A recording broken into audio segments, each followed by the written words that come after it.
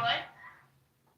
I'm just kidding. I know this is a serious subject, but I mean, I'm just adding a little. No, yeah, I don't want to make sure. I know, yeah, but I have to do it both ways. But I don't officially know his religion. That's not the biggest thing for me. I mean, for the hill, but like, I'm just glad that he did.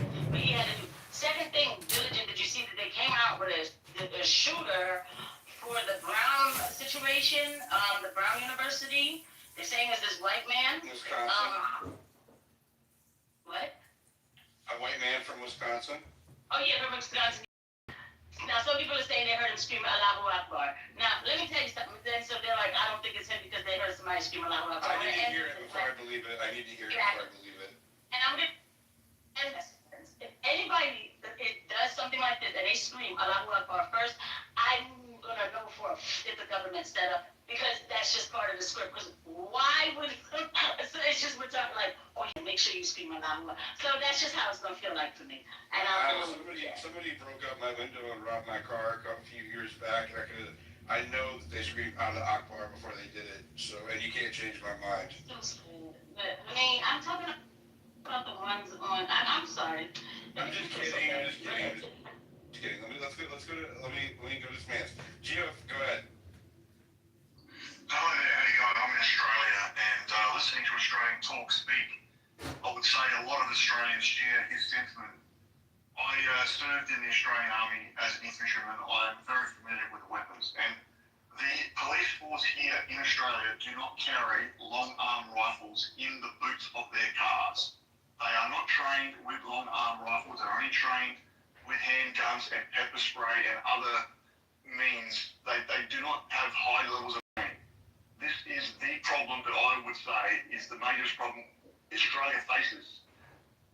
We are supposed to rely on our police to protect us as a society, but they are not trained to do that. Yet the government won't allow the people the means to defend themselves. I heard that woman speaking, saying that you can have justification for as many firearms as you want. Yes, but you must keep them locked in a gun safe. You must keep the ammunition locked separately. You can't carry them around the streets to self-protect yourself and your family. This is part of the issue. If the police did have the sufficient training, they would act. They would act immediately if they were nearby, just enough to provide incoming fire to these chaps. So they would feel like they need to duck down and not be so brazen. One of those gentlemen was walking out in the open with a shotgun, and an unarmed bystander was able to disarm him, yet the police were nearby and not even providing any sort of incoming fire to tell these guys, you need to stop doing what you're doing. This is totally unacceptable from any military or training background. The training they get is totally insufficient. The response was insufficient. Any politician stands up and says, oh, the police are doing their best, I would really question about the training they receive. Like, they go to the basic training, they get 6 weeks of handgun training, they become qualified, can shoot a target. It's ridiculous. That's my opinion. Do you think that the delay in response we saw from vicinity, just the time it took from there, and then also the reports of officers going by in their patrol cars and not stopping, as well as officers standing by, is because they were inept and inadequately armed and trained, and that's why we have reports of them not responding for so long? My opinion is, if you are armed with a 9mm pistol and you're coming up against long-arm rifles, your training would be to stay out of the way. Your training would be to wait for the special operations groups to attend and take care of the situation. That's what your training would be, which is not.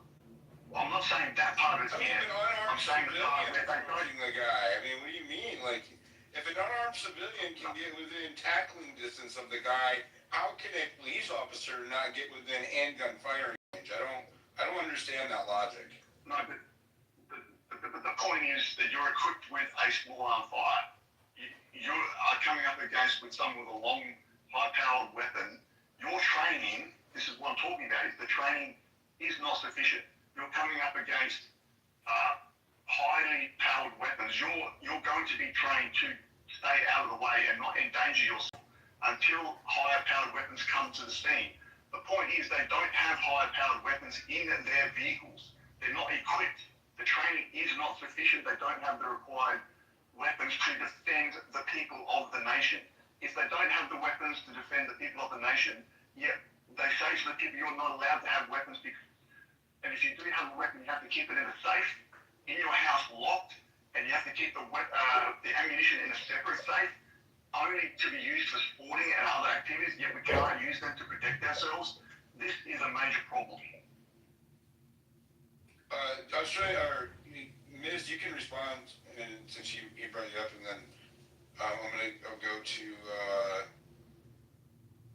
Aussie. Go ahead, Ms. Yeah, so from my experience, what I've seen, they have got long-arm rifles in their boot, so I've seen it happen. I've seen people get raided, they get out, pull out the guns, get in the boot, pull out the guns. You can even check online, it shows you exactly which guns they're meant to be carrying. But like I said, I'm in Melbourne, so maybe it's different in New South Wales, but I've seen it with my own eyes, so, and also the training. Aussies on that point though, Australian Talks or Aussie Crusader, do you guys, do cops have, high-powered rifles at their disposal in their vehicles? Even if not, surely the police station that's right there, like on the block, would have rifles, right, Gio? Like, right? Yeah, We do the thing is, they do rifles. They do have them in their lockers locked away. But what's the point of that? They need to have them in the vehicles. They need to have sufficient training. They need to be able to pull them out at least to suppress the the guys doing the firing. They need to be at least able to suppress them until special operations do arrive. Even if, like that young lady was saying about helicopters and those type of things, we do need to have a response. But they do need to have the training to at least put down 1 round per second or whatever on those gentlemen firing to suppress them. But they're just allowed to walk around in the open and fire. Like, give me a break. That is totally unacceptable from any trained person. That's Aussie's coming up. I love my Aussies. Aussie Crusader, and then Hitslap. There you go. Hi, Hitslap. What are your thoughts, man? Obviously a very tragic event. I'm inclined to agree with Jeff, and I just want to point out 2 things that may be different from the US. The first thing is, and this is on average, okay, there are exceptions, but I see a lot of cops in the US that kind of, from like video footage and certain, my perception is a lot of the cops in the US are kind of willing to lay down their lives to do the right thing. They get into the police force because they want to make a difference, they have good intentions in the beginning. In Australia, there's a lot of, DEI hirings, and we want more women in the workforce, and a lot of people do it just for a paycheck. It's kind of, I have the impression that it's a much different mentality than you get in the US. So Jeff's absolutely correct. I know 2 people who are cops, and the regular patrol cars, they all have a lockup, like a security gate or something in the boot that they can lock stuff in, but they're generally not carrying high-power rifles unless they have, like, warning, or if they know, or if there's a scheduled raid or something like this. But the regular cops don't. They have the facility, they'll have something where you can lock something up, but they're generally not carrying high-power rifles. True, they generally just got their handguns. The other thing is, most cops, well, again, I'm a stereotype, but I know from talking to my 2 friends who are cops, a lot of the cops are just doing it to get a paycheck. They don't really want to get shot at. They don't want to risk their ass. They just think, I'll just go out there, I'll get a paycheck, and blah, blah, blah. So when the call comes over, you might say, why don't they just go running in there with their handguns? Are you saying that they're pussies? And I'm saying that the mentality, it's just perception, I'm not drawing in any data, but my perception in the US is, like, when there's a school shooting or whatever, it seems like there's a lot of cops who want to go running in there and save the kids, or just say, what's going on, whereas, because of, I guess, why they got into becoming police officers, whereas in Australia, there's a lot of, you can even see the recruitment ads, you can make a living being, are you a woman? We need more women. And we don't encounter, Jeff, I think Australian Talk made this point, the police, not many people in Australia are armed, so when a lot of people who get into to become police officers, they don't expect to encounter a gun very often. So they're not trained in the same way that the American police officers seem to be very well trained to deal with someone with a weapon. Whereas a lot of Australians, you even saw ages ago in Melbourne, there was a guy, he drove a car with like some incendiary devices into the middle of the CBD, and I think he had like a sword or something. And there were 5 cops surrounding him. They all had guns. They didn't know what to do. Do we shoot him? Do we not shoot him? It took ages for them to even get there. So I just want to make one point that the Australian police force, when it comes to dealing with 2 people with high-power rifles, most of them are going to, we don't have very good training for that. This is absolutely true.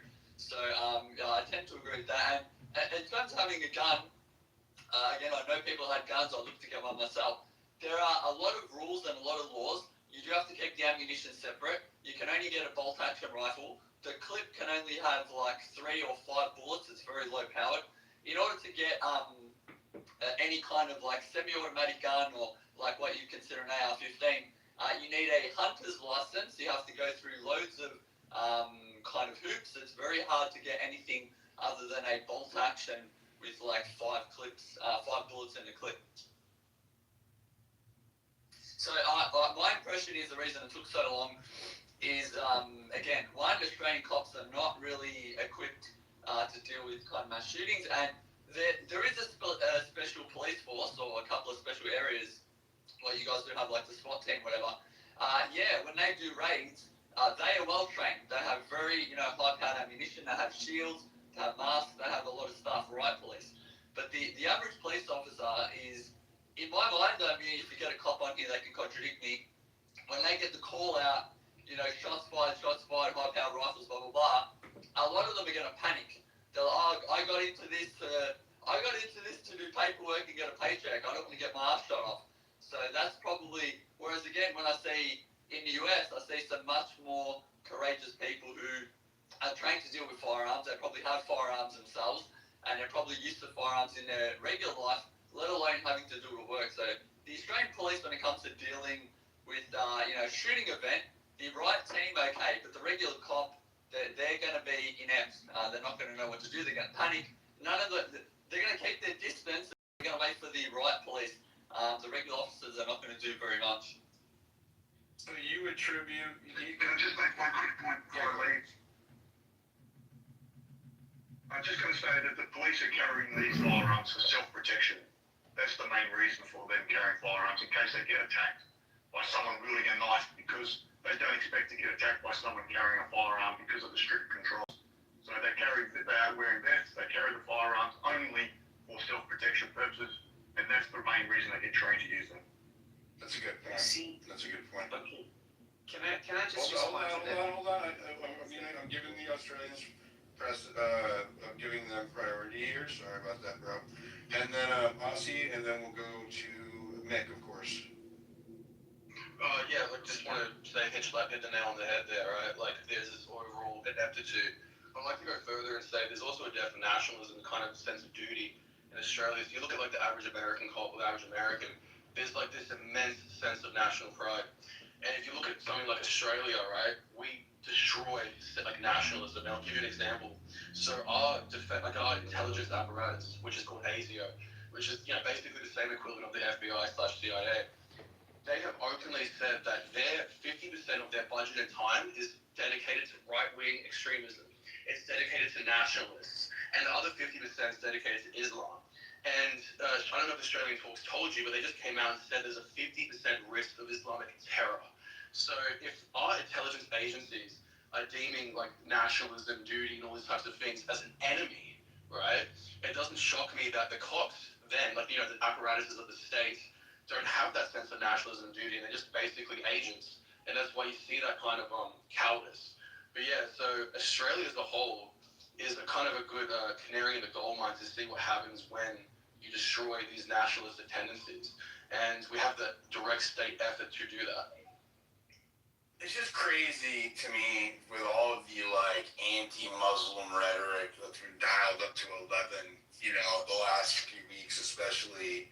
It just happens to be that there's this Muslim attack that they stand down at. Like, you can't help but like not see it. Like, there's something weird about that. Let me go ahead. I'm a conspiracy guy, right? Like, I'm all for you. I'm not a conspiracy guy, so throw that out there. No. But what I mean is, I'm all for looking into things, right? But when you look at the Muslim community, right? Like, they're the last group of people that you really need a conspiracy to justify them doing something. Like, out of all the religions, Islam's like the one that's like most likely to actually do something. So like, is the real issue is the fifth column. And look, let's say theoretically that they were allowed to do it or they were coaxed or whatever. That doesn't change the fact that there's ample soldiers within our nations that are able to be coerced into doing these things. So it's like 9/11, right? Everyone talks, not 9/11, it's like ISIS. Everyone says, oh, ISIS is probably American or Jewish or whatever. But the fact of the matter is, Muslims from around the world were willing to go and join it. A shit ton of Australians flew to the Middle East to go fight for ISIS.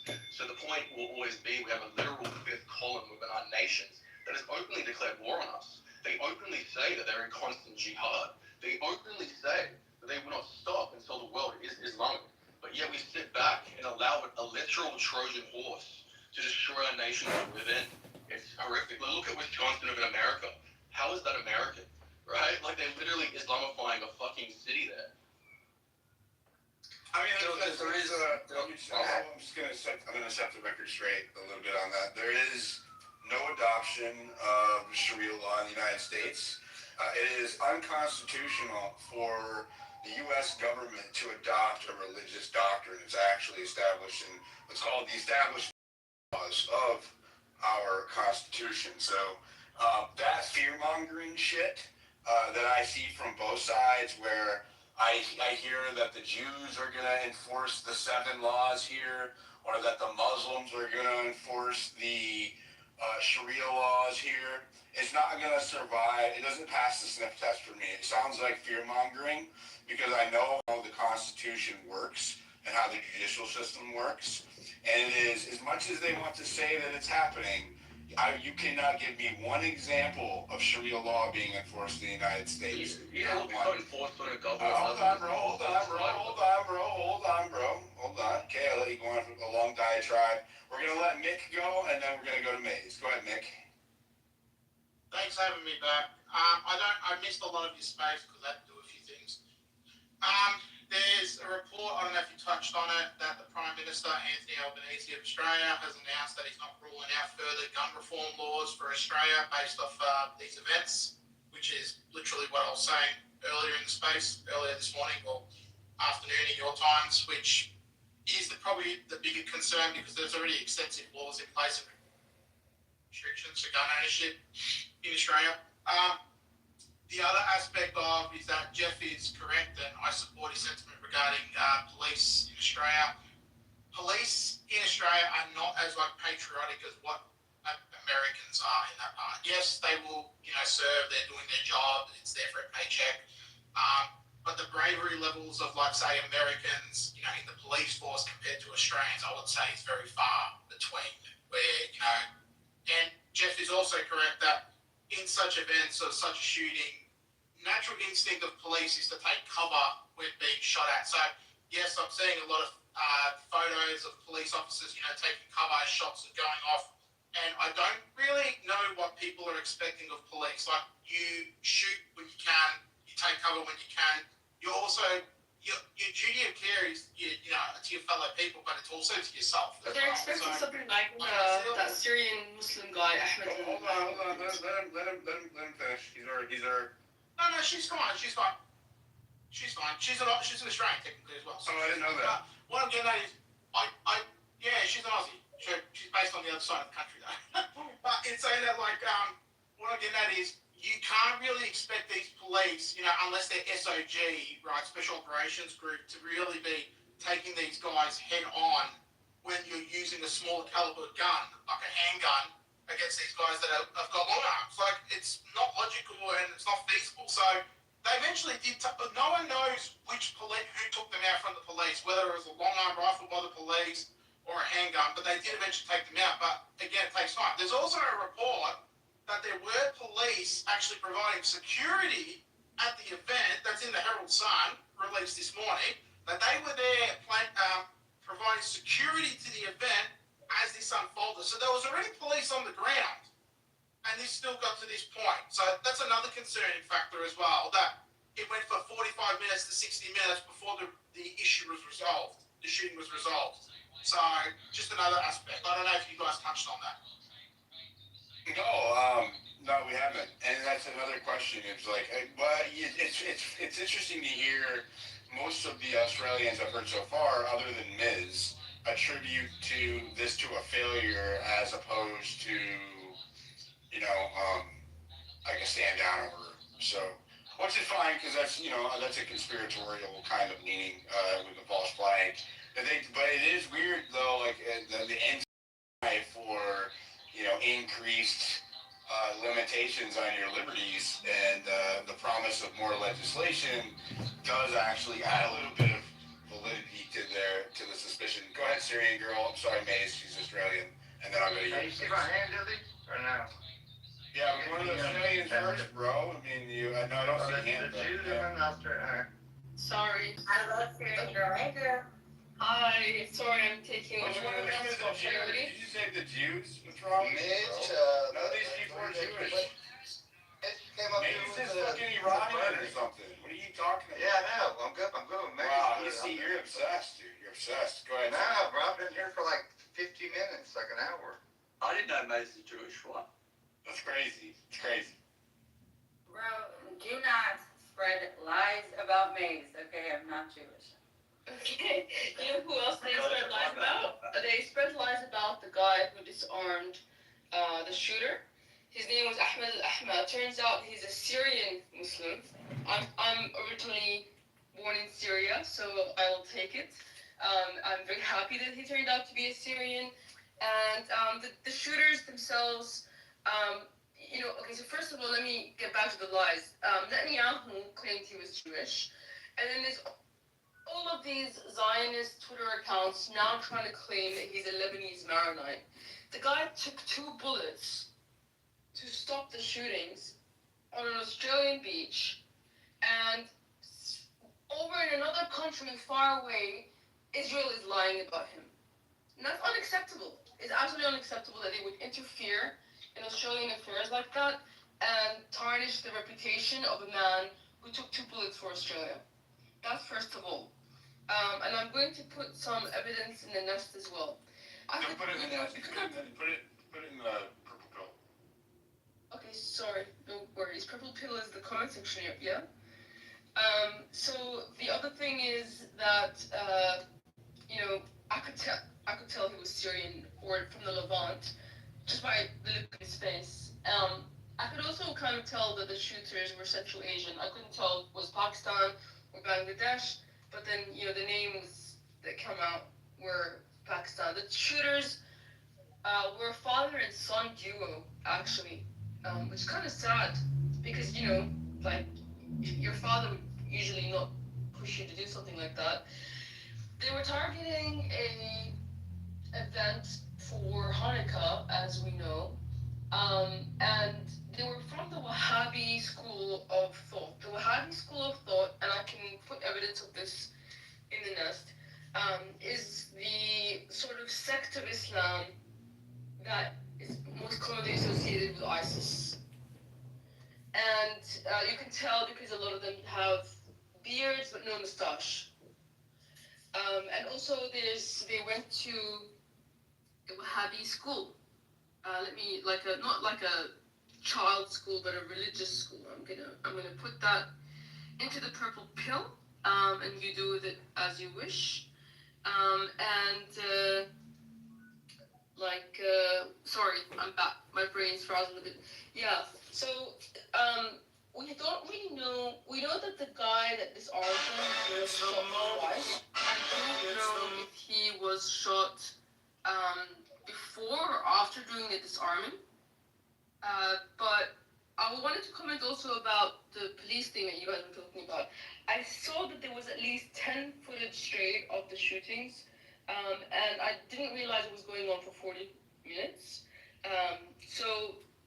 But I will say that here have a lot of procedures that they have to go through before they act, and this this was kind of seen in the Lint Cafe terrorist attack, if you guys remember that incident where it was a chocolate cafe and people were held up at gunpoint by one crazed individual.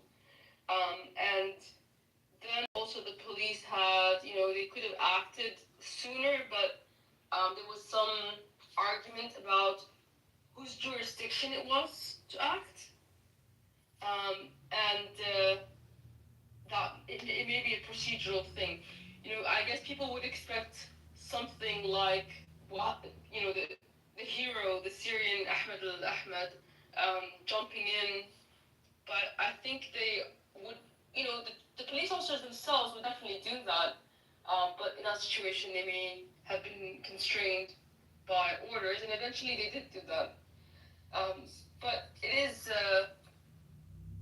like, one of the guys that was there, apparently one of the injured, was only in Australia for 2 weeks, and like he arrived from Israel. So that was also interesting because it makes me wonder if these specific individuals were targeted.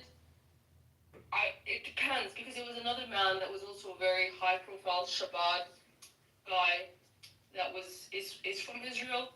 So I'm just wondering if, like, it was random. They were just shooting at this event and hoping to kill Jews, as per, their kind of terrorist So you're saying ideology, or was it? The particular school of Islam that these guys hail from are more likely or more prone to be ISIS, which is the Islamic extremists, and that not only that, you're assuming that this was likely targeted given the profile of the people who've been. Well, I don't know if it was actually targeted, because obviously a Syrian man was shot twice, so I don't know who. Like, it's a possibility. It's a possibility. He intervened, right? That's why he was shot. Yeah, he intervened. Maybe that's why he was shot. Or maybe he was shot beforehand. Like, we don't really know. Like, there was a lot of people running for their lives.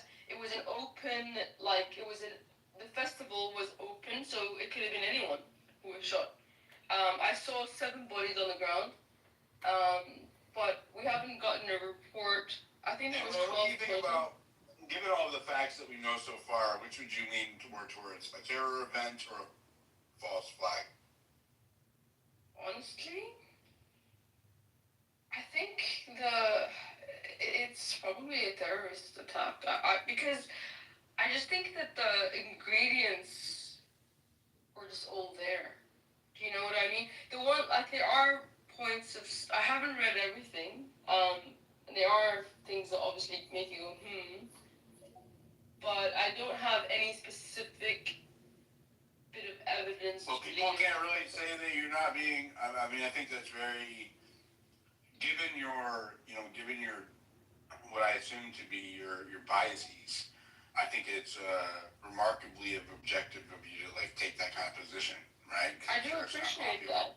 I'm open to the possibility. I just haven't seen any evidence. Like, I don't.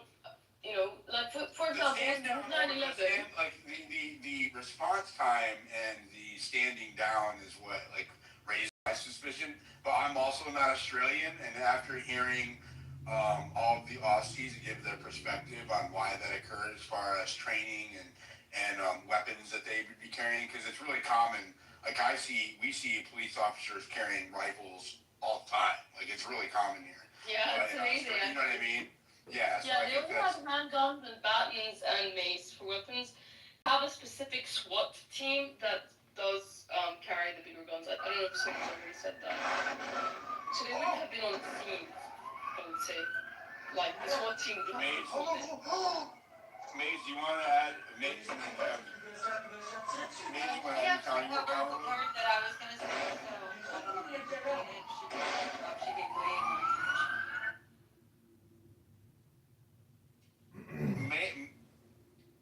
Maze, is this an ISIS attack? Omar, man, don't put shit in my jumbotron. You're going down. You heard me say that to her. I would like to caveat that I don't think it was an ISIS attack specifically. There was no ISIS flags or anything. They were wearing a DYNK shirt. So I would say though that they are of that school, which is called Wahhabism. It's a specific school of thought in Islam, and they often have beards without moustaches. You'll just know when you see him. I don't have any specific information about it being ISIS. Oh man, I'm gonna Just to clarify. thank you for that. I profile her whenever I'm out in public and I see I'm at an event. I'm gonna be looking out for the beard with no mustaches. Thank you. It can also be Amish. Amish? Yes, the Amish also have a beard with no moustache. Yeah, that is true. That is actually true. I've met them. But it's not from the same source. But they have a little bit of a different ethnicity, right? Typically, at least the Amish. A little bit, yeah, for sure. A little variation there. All right, go ahead, Mace. No, I was just gonna say, I mean, I don't know. I actually, what she just added about the Wahhabis and all that, I didn't even know any of that. That's, so, but, I don't, yeah, so. One last thing, Maze. I'm so sorry. Okay, so sorry, guys. Israel is trying to blame Iran, which is hilariously ironic because Iran is of the Shia school of Islam, and Wahhabis want to kill Shias. So the Wahhabis, like these, the sect of the Pakistani Muslims that did the attack, they would actually have killed Shia Muslims in Iran. So just to show you what the proper, the Israelis trying to exploit this to the maximum, and they're just spreading lies and propaganda everywhere. Sorry, Mace. Please go ahead. No. That's great. Thank you for adding that. Yeah, I mean, so anyway, I personally just wanted to highlight that the person that took the gun out of his hands was Muslim as well. So it's like, it's just kind of one of those things that is important to the community. I hope that your ideological counterparts are as objective as you guys are being right now. Well, they definitely aren't. They're claiming that the guy that did it, the hero bit, was a Maronite Lebanese. He was a Syrian Muslim. I will say that in general, and this is my observation, and I hope it doesn't come off racially bad, but people from Central Asia are, like the India, Pakistan region, they tend to be a lot more religiously extreme than the people in the Levant, like Lebanon, Syria, and it's just very much more common for that to happen. Like Afghanistan, Pakistan is a lot more religiously extreme than Syria, Lebanon. Aussie's going nuts. Go ahead, Aussie. Yeah, so I keep hearing talk of Wahhabism and how that is the only bad aspect of Islam. Well, Islam itself is fundamentally an adversarial faith. We all hear the mention of the word jihad and the word struggle. Well, the Quran directly says that they're in an eternal jihad until they have converted the world. So Islam fundamentally is not cohesive with the West. And you merely have to look, and let's not talk about Wahhabism, Shia, Sunni, any of them, right? Let's look at the Prophet. The Prophet picked up a sword. You're making very broad stroked generalizations that I don't allow people to make of Jews, and so therefore I'm not going to allow you to make it of Muslims, right? We speak objectively, and we have individual accountability in my spaces. So I realize that you want to propagandize the 1,000 listeners right now, but that's not going to occur, right? We do individual accountability. If you interrupt me again, I'm going to drop you down. We do individual accountability in these spaces. So, like I said, the same way that I don't allow people to make generalizations about Jews in my spaces for their faith, I'm not going to allow you to make the same generalizations about Muslims about their faith. That's how we operate in my spaces, sir. All right, go ahead, Mace. Well, let me educate the Aussie, okay? First of all, it does not say that in the Quran. That's bullshit. And when it talks about jihad, there's 3 different kinds. And the one about the internal struggling, there's the social one that's striving to do good, and then the defensive military jihad, which is allowed only in specific circumstances. This is according to the Quran. There's no concept of anything being eternal, okay, like some sort of, like, permanent jihad until everyone's converted. That's absolutely bullshit. I shut it down. I know, but there was a whole bunch of people that heard the nonsense, so I just wanted to poke at it really quickly, okay? Yeah, I don't think that all Muslims are extreme, and I don't think all Jews are supremacists. I never said right? that. So, I never said that at all. you was implied. I said the holy man, the pinnacle of the faith. All right, so I'm gonna have to drop you down since you don't know how not to talk over the host. I warned you. Okay, I'll just say this to him. If he ever wants to have dialogue and really understand what I'm willing to have that conversation, or if you want to have that conversation, that's fine. It's just not the point today. But I do want to ask, because there are extreme, and we have Syrian Girl, there are extreme factions of all of these religious ideologies, and if you haven't caught on yet, and here's what I think I want to highlight the most to our listeners, is that these geopolitical religious battles that are occurring in the Middle East are they're being brought to our homes on both sides. Both sides are propagating their information campaigns, their ideologies, the extreme versions of those ideologies, and in the USA and other places in the West, right? And there is no one side is justified and the other. I don't want these fights to be happening on my soil at all, right? I'm actually with Mick. If you cannot agree to get along with your ideological counterparts, then both of you should fucking go home. That's the way that I see it, right? Not just one or the other. You're not gonna make me pick a side. If you're gonna bring your fucking fight here, you both gotta go home, okay? Play nice or get the fuck out. Go ahead, Mick, you can respond. No, I'm 100%. I support that. I support that commentary 100%. I wanted to add earlier what's something different for you Americans to us Australians with police here. American police, if I'm correct, you're trained to deal with the threat accordingly, which is eliminate the threat, right?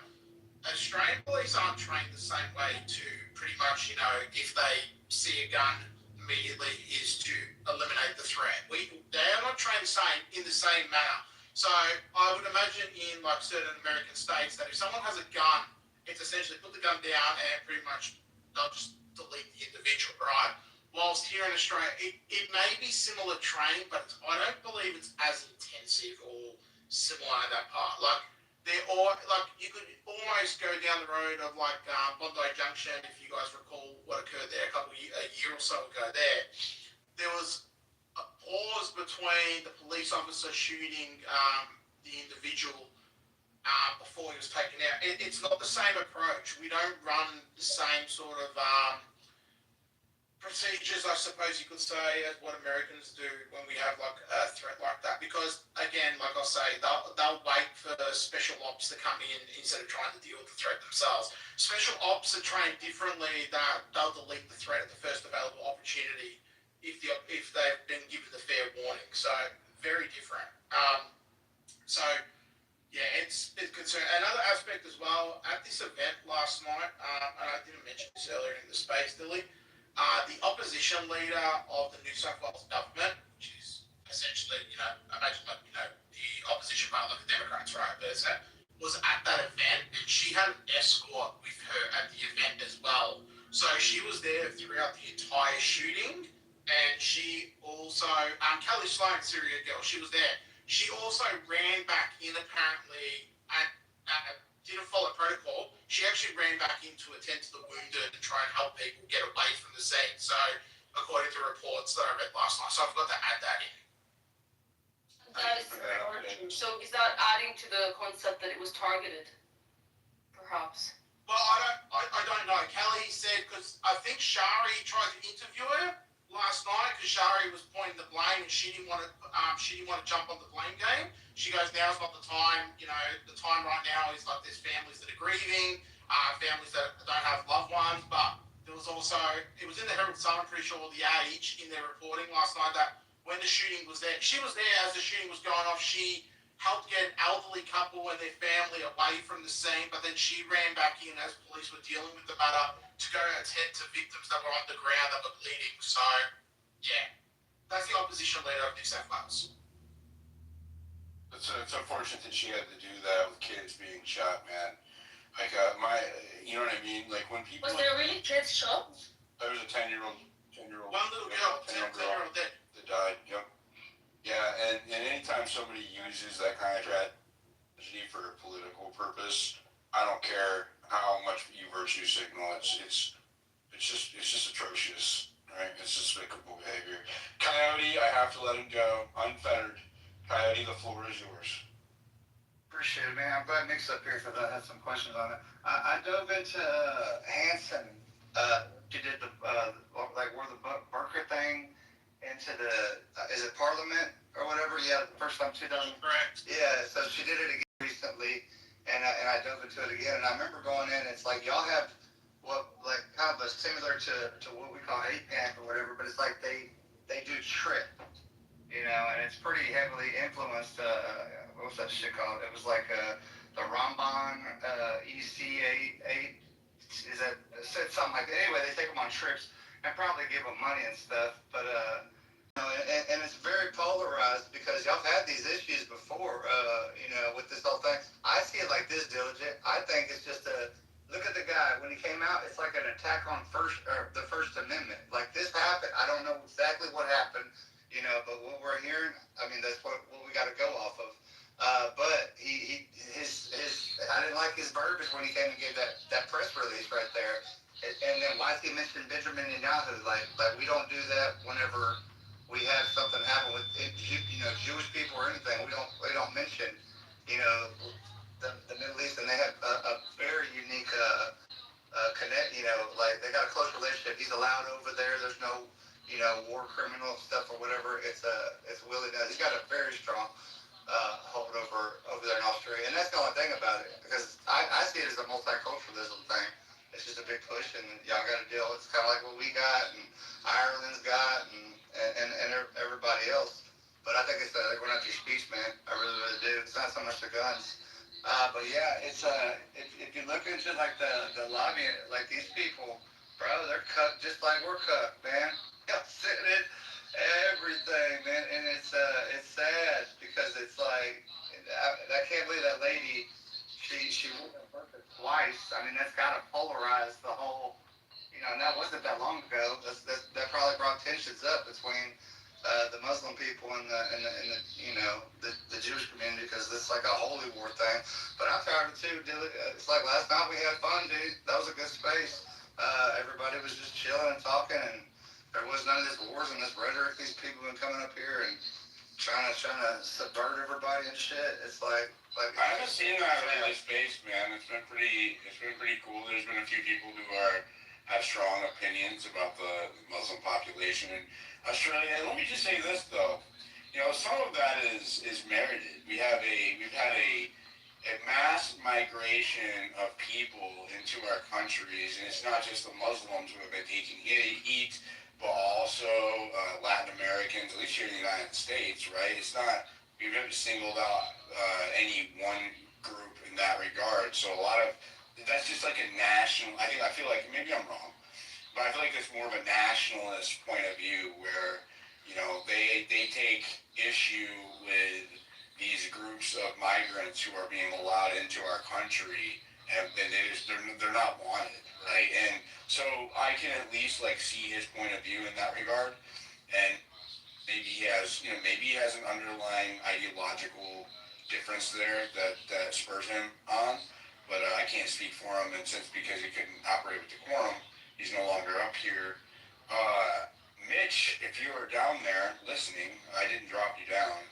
I thought you dropped, but I would rather have a balanced panel, so if you want to come up here and offer your perspective, you can. Go ahead. Did you have anything else to add, Cody, and then maybe Kenny real quick?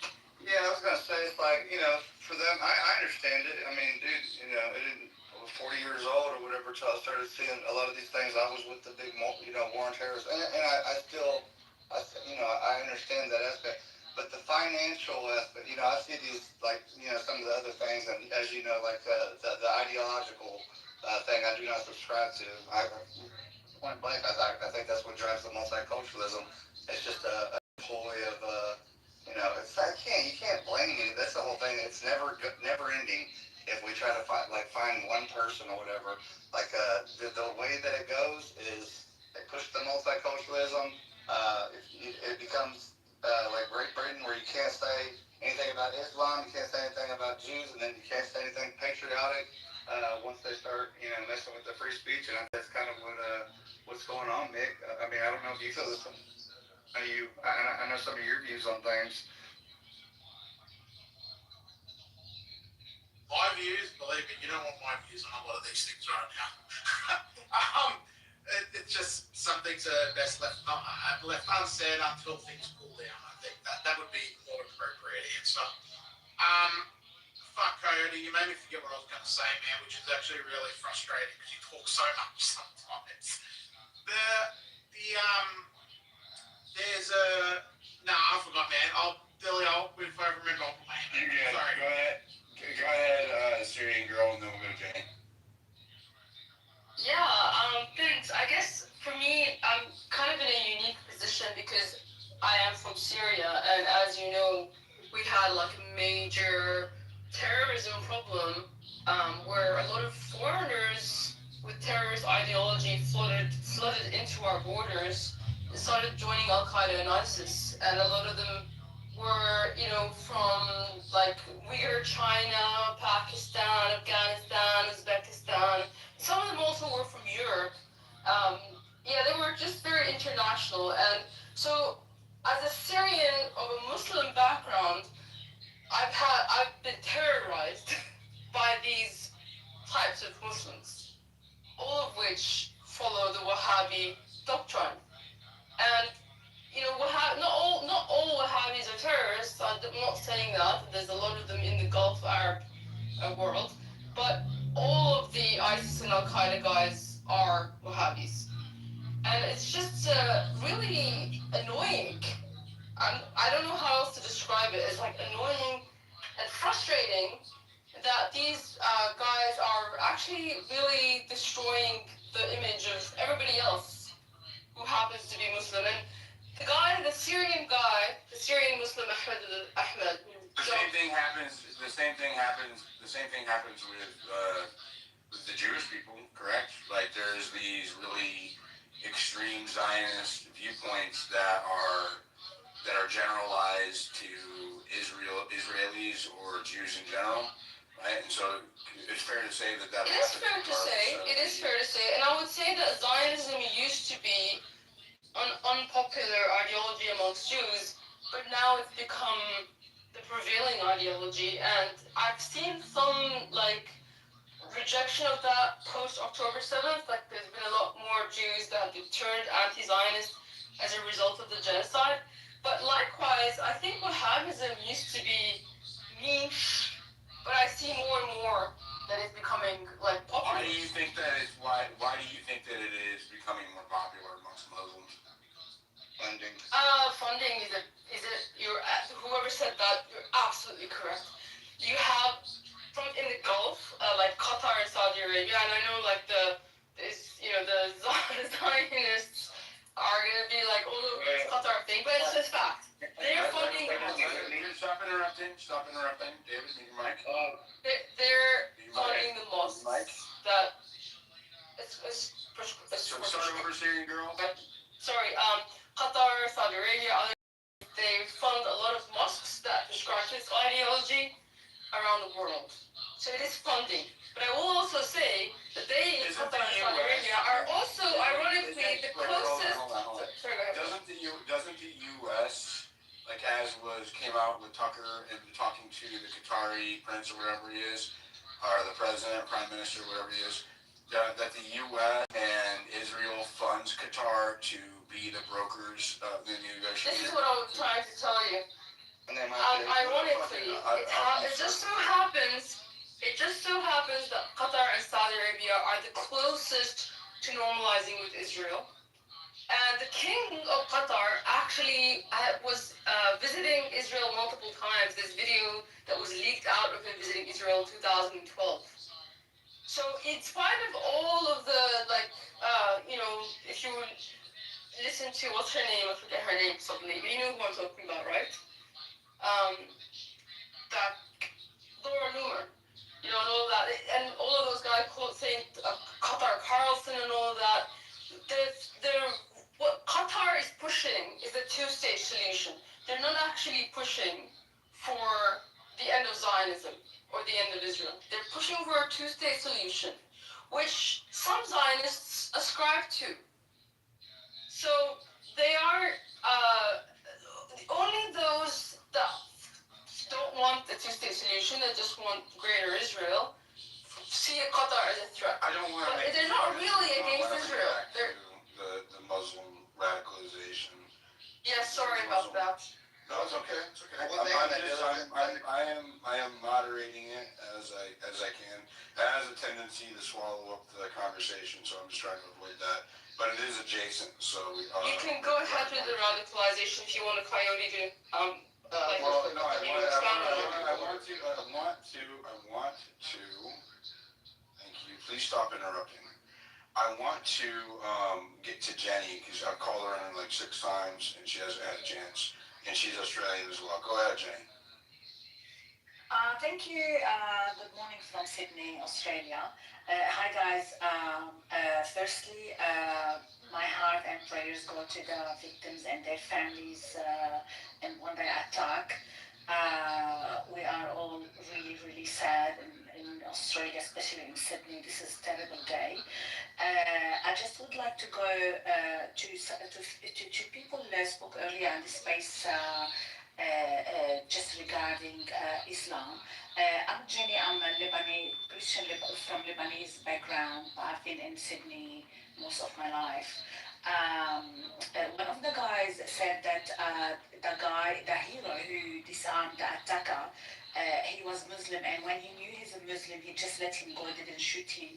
I think it's really, really unfair because this guy, I'm sure he's not trying to shoot. Maybe he was shot twice. Yes, he was. Please, Syria, please let me speak. Just get it. If I get interrupted, I forget what I'm about to talk. Sorry. So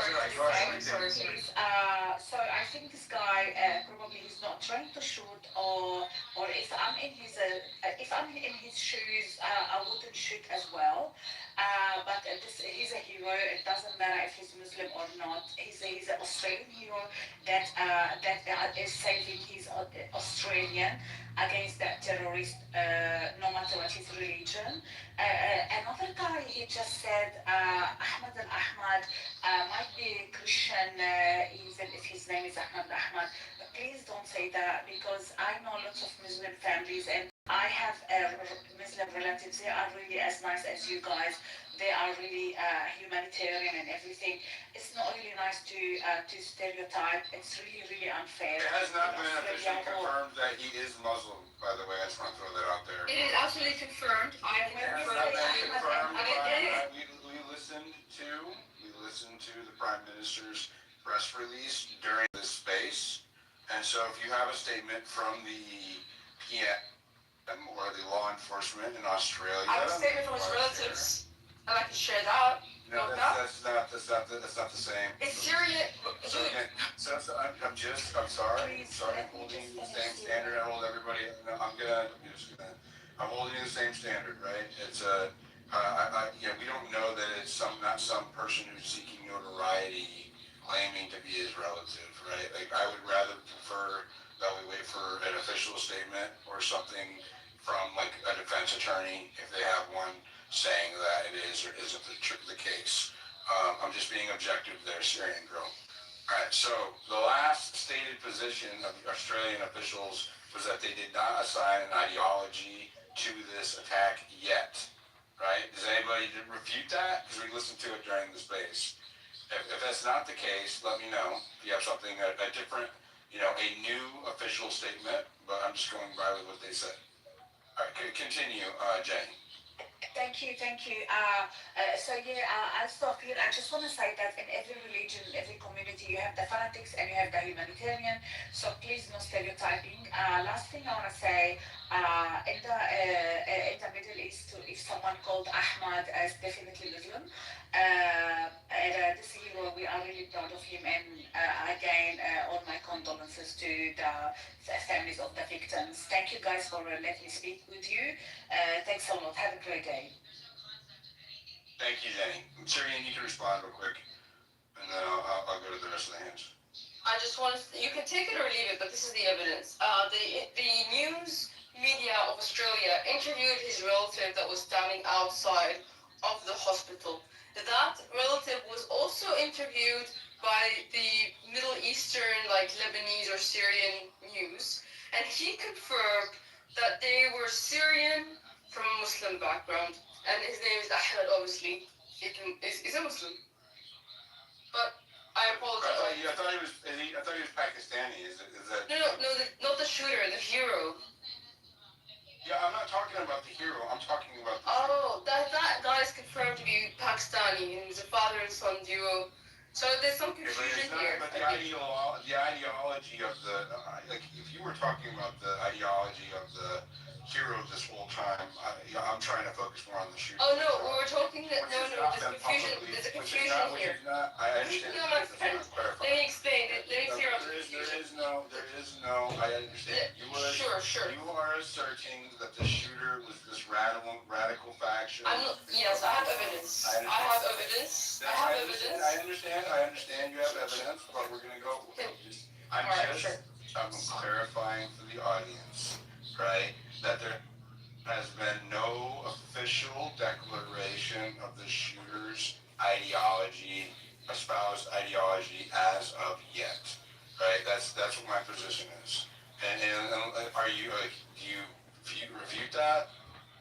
The police didn't confirm anything, but there is evidence that they were part of the school. I posted it in the purple pill, but the hero was Syrian while the shooter was Pakistani. So Okay. there's some clear of the confusion. If you want to respond for your fellow Syrian Muslims, well, yeah, of course I'm going to do that. No, I know, but I'm just trying to clear up what she was trying to say. I don't want to confuse our listeners. As it stands right now, the ideology of this shooter has not yet been published. No, it has not. You're so absolutely if anybody is out there telling you otherwise, it's not true yet. Go ahead, Nick. Thanks, man. I'll be quick because there's other people that have been waiting as well, like Miss Fuji, etc. I think another aspect that goes through people's minds as well during these things, you guys need to understand this. Not in particular this case, but in other cases where people have ended up using a gun to end up deleting somebody that's broken into their home or in such events. They've actually, I don't think it would have been the case in this situation where the gentleman disarmed one of the terrorists, obviously, but people have ended up using a firearm to defend themselves accordingly within their own property or against somebody else, and then they've been charged and they've been jailed. So, we don't have the same protections. Like, we do have self-defense, yes, but it is a bit flimsy in that aspect, and it needs to be very, very clear-cut that it's self-defense. So, again, just to reiterate, if somebody breaks into your home in Australia and you go get your gun, if you're a licensed owner, and you shoot them and you kill them, and they've broken into your house with nothing else, let's say not even a knife, there is a good chance that you will be charged with either manslaughter or murder, because the laws don't protect Australians in that way. We do not have the same rights as what you guys have. It is absolutely fucking cooked. Right? And it is wrong. So it is the same scenario. It came out later at Bondi Junction that there were individuals that had illegal handguns on site but didn't end up using it under the pretense of, one, they would have been charged with having an illegal firearm, and two, it is obviously the risk factor as well that you could be charged as well because if it's not deemed self-defense. So again, you need to keep that in mind as well. That is so fucked, man. That is so fucked. Yeah, so it needs to be equal force. So if someone breaks into your house, you are your own first responder here in the U.S. Let me just say that. I don't seen the Florida press conferences where the police have said, you know, we're more than happy for you to delete the individual if they break into your home, you're doing them a favour. So I get it. So if someone breaks into your home with a gun and then you manage to get your gun, most people keep their guns in their garages. Well, this is not legal.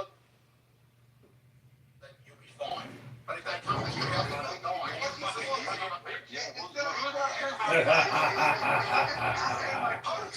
You guys are changing the contract. I'm saying, if you try fucking with the country out of free Arab countries, tell me one thing.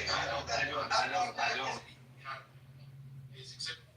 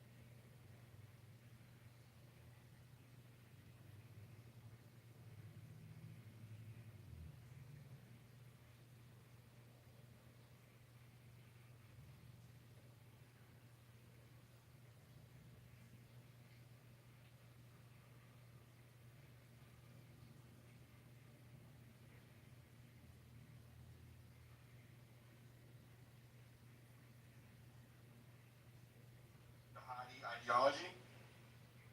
No, bro, like, I didn't see a hijab in Australia until after 9/11, bro. That's what I'm saying. I'm backing up what Mimi's trying to say, but she's got more of a, she was displaced from a war. So she loves Australia probably in her own way, but not the way I do. I was born here, so I love it. And I am Aussie. Like, and I had a $60,000 lease car at the front of my house, and I had Aboriginals try to steal my car. I didn't call the cops, I just beat the fuck out of them. I'm sick of these pussies from fucking Sydney controlling the narrative. Like, they're the ones that get CCTV. They're the ones that get guns. You know what I mean? Just get a cricket bat and deal with it. And don't call the fucking police. Because we got a logistics problem in Australia. We're spread out. We're flat as fuck. You understand? The police can't get anywhere. We're not built up like you guys. So if anything happens, bro, let's go.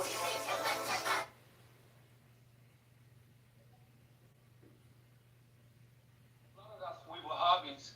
I've been complaining about this since 2016. I called up the ASIO. There's a 10-minute recording of me abusing and saying, why the fuck have you let all these Pakistanis into our country? You know what I mean? You're fucking ruining it. I've caught them, like, congregating at the end of my fucking street. And I said, what the fuck are you doing here? And they said, who the fuck are you? And I fucking literally targeted each one of them. I'm free speech, especially at night, but you try to, cut me off. I'm from Adelaide, I'm not from Sydney and Melbourne, where this shit happens, right? We deal with this shit here, everyone knows each other, we're all like a bunch of lone wolves, and when we get together and pull this shit out, it's gonna be over. We all love each other, we're all from different backgrounds. This is fucking bullshit. They literally flooded our country with Pakistanis and Indians, which are the same thing, because Pakistan was India until 1947. Pakistanis are the biggest wannabe fucking Muslims. They can't quote the Quran. They don't know nothing about Islam. They don't fucking love Jesus. Jesus is the fucking Messiah. You're a little much, and you gotta water it down a little bit. I'm sure that's the case for some, but not all. You're making a lot of generalizations there. Very opinionated. All right, thank you so much. We're gonna move it around. Let's go. I'm Aussie. This is my country, bro. This is my country. I hear you. You got the point. You got it. Okay, we're gonna go to Raging Rico. Go ahead. What's up, bro? It's about the list listener experience, bro. If you're burning me out, I'm sure you're burning them out. Go ahead. Sorry, bro. Listen, one last thing, please. The AFP, the Australian. That's a mute glitch. Oh, okay. Hey, what's up? Let him get his last thing. Alright, go ahead. Yeah, he had a mute glitch. Go ahead, David. One last thing. Unmute your mic. Yeah. The last thing. This was an inside job. Federal police was caught a month ago grooming a Pakistani kid to be a suicide bomber and sniper. Okay? The family went to the police, they ignored it. The family went to a Liberal MP, they ignored it, which is our Democrats. They went to a Labour, they ignored it. They had to go to a small MP, a Greens MP, to bring up in Parliament, and only then it made the ABC. So they have been flooding us with Wahhabis. It's like Mimi is saying, all the ingredients are there. They have AK-47s at Jewish schools, but no AK-47s at a Jewish festival during a genocide. Get fucked! All right, thank you. Thank you for your rant. Appreciate that. Okay. All right. Go ahead. No, I'm dying right now. Go ahead, Reggie. Go ahead. Hey, what's up, man? So, I have a question. Has it been confirmed that this person was a Muslim? Because I've got reports and posts from other people saying that he's a Maronite Christian, that he runs a business. So the shooter, his ideology has not been officially confirmed. The hero, they're saying the hero is a Christian. The hero is a Muslim, from what I've seen. Okay, I got reports that he's a Maronite Christian, so I mean, if you guys got Those that, are not that's good. reports, those are lies. It's been confirmed by his family that he's a Muslim from Syria. His name is Ahmad al-Ahmad, which is a Muslim name. Let me just say though, I just want to be fair, I haven't seen an official report saying that the hero Please is a check Muslim. the nest. I'm just Just check the nest. Down in the. Once I see the official report, then I'll go with that. Yeah, I'm gonna Check need the the official purple pill. report. Check the purple pill. There's an interview And, with him. you know, a lot of people are coming out, and I'm just gonna be the bad guy right here. You steal something and then you give it back. It doesn't stop you from being something that's not compatible with the West. I'll say it over and over. These radicalized Islamists need to be pushed out. I get it that there's good people in everything, but we need to find a way to weed them out. That same approach, right, is being used on Jewish people as well, right? Correct. Judaism is not compatible with Christianity and therefore not compatible with the West. So, I mean, you really want to take that approach? Because I would say all fair love and war. I saw your post earlier, and you have a point. But at the same time, there's no religion that when it gets radicalized preaches death to another religion. But did you not see the genocide? Oh my God, I could never finish talking. I've been talking to some of my friends here that are on this platform, and they say that the Jewish folks also have something in there. So I mean, I've been learning from both sides, but I do see the divisive state. But at the same time, every time there's a terrorist attack, it's a Muslim behind the gun right now. So it's weird for me. You're just a radical Catholic. That's all. I wish. Sarah, what do you have to say about his comments? You're not gonna like it, so I'm not gonna. No, go ahead. No, you go ahead. No, I don't like these attacks one bit. Not one bit. I did a whole stream on it, and I talked about what has gone on this week. I don't like anything that's going on. I'm very freaked out. That's all. It's not good. And if you have never read the book The Terror Factory, then you need to read it. Did you see my post earlier? I loved your post. Sarah, why are you freaked out? There is a. I was trying to do Nazi, Sarah. I'm sorry. I haven't spoken for hours and I get muted as soon as I speak. Because I was speaking when you tried to speak. That's why. It doesn't matter who it is. But I'll take it for the team, Nazi. There is this manufactured culture war element to what I'm seeing happening right now as far as both Jews and Muslims. And I'm not a fan of it. It's the same kind of injected culture war BS we see with the racial division in the United States between Democrats and Republicans. It has that same vibe. right? And Right. I'm gonna call it fucking out for when I see it. And I would just advise our 1,000 or more listeners right now that a lot of what you're seeing on either side, either against Muslims or against Jews, has an intent to radicalize you one way or the other, because a divided population is easier to control than a unified population. So they're going to use anything they can to get your mind occupied. Go ahead, Sarah. We've been saying a mantra in my spaces, and we've all been saying it together. We've been saying, I will not fight Muslims for Jews. I will not fight Jews for Muslims. We just repeat that. I'm like, we are not fighting people for this. And that's what I'm kind of saying. Like, I'm freaked out because I'm a person that really likes to take a step back and really look at it at a 30,000 foot level. And that's where I'm at. So I'm really working with the information that is publicly available and that is given to us by the officials. What do you think about the officers waiting so long to respond? The whole video is very strange to me, and I'm not saying the video is fake or AI or anything like that. Just the environment, all of it's very eerie. It's just I don't know, man. Sorry, my dog's going crazy, but it's just not. Oh, is that your dog? Oh, yeah. Okay. It's just a bulldog. Sorry, but yeah. Okay, as long as it's not indigestion, you're good. Maybe maybe I'm being a woman. It feels yucky to me, or maybe I'm just being a chick. Chick, bruh. Go ahead, Dr. Strange. Thanks, Illusion. If it's okay with you, I'd like to respond back to Raging. So you always gotta respond, Dr. Strange. You're killing me.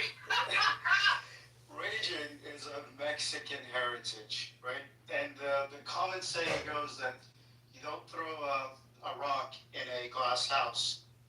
The Mexican drug cartel brings in 90% of fentanyl in the U.S. Oh my God, here we go with this nonsense. Hold on. You cut it out. It's my turn. Raging, my turn. It kills about 70,000 Americans due to overdose annually, and about 350,000 in the past 5 years. Recently, they got involved, Mexican immigrants, illegals. There's 4 million illegal Mexicans in the U.S. They got involved in flag burning. They were burning the U.S. flag and raising the Mexican flag. They are involved in human trafficking, the drug cartel, and the gangs related to them, including child prostitution. MS-13 gang has 10,000 members in the U.S., 200 cells, and they're closely aligned with the Mexican drug cartel. So for me to come in here and say, it's all the Mexicans. All these Mexicans have got to go. They're causing these issues. I mean, do you know how ludicrous that is, Raging? Do you understand? Raging, I heard him say it was all the brown people, even. So, Raging will say Dr. Strange, I am not Mexican. I am American. My ethnicity comes from various parts of Europe, and I do have some type of Native American blood from. Hold on. I do it. Okay, let's not get into the fight as popcorn hour as that is. Let's reel it back into the substance of what's going on here with the Muslim and the pervasiveness of the extreme ideologies or whatever. I just don't want to. Let's not let it devolve. Go ahead. You can respond. Well, you weren't done yet, Dr. Strange. Land your plane, and then I'll let Raging respond. Thanks. No, I mean, there's a lot of people who come in here and just basically make blatant accusations about the Quran says this, Islam says this, and I kid you not, every time I put them to the test, okay, give me a verse. I can give you a verse. I can give you plenty of verses on the opposite, right? But yet none of them are able to produce anything, and even when they do, it's a fabricated false stuff that's not even in the Quran. So when you try to broad brush the entire religion of 1.6 or 2 billion people with hate, it doesn't go anywhere, right? Interestingly enough, I'll give you a couple different verses just so I can put things into perspective. And this is in chapter 22, verse 40. Anybody can go check it. And were it not that God checks some people by means of others, there would have been demolished monasteries, churches, synagogues, and mosques in which the name of God is oft mentioned. And God will surely support those who support him. Indeed, God God is powerful and exalted in might. And do not argue with the people of the scripture, people of the book, except in the way that is best. The people of the book is referred to the Christian as Jews.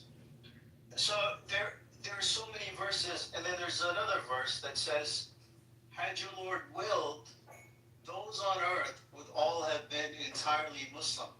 Then, O Muhammad, would you compel the people in order that they become Muslims? Another verse, and the nearest amongst them in love to Muslims, you will find those who say we are Christian, because amongst them there are men devoted to learning and men who renounce the world and they're not arrogant. Quran chapter 5 verse 82. These are not verses that says go kill Christians, go kill Jews. You don't find that in the Quran. You will never find it. And I challenge you, go find a verse that says go kill the Christians and Jews. You will find the reverse, but not the other. There's a verse that says whoever saves a life, it's as if they've saved all of mankind. And whoever kills an innocent person, it's as if they've slain all of mankind. These are the verses of the Quran, but look, you give me enough resources, I will weaponize every darn religion to commit even a genocide and call it something defense and self-defense. That's the reality we live in. There are religions being weaponized every single day. I mean, you had 1,000 Christian pastors just recently going to Israel, and they're being weaponized to come back and push an agenda. So don't give me this, oh, it's Islam. I'm more than happy to have that discussion. We've been fair in this space. No, not you, Diligent. I'm just saying. I mean, you're making a broad argument discussion. Like you're addressing something you really need to in the context of the space because we've already addressed it. So I appreciate that. Thanks. I wanted to not all Jews are radical. Not all Christians are radical. Not all Muslims are radical. Not all Hindus are radical, right? And we need to move away from these generalizations that the powers that be want you to adopt because they make you controllable, okay? You need to believe in individual accountability. It doesn't matter who the individual is. Go ahead, Maze. Can I respond? Oh, yeah, I just want to say I'm very proud of you. Sorry, Raging. He can respond because all I want to say is I do appreciate that you're doing that, Diligent. I'm really grateful for your post even, because right now, anybody that's really pushing this extremist or helping the extremists who want the division, who want us to fight each other, who want civil war, like, it is ludicrous to run around here, basically, who it is that we need to go after are people in these very high government positions that are committing treason against the people. And while we sit here and entertain this nonsense, going after each other, it's just crazy. So anyway, thanks, Dilly, for doing that. The post she's talking about is up in the Jumbotron. It's the top post. Go ahead, Raging, here you go. What's up? So my point to him and to anybody in this space, if you're of Irish descent, you don't sit there and say I'm an Irish American. The hyphen has been erased. You don't sit there and you say any of these things. So when I say I'm American, that's the way I see it. If you don't like it, that's too bad. I don't care. American is American. If you love this country, that's what you're here for. It doesn't matter where you come from, if you came from somewhere, and if you've been here a couple generations. If you're American, that's what the important thing is. What we're trying to figure out here is the divisiveness. I've also been looking into this new group on X. You guys are going to run into them. They're called Heritage American. They call themselves WASP. They're white supremacists, and I've been trying to figure out where they're coming with. Obviously, the hate, but I wanted to also come at them. Thank you. WASP aren't white supremacists. They're white Anglo-Saxon Protestants. Yeah, and they formed a group called Heritage Americans on this platform, and they're growing. All right. I'm going to keep it on topic. Quick comment to Raging. Diligent, really quick comment. Raging, I am with you. I actually don't like it when people say I am dis-American. I only subscribe to being an American. Ethnically, I maybe have some different background, but right now, for all practical purposes, we're all American, and that's what matters. But sadly enough, you see that a lot of Muslims who are in this country, they're not treated that way, even when they want to be just American. That's the sad part, right? They're treated as an outsider, and they're treated as, they have to be kicked out. So that's where the challenge lies. You look at Jake Lang and what he's doing, it's an abomination to what this country stands for. I'll speak out of pocket on that a little bit because I posted about it. Thoroughly convinced that dude's an asset. Thoroughly convinced. Coyote. Who's an asset? What? Coyote. I'm not an asset. Shut up. No, he said Jake Lang, bro. Keep up. Oh yeah, he's a fucking asset, dude. That dude's fucking. You can't go from slapping bacon on a Quran to kissing a wall to that. No. And let me just highlight, Raging Rico wants to parrot this asset. What does that tell you? Let's not go around parroting assets because then that might, shine a light on True on that. Depending on what she looks like. Well, I wanted to ask Raging a question, because honestly, I fucks with Raging. Do you think Zionism is radical? Like this Islam thing that you talk about? Yeah, of course it is. That's a question for Raging. Thank you, Raging. Did you notice Raging's voice changed? Yeah. Raging. You know what? I think that Zionism, I hear a lot of Zionism and about Zionism and anti-Jew and all this stuff. I think that's radicalized too. I think You people didn't are answer the question. pushing The question both was, sides. do you think that Zionism is radical?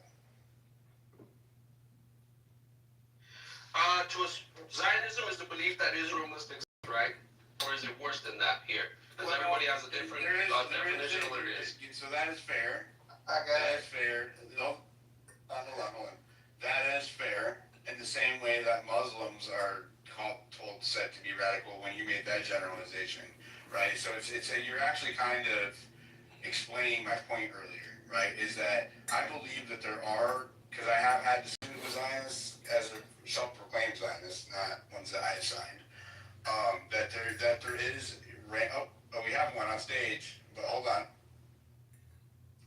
That they believe that like Israel is like the chosen, or you know what I mean? That they do see themselves, from what I gathered, right? That there is like a supremacy notion amongst some of their ranks. I'm not saying all of them, but I don't think Israel is the Jewish ISIS. Israel is the Jewish ISIS. Okay, so this is what I was concerned with. Let me just say this, because I think we can just kind of move past it. The supremacy notion is not exclusive to any particular ideology or belief system, right? There are factions of supremacy notions amongst every ideology on the planet. And if I spent enough time looking through them all, I'm sure I could give you examples, right? And if you want to focus on the supremacist ideologies or supremacist factions of any ideology on the planet, and then give a blanket statement as if that applies to all the people who espouse those beliefs, it is a fallacy. And so I think we can not waste our time getting into the woods on that one. But it is a fair statement to make, Raging, which is, obviously there is a pervasive Zionism that feels like it must retain supremacy and to ensure the survival of Israel to a certain regard, right? Like it's almost like a nationalist belief from what I've seen. And then I've had a few long, don't interrupt me. I've had a few long conversations with the Zionists and the Orthodox Israelis that come in my spaces. I enjoy talking to them, but I'm just saying, like, it did seem that way. That there is at least that, like, a faction of that. So, don't you think it would be fair to say that the same can apply to Zionism or Muslims, right? That there can be a radicalization or an extreme faction of either one of those ideologies? I agree. You could radicalize any religion, even Christians, right? We have the Knights Templar, which are trying to be somehow brought back. So each type of religion can go extreme where they believe that they have some type of supremacy. And this is one thing that I've had conversations with Dr. Strange. And I'm glad that I am actually on my timeline and seeing other Muslims condemning this radical Islamist attack. if the radical Islamist attacks are pushed back against by the Muslim community, that's the good side. This is a positive because it shows people that there's good, right? It's not just bad. I do know some of the extremist things that they practice. I do have learned some of the things that they've told me, but again, there's some beliefs that until I see the terror attack stopping, then that's going to be a different time. But I mean, I always want to know what spurred it, what made it happen. I mean, we never get to know what really happened. We always get cover up, so it's a bug. But I do understand what you're saying. I do believe that Israel has a right to exist. It must exist. Can I finish? That is a radical point of view. That is a radical and genocidal point of view. So Zionism. I don't care. Yeah. Israel must exist. So you are a Zionist then. You are a genocidal Zionist and a You terrorist. see? Just because I believe that Let Israel me exists. explain. I'm from the... No, you're not going to consume. Let me explain. No. Sorry. You're not going to consume my space with this shit. We're going to keep it on topic. I was trying to point out and be fair that there are radical elements to almost every religious or ideological belief across the planet, right? And that's all I was trying to do. All right. So I just wanted to finish on that. Hold on. We're gonna balance the conversation. We have somebody. His name is Zion, spelled backwards. Is this Did I get the definition though? Hold on. No, I don't need you to. Okay, we already discussed it. So I'm trying to move on. Is this dude a troll? Is he just pretending to be a Zionist because his name's Zion backwards? What's my location says? That doesn't mean that you're not a troll, sir. No, what do you mean if I live in Israel? So, Okay, so what are your thoughts on the discussion so far? Go ahead.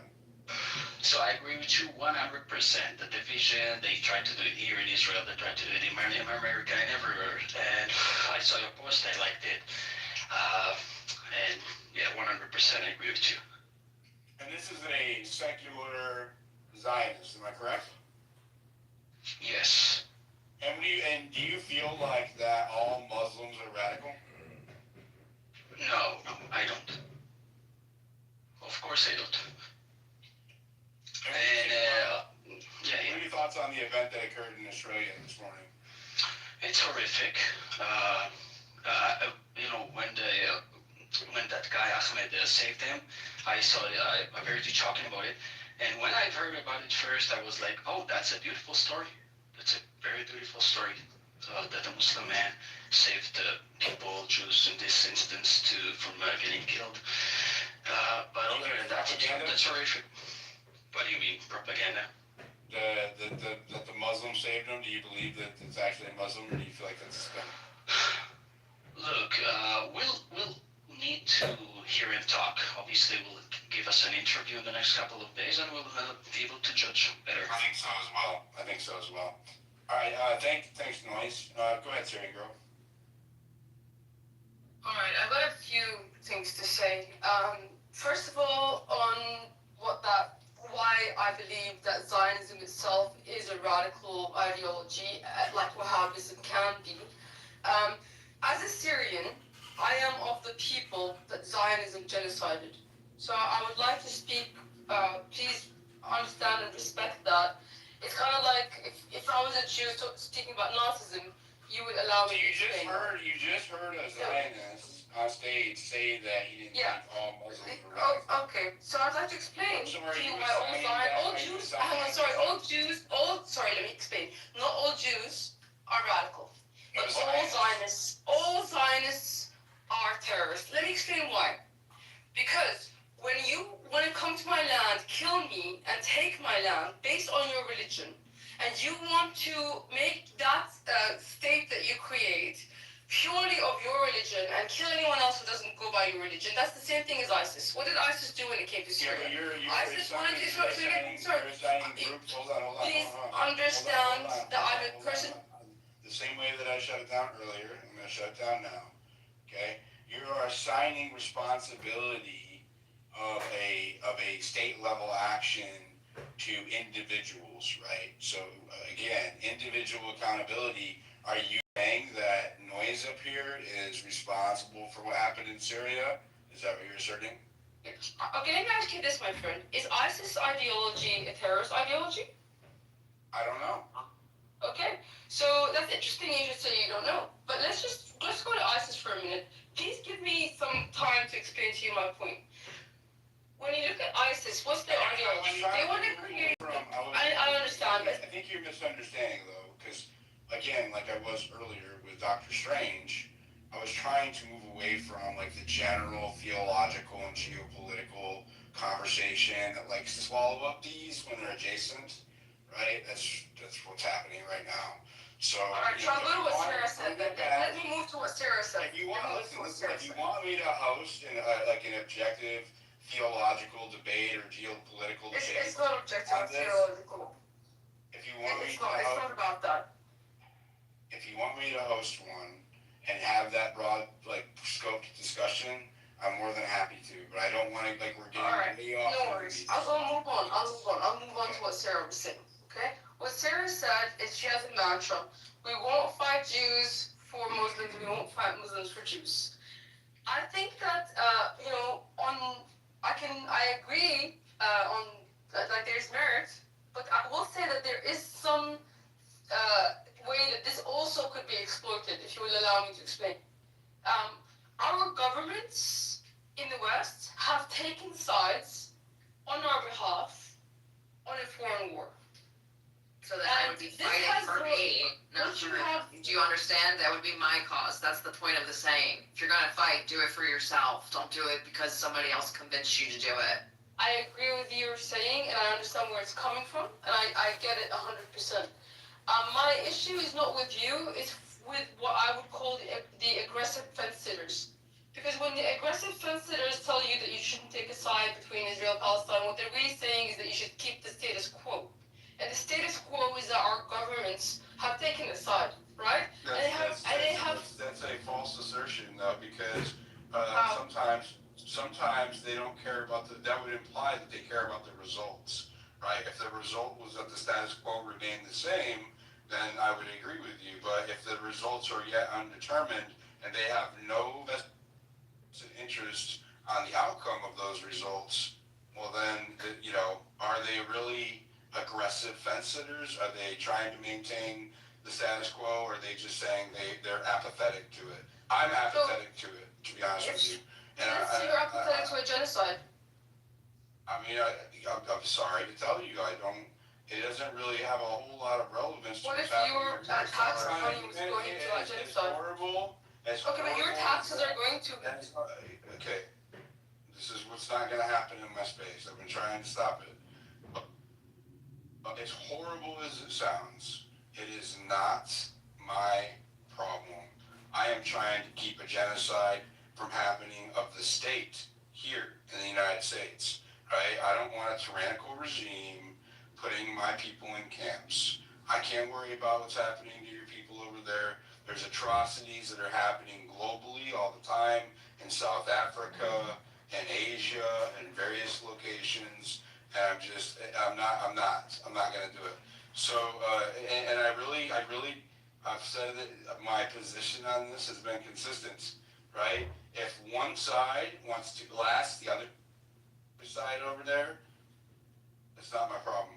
Your weapons and your taxes are going to one side. That's... Okay. She doesn't get it, does she? It's all right. So just relax. It's okay. Right? It's okay. My weapons and my tax money go to a lot of things that I don't want to go to, right? We're well aware of it. It's not just limited to that particular conflict. It's very broad scoped, and a lot of us aren't unhappy about it. But again, right, it's not my main priority. I understand that it's your main priority. You have, a very strong opinion on it, but you can't force me to adopt your view on it. That is the true apathetic fence. But I can't respect you less for that, because you may say it's not a priority, but it is a concern. Okay, I do. And is it a concern for you at all that your tax money and bombs are going to back to genocide on one side, or are you just like, really don't care? It sounds like you said it wasn't a priority. Did I not say that I don't like my money going to any of it? Right? I said there's a lot of our money goes to shit that we don't like. I am not a fan that my money is going overseas at all, in any regard, right? We have $40 trillion in debt. Our kids can't afford to buy houses. Our veterans are homeless on the streets, starving, committing crimes to survive, getting raped if they're women, right? So I have a lot of issues right here at home I care about. I realize that this is your fight and you're very passionate about it, but the fact of the matter is I don't like having to have that discussion over here at all. And if we had true representation in this country, we wouldn't have to. There wouldn't be money going over there. I wouldn't have to listen to the constant battle between Israel and Gaza over here on domestic soil. I wouldn't have to listen to the push and pull of the Zionists or Jews and the Muslims in my country, the United States. And it's really, really exhausting, right? It's a constant fatigue. So again, I realize that it is your issue. It's a horrible issue. Like, I am not a fan of kids being killed anywhere, but I am not in a position to stop it, right? None of us are. So again, otherwise it would have stopped. You've been going on, what, 3 years now? 3 years now. Day in and day out, endless spaces, protests, discussions, and nothing has changed, right? Nothing has changed. I need to focus on, and we need to focus on problems that we can solve right here at home. If we route the corruption here at home, guess what? The money will stop flowing to where you want it to go. But I'm not gonna, like, it's just, I'm sorry, but it's a fact. So again, I know it sounds heartless or whatever. I really just don't have a whole lot of dog in that fight. I just don't. I never really have. And I think that when you try to guilt Americans into having a strong position on it, I think that you end up losing more than you think. The same way that the other side does, like the way that Jews or Israel tries to guilt Americans into having a strong position on anti-Semitism, that turns me off in much the same way, right? And so, again, it feels like a scolding or I'm trying to think of the right word. It just feels like a scolding parents or like it's, and I realize like it is atrocious what's happened over there, right? Like I'm not trying to discount like the horror of war, right? But there is a lot of that globally, and I don't know, man. It completely derails every conversation every time. Every time we try anything even adjacent to it, it always goes to the genocide shit. Do you think it's related to what happened in Bondi? I have no idea. Okay, sure. I mean, can I respond to you at all, or are we done here? I mean, I want to keep it on topic. Do you want to keep it on topic? Then yeah, go ahead. You want to bring it back to Bondi? Tell me how it's related to Bondi. You know what? If you want to tie it into Bondi, I'll allow it. Go ahead. And then I'm going to go to Dr. Strange. Well, Israel is tying it into Bondi. Israel is making comments. Israel is interfering in Australian affairs. Their president is making comments about Bondi. I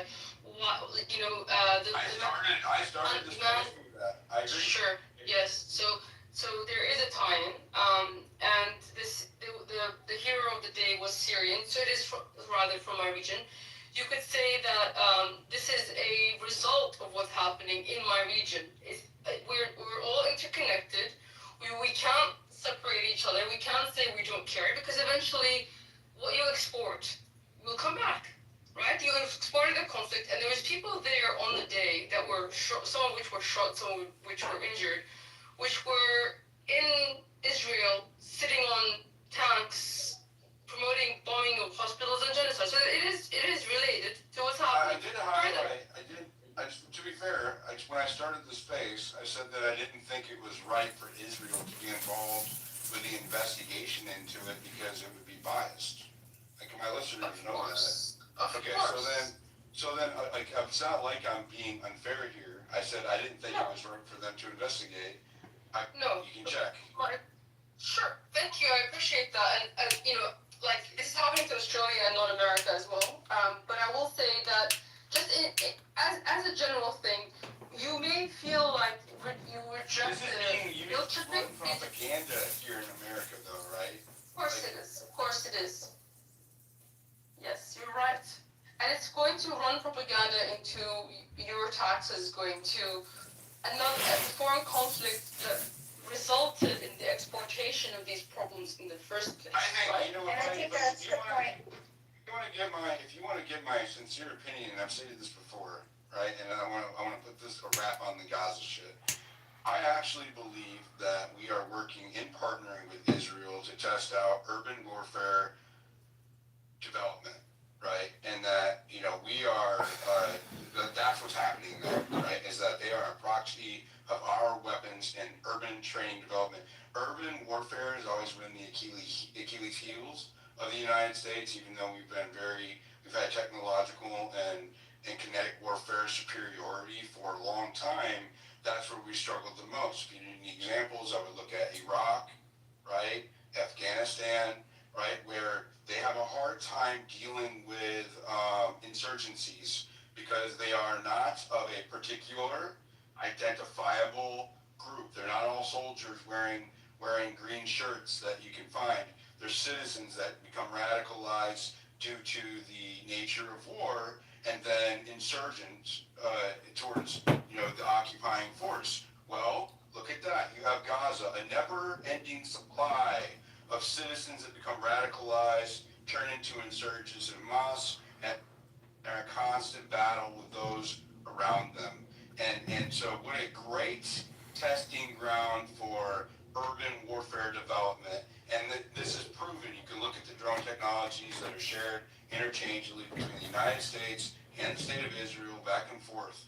And as horrible as that is, right? And that is horrible, right? And I blame just as much, I blame that just as much on the rogue element that controls our country right now, and also it looks like Israel. So I think that there's a generalization that's made when you talk about Israel or as a country, the same thing as the United States. You know, there's a lot of imperialist atrocities that can be laid at the feet of the United States that I know the American people did not do, right? And they're not responsible for, only in the sense of the fact that they didn't revolt and put an end to it a long time ago.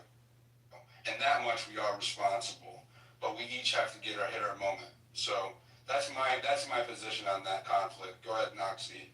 I think that we can't ignore the fact too that because of these wars, it has allowed the crisis too of the immigration that we're having here and the refugees that we're taking in because of these wars. And we saw the effects of that with the 2 National Guardsmen that were shot a couple weeks ago. Like, we have, like, there's a ripple effect that these wars are causing that is affecting us as Americans. And so on that aspect of it, I would agree with Syrian that we don't want to be part of these conflicts. We don't want our tax dollars spending it, because then we also pay with the ramifications of taking in more refugees and more people that are not Americans and bringing them onto our soil. 100%. See, I know, like, I know that I came across callous. It's just because I've like tried to like mitigate the conversation getting derailed for years now. So I know I come across callous, but I assure you that I do have compassion for kids that are getting slaughtered. Right? I just try to be as objective as I can about it. Let's go to the beer paladin. Go ahead. Can I have a minute? I'm sorry, Terry. Yeah, you can go. Yep.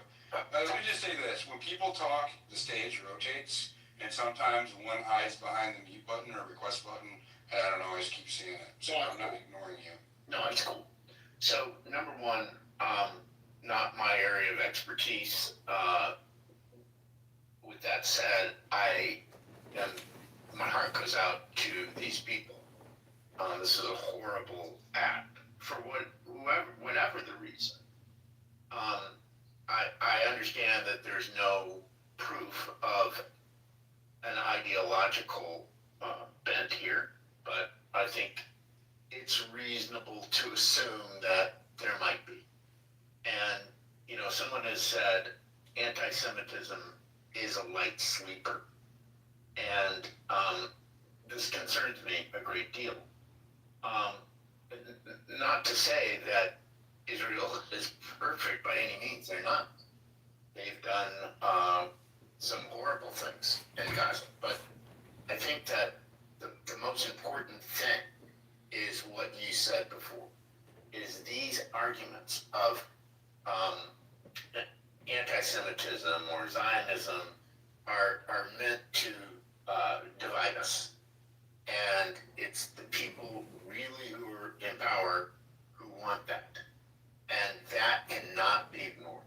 I am happy to see Syrian girl in the space. I think this is the first time I've seen her in your space. But I think that I've also observed her many times. And she's a very intelligent, very articulate person. I mean, you have breaking news. Hold on. Australia on the ground. I'm sorry. Hold on, Jerry. I'll go back to you. Australia's national broadcaster, the ABC, is reporting that an ISIS flag has been found in a car of one of the Sydney gunmen from the Bondi shootings. That is coming from the Australian national broadcaster, which is also funded, which is publicly funded by the government. Just make clarity on that, alright? So that's just come out in the last 5 minutes. Because I do. Well, I've got to make sure that you guys understand that the ABC is funded by the Australian government. But yes, they're reporting that an ISIS flag. So take it with a grain of salt. Like it could have the same brand new Nazi flag vibes that, like, remember when that moving truck like rammed the front gate of the White House last year? I was just about they to had say that crisp brand new folded up Nazi flag. They black It or has those something? kind of same vibes. They were like black, weren't they? Like they weren't even white. The people that did this. Yeah, And they weren't even even the white. white truck that did it, the white truck that happened around New Year's where there was the ISIS flag in there just chilling, I think in the backseat or something. Yeah, I'm gonna have to wait for further confirmation before I take that. But even if it was, okay, thanks for that, Nick. Go ahead, Terry. Thank you. I think that the way this room has been run, and this is an extremely difficult topic to do what you do, Diligent. And I'm not going to simp, but you're trying to do it right. And I just hope that we apply the same standards to everyone that you always have. And, people who want to come in here and propagandize against Israel or for Israel, I'm sorry, it's not helpful. So I'll end there. Thank you. Appreciate that, Terry. And yeah, it's a difficult conversation to moderate. Mick, you got more?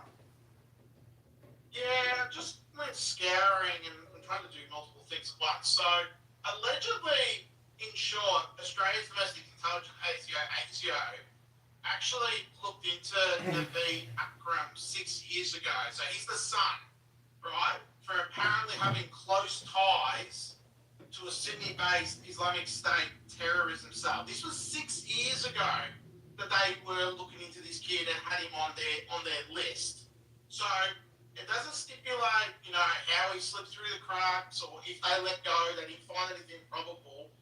But they're allegedly saying that he was on their watch list from 6 years ago. So there's obviously genuine concerns now within the Australian spy agency.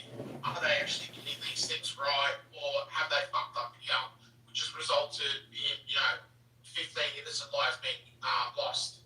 So I'll keep looking into this, and I'll come back to you with more if I find something else.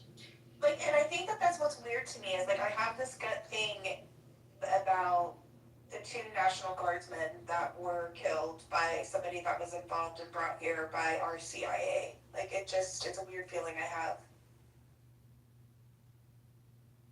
Let's go to some hands. Well, on the condition of anonymity, the Joint Counter-Terrorism Task Force did confirm that they did find an ISIS flag within one of the cars at Bondi Beach of one of the shooters. So under the condition of anonymity, they did confirm that to the Australian Australian Broadcasting Corporation, the ABC.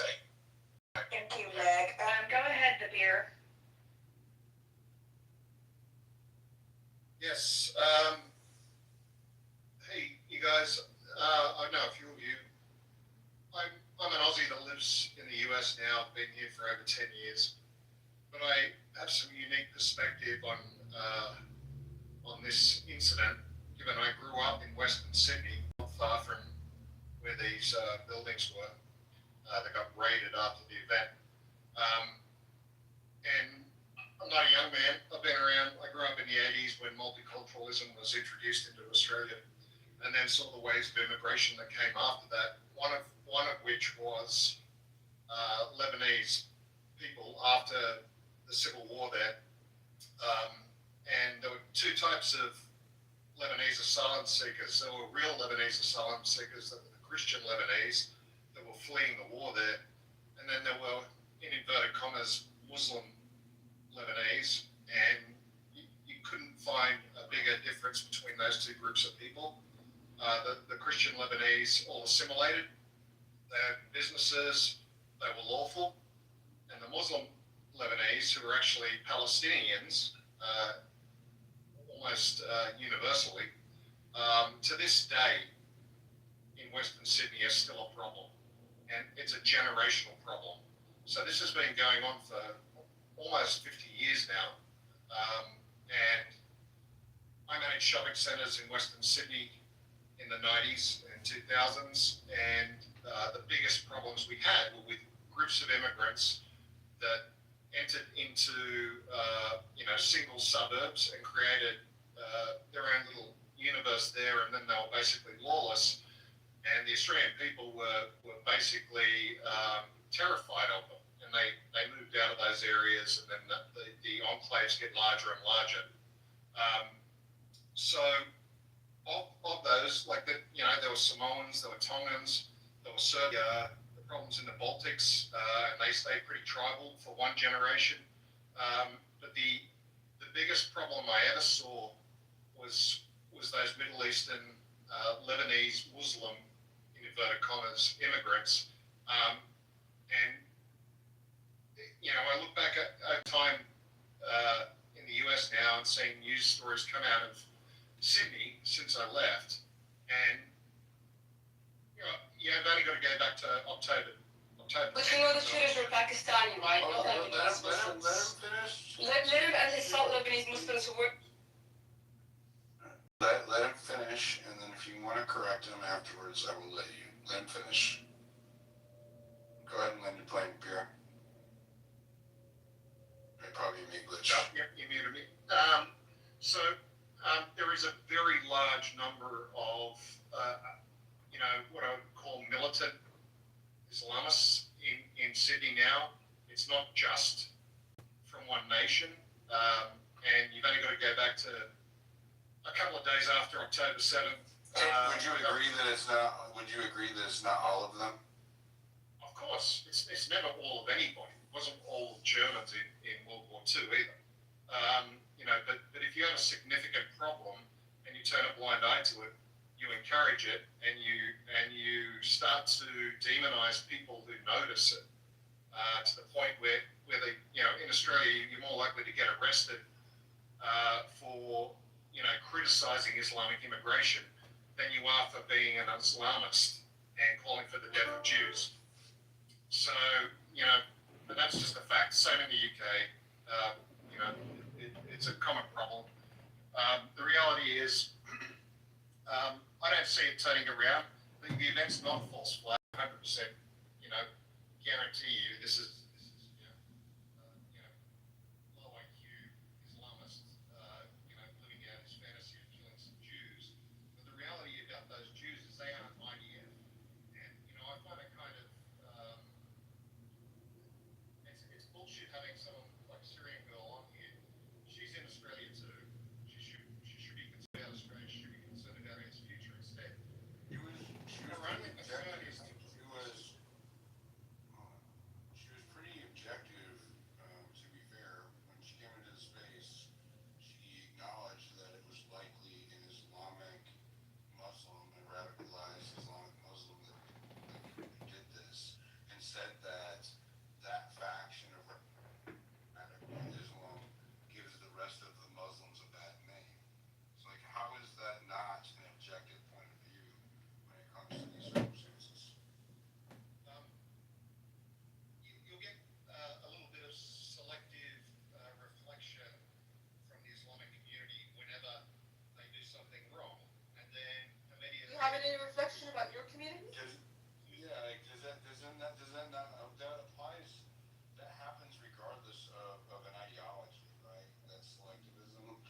like that happens. We were just talking about Israel and Gaza. I'm sure that not all Israelis see what's going on in Gaza as a problem, right? So, but some do. So like that selectivism, I think can be attributed unilaterally across the board, right? Yeah. All I'm saying is that these were Australians that were killed. They might have been Jewish, but they didn't go over and fight that war. The fact that you're even... Let him finish. Let him finish. I'm going to let you respond, but keep it under control. You brought the war to Australia's shores. Okay. Just, I don't want it to derail the subject. Just keep it on. He's allowed to have he sees, and I've said this before, and I kind of acknowledge with some of it, is that the unmitigated multiculturalism and mass migration into the Western countries is problematic, with a lack of assimilation to the culture of the society. It is a problem here. I'm sure it's a problem in other places. It's a problem that occurred in Rome. We all know what happened there. So like to act like that it's not an actual problem, I feel like is disingenuous. However, it doesn't mean that it's a broad generalization that applies to anybody who espouses a particular belief, right? And so I think it's an important distinction to make. Your Biden. Yeah. I'll just go back to the question at hand. Is it a false flag? No, it's not a false flag. It's 100% a terrorist event. Will it happen again? Yeah, in a few years or maybe in 6 months. It'll happen again. And I mean, it sounds like they're going to clamp down a bunch of authorities on you. Well, you're not there, so maybe you don't care as much. But it's like, that's what they were announcing at the press conferences. They're already to clamp down on social media and guns as a result. You don't think that's odd? No, I don't think it's odd. It's a self-owned error. The Australian government has been doing the wrong thing for about 4 decades, and the net result is that Australians' freedoms get crushed in the meantime. Since '96, when Australia had its one and only, mass murder event in Port Arthur in Tasmania, where we gave up our guns, and from that moment on, the government has just clamped down 1 inch at a time, and every time something happens, they clamp down a little bit more.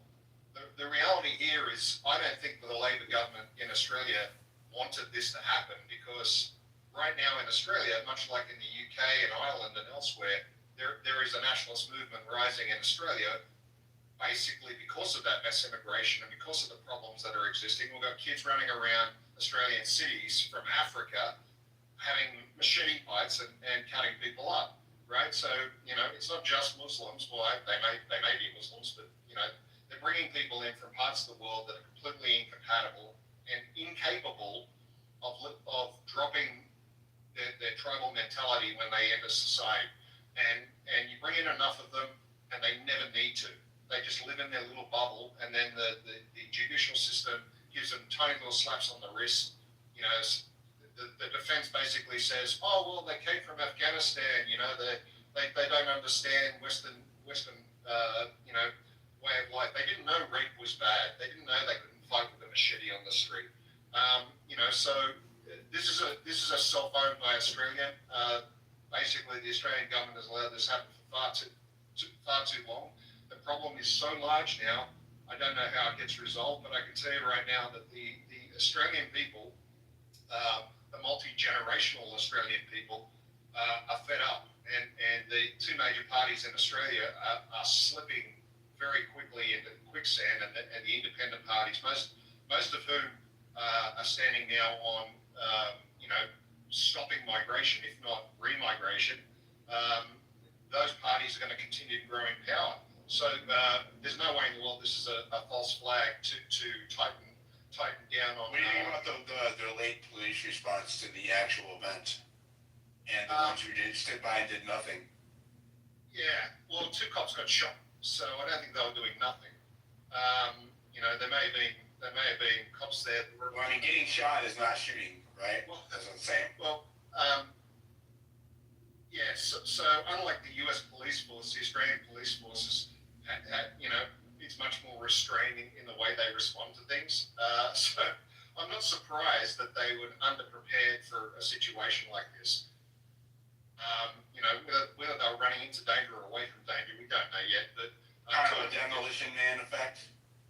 yeah. So look, what I think is that, you know, the problem with this incident and the way it will play out in Australia, you'll get a reflexive response initially from Islamic leaders saying that they condemn it, and then a week from now they'll all be talking about Israel again, and then they'll be claiming Islamophobia. Why can't they talk about Israel? Even if they could condemn it and still talk about it. What's happening here? Hello. We're gonna let him land his plane, but yeah, we've been going on for a while, so. And you mentioned my name. Can I respond? Because you mentioned. I am going to let you. Let me tell him to wrap it up, and then I will let you respond. But we need to there's 1,200 people in here. We don't need to go on these 3, 4, 5 minute long diatribes. Keep it down to like a minute, 2 minutes. 3 minutes is a speech. So keep in mind that there's a lot of people listening. Go ahead, Peter Platten. Land your plane, Syrian. You can give him a short response. Then we're gonna go to that girl Casey and Coyote. It's all good, diligent. You can move on. Go ahead, Syrian.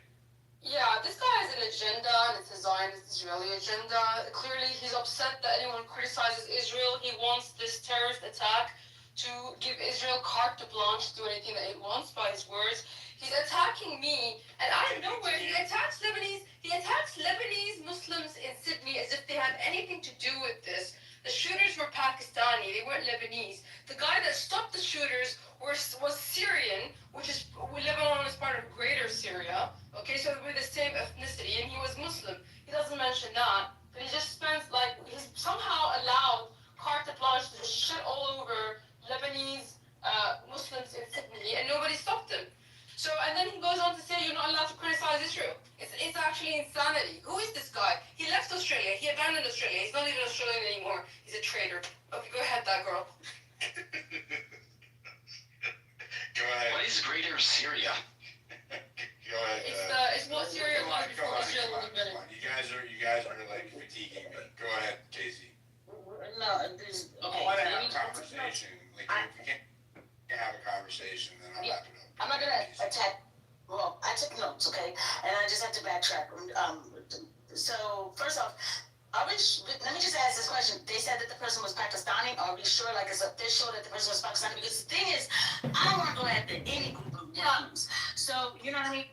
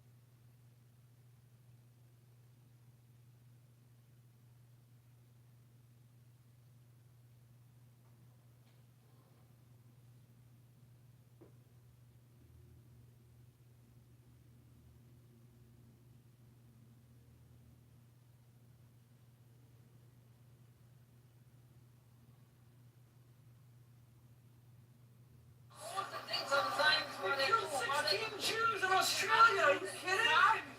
At 69? How do you know they were Zionists? They were Jews since Bloomington. My wife's from Australia. What are you talking about? What are you guys, like anti-Semites? Even when Jews die, you're out here? Even when Jews die? You know, I'm not even going to waste my time with you tonight. I'm not going to waste my time. You believe this? No, wait. Why? They want attention. Don't give it to them. Don't give them the attention they want. Thank the police for protecting us. Don't give me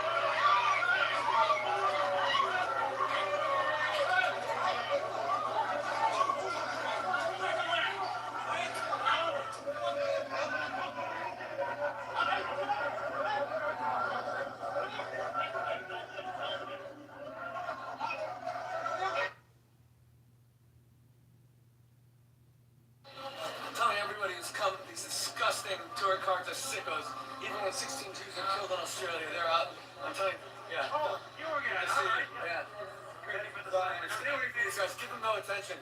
Don't give these Jewish capos any attention. Capos, disgusting. Capos. They would have been the first to put the Jews in the ovens. You would have put the Jews in the ovens in Auschwitz. Don't give them any attention. Guys, don't give them attention. I'm begging you. Focus on the 16 Jews killed in Australia. Don't give those sickos any attention.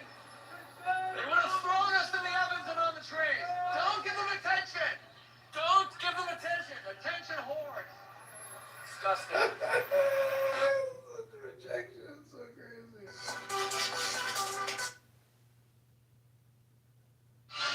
It's the most wonderful time.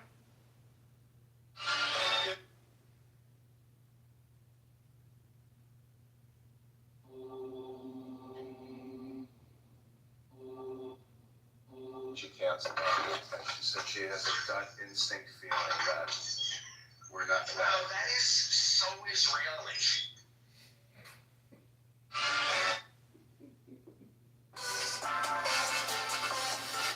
Thank you so much for what you do. There we go. There's some bacon right there. All right. The perfect condiment for the evil Quran. Yes! All right. Enjoy Passover. Oh, Muhammad's pissed off. Oh, he's pissed off. Who cares, right? This is our...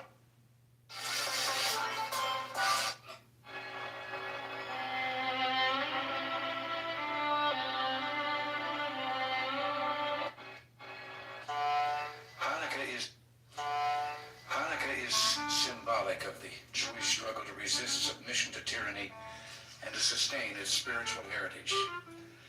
No people have fought longer, struggled harder, or sacrificed more to survive, to grow, and to live in freedom than the people of Israel. We appeal to people everywhere to open their hearts and to raise their voices in support of our brothers and sisters. Together, let us pray that the warm lights of Hanukkah will spread the spirit of freedom and reach comfort and sustain every person who is suffering tonight. Happy Hanukkah, and God bless you all. President Ronald Reagan honored Hanukkah as a timeless reminder of courage and perseverance, values he believes strengthen both the Jewish people and the American spirit. For those who celebrate, Happy Hanukkah from the Ronald Reagan Presidential Foundation and Institute.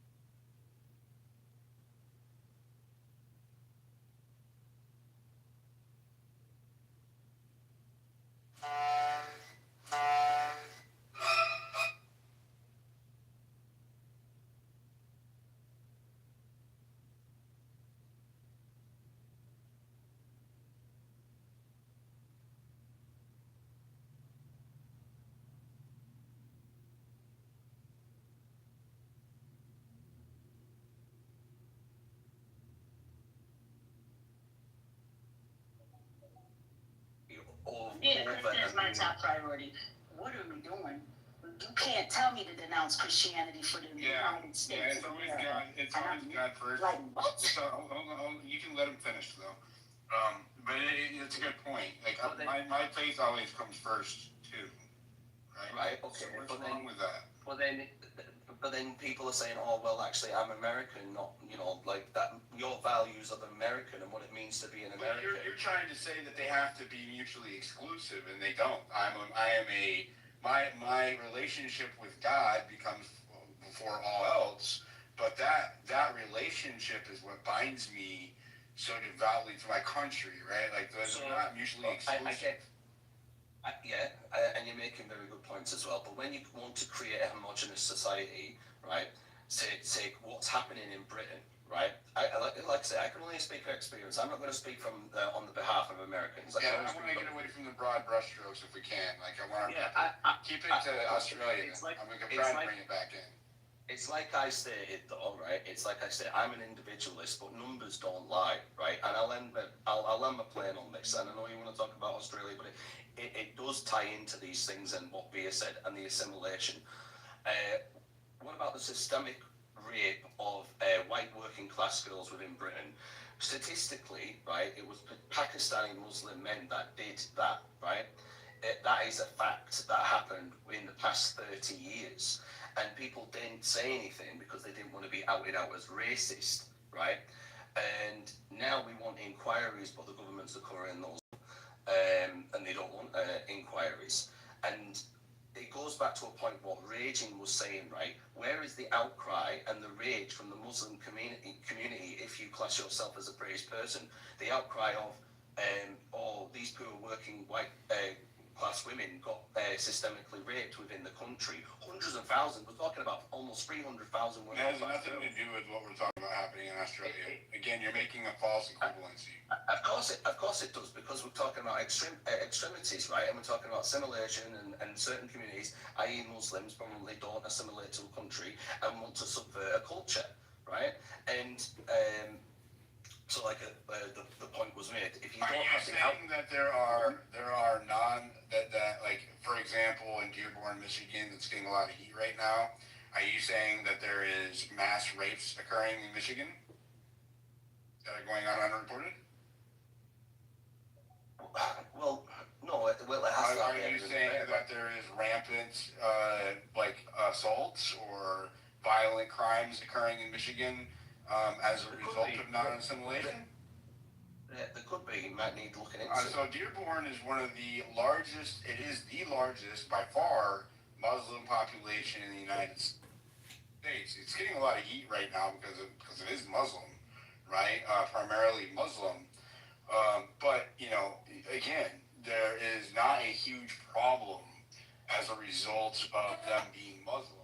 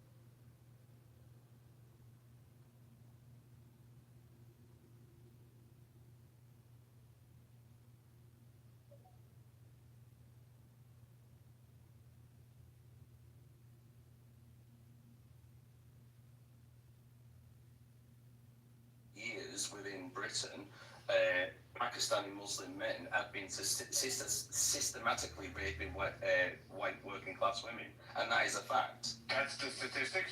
That's your. That's actually not the statistic. Like I'm not trying to. I wish my mom would say this. It's a general. It's all right. It's not a general. It's not a. It is you gave me no numbers. You said for 30 years. A statistic is an actual denomination. Like you have like. It would be, there were this many rapes annually conducted by this demographic of this demographic for this amount of years, X amount of years, right? That's what a statistic sounds like. You're giving me generalizations. Like that's not a statistic, sir. It's been discussed. I'm not saying it's not happening. I'm not saying that it's not happening. But again, it's a generalization, and it doesn't apply to all. I don't see how it. I don't see how it could be a generalization anyway. Like statistics don't know that, so that's why I said. I'm sorry, You can't. I will end my plane on this then, and I'll keep it quiet. I'll just say one last thing, right? The outcry from the Muslim community, there wasn't any. So if you have, let's say, a wife from a Muslim family, right, and they knew that their husband or their cousins were raping people, and of course they knew about it. Why If didn't it was they say anything? unreported, how would they know about it? If that's happening within the community where a large percentage of these people If are it was giving these properties, unreported, how would the families or the other Muslim communities know about it if it was unreported? because they were also gang raping, so they all knew about it. So the Muslims in Syria and in Australia and the United States and in the surrounding countries all would know about it because No, I'm talking about Britain. I'm talking about within Britain. Places like The stats don't show this religion. I'm sorry, like he keeps trying to push it. Like, you know, I these stats are understand that. proportional. I Like, he keeps trying to push Listen. it. Even when it should move. You're getting triggered. I'm gonna need you just to chill. I'm handling it. Okay, it's fine. I think we're done here. We're gonna move on. Thanks, Wanker. Go ahead, Ray. Hey, it's supposed to be me. Like, Go ahead, Coyote. All right, so mine's real quick. Mine's less than a minute. Okay, so I'm gonna make 4 points, and it's very simple. All right, is it quick 4 points? Well, I only got to ask a question on that last one. I've been real good. No, let him go. Let him go. Let him go. Stupid. Anyway, all right. So Zionism is the movement for the reestablishment, development, and protection of the Jewish nation and what is now Israel, tied to both religious and ethnic Jewish identity as reflected in Israel's return to law. It's not just for Jewish people or whatever. You got Christian. Bro. Okay, no, I'm moving forward. That was part of my thing that I was talking about when I got to ask the question. So here's the thing. It's like, why did Rome fall? Well, Rome fall because they got a bunch of people, flooded in, which was the senators. The bureaucracy is basically what the blame. So he's talking about, the gentleman's talking about the rapes that are happening with all the money. Well, who's letting them in? Are they being held accountable for letting them in? Who's letting people in the United States? Who's letting people in Australia or whatnot? Who's funding these little terrorist organizations and stuff like that? Has Benjamin Netanyahu ever gave? That's anti-Semitic to ask that question. I don't care. That's what I'm saying. It's like, but here's the thing. Has he ever gave $1 million to Qatar and they give the? Why are we talking about Benjamin Netanyahu? Hold on, I'm making a point. Well, he obviously gave you $7,000 to read. Enjoying that cool? Can't get your fill elsewhere. You know what I want to do? Parasiting back off into of the me? fucking topic. I'm gonna end the space in 25 minutes. Make sure you're following my co-host. Thank you, Katani, for being up here and pretty. Thank you, Noxie, for actually helping me run the space. Please follow them. They're awesome. If you want to support what I'm doing, the best way is by subscribing. There's a pink button on my profile. I'm going to be hosting a subscriber-only after space immediately after this one. That's how I bring value to my subscribers and turn all notifications on for my account. That way, when I post...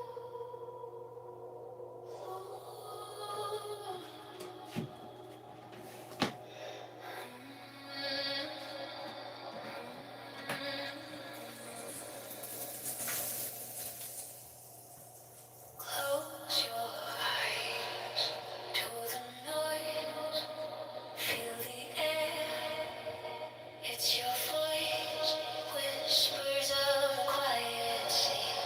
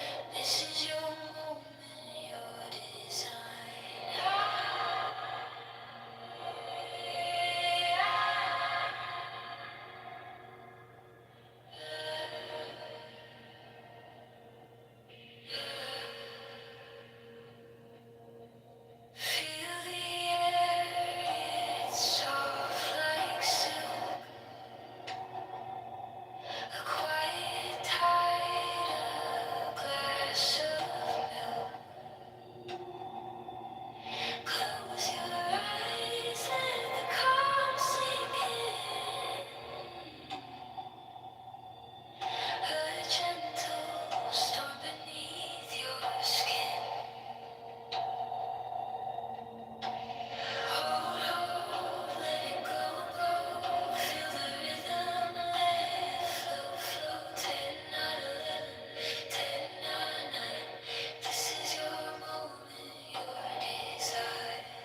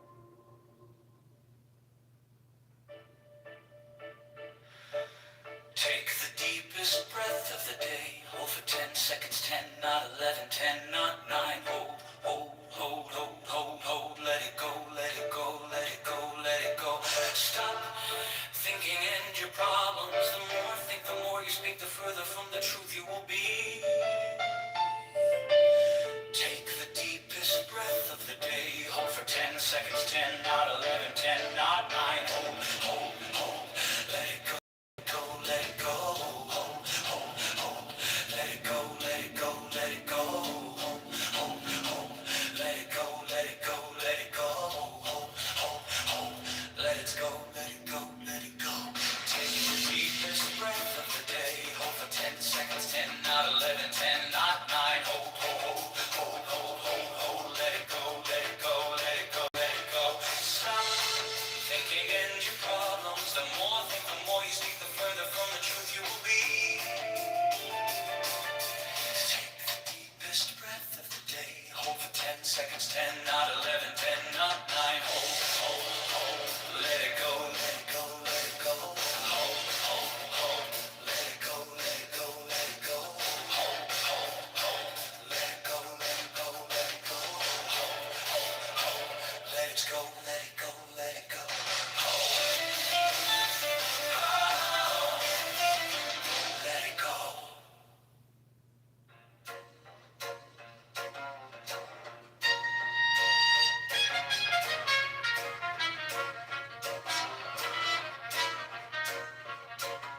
Take the deepest breath of the day. Hold for 10 seconds, 10, not 11, 10, not 9. Let it go, let it go, let it go, let it go. Stop thinking in your problems. The more think, the more you speak, the further from the truth you will be. Take the deepest breath of the day. Hold for 10 seconds, 10, not 11, 10, not 9. Ho, ho, ho, ho. Let it go, let it go, let it go. Let it go, let it go, let it go. Let it go, let it go, let it go. Let it go, let it go. Take the deepest breath of the day. Hold for 10 seconds, 10, not 11, 10, not 9. Oh, let it go, let it go, let it go, let it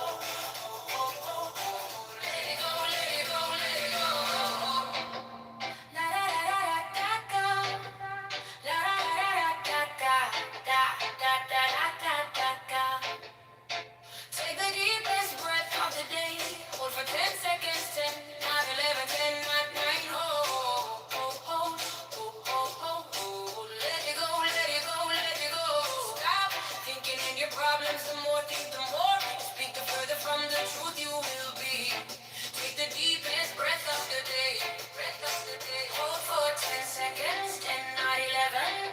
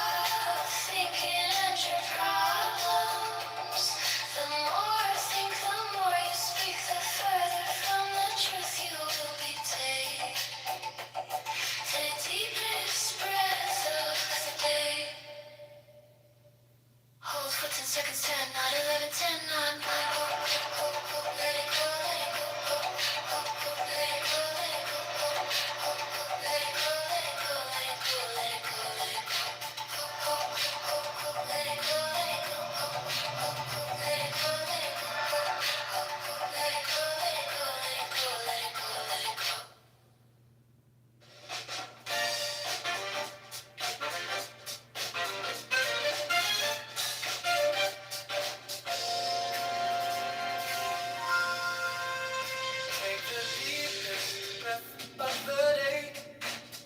Hold for 10 seconds, 10, 9, 11, 10, 9, 9. Oh, oh, oh, oh. Let it go, let it go, let it go, let it go, let it go. Stop thinking in your problems. The more you think, the more you speak, the further from the truth you will be. Take the deepest breath of the day. Hold for 10 seconds, 10, 9, 11, 10, 9, 9.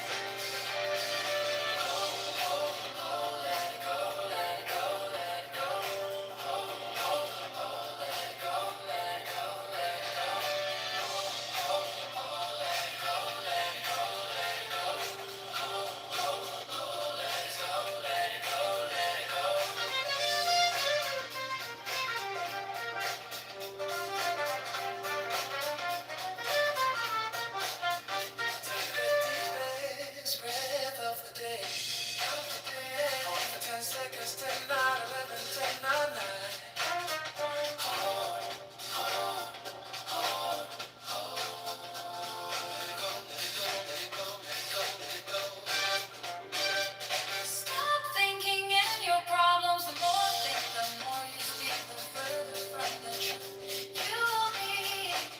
Take the deepest breath of the day. Hold for 10 seconds, 10, 9, 11, 10, 9, 9. Let it go, let it go, let it go. Let it go,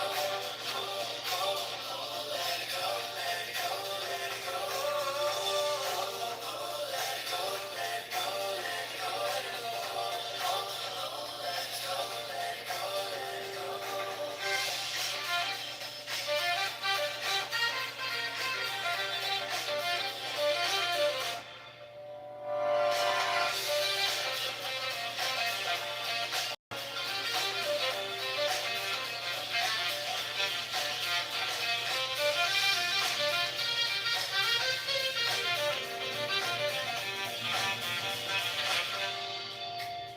Take the deepest breath of the day. Hold for 10 seconds, 10, 9, 11, 10, 9, 9. Hold, hold, hold, hold. Let it go, let it go, let it go, let it go, let it go. Stop thinking in your problems. The more you think, the more you speak, the further from the truth you will be. Take the deepest of the day. Hold for 10 seconds, 10, 9, 11, 10, 9, 9. Hold, hold, hold, let it go, let it go, let it go. Hold, hold, hold, let it go, let it go, let it go. Let it go, let it go, let it go, let it go. Let it go, let it go, let it go.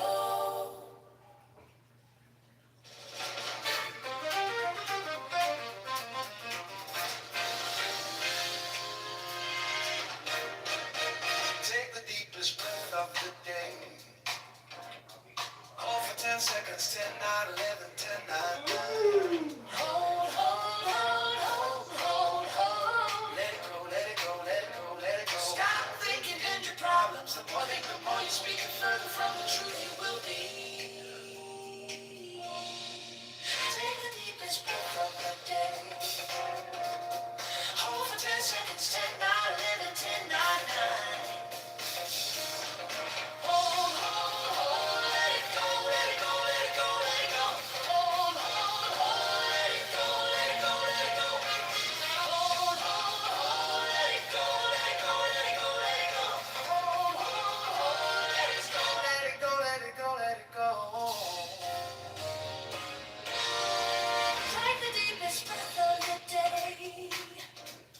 Hold for 10 seconds, 10, 9, 11, 10, 9, 9. Hold, hold, hold, hold, hold, hold. Let it go, let it go, let it go, let it go. Stop thinking in your problems. The more think, the more you speak, the further from the truth you will be. Take the deepest breath of the day. Hold for 10 seconds, 10, 9, 11, 10, 9, 9. Hold, hold, hold, let it go, let it go, let it go, let it go. Hold, hold, hold.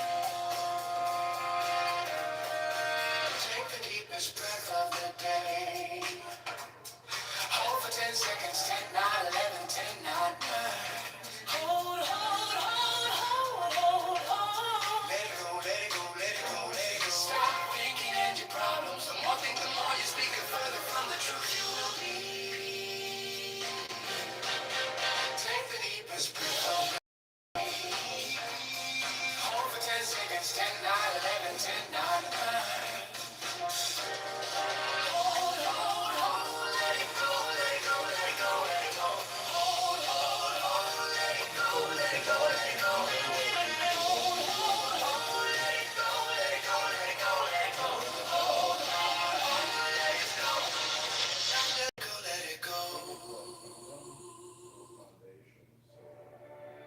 highest excellence is like that of water.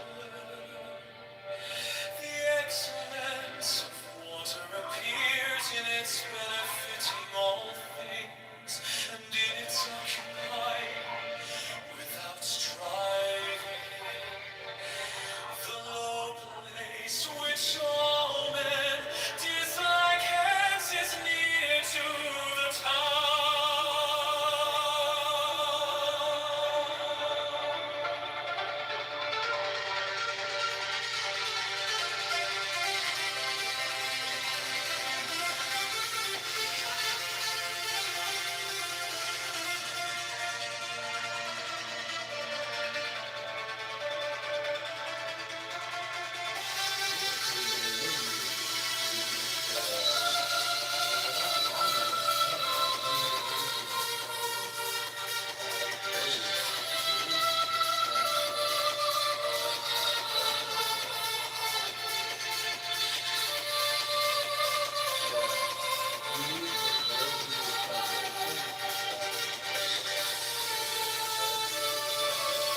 The excellence of a residence is in the suitability of the place, that of the mind is in abysmal stillness, that of associations is in the being virtuous, that of the government is in its ensuring good order, that of affairs is in its ability, and that of the initiation of any movement is in its timeliness.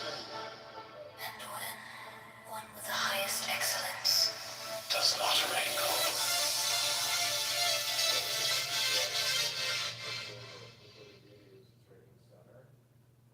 the highest excellence is like that water. The excellence of water appears in its benefiting all things, and in its occupying without striving. The low place which all men dislike hence is near to the tail. The excellence of a residence is in the place, that of the mind is in abysmal stillness.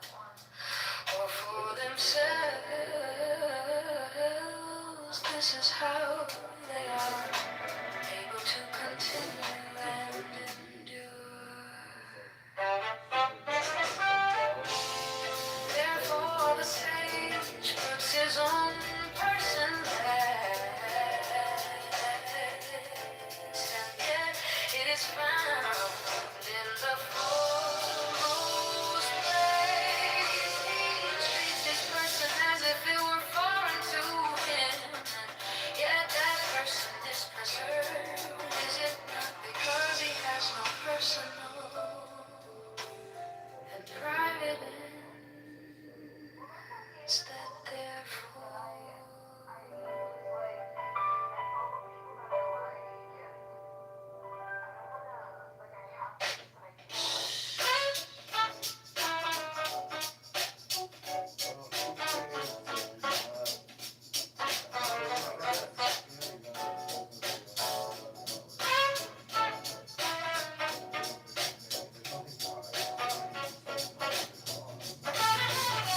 heaven is long enduring, and earth continues long.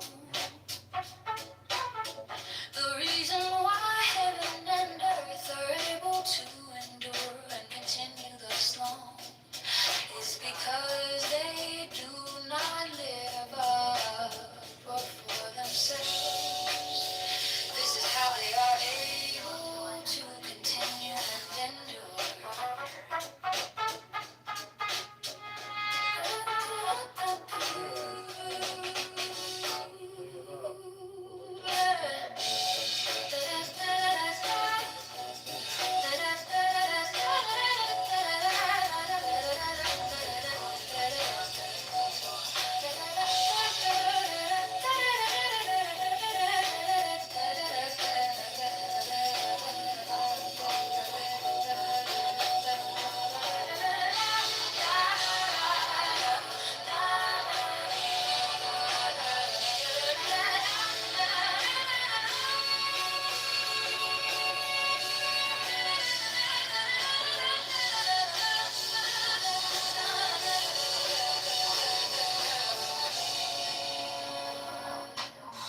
Therefore the sage puts his own person last, and yet it is found in the foremost place.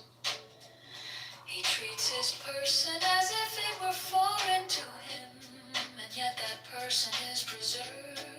Is it not because he has no personal and private ends that therefore heaven is long, enduring, and earth continues long?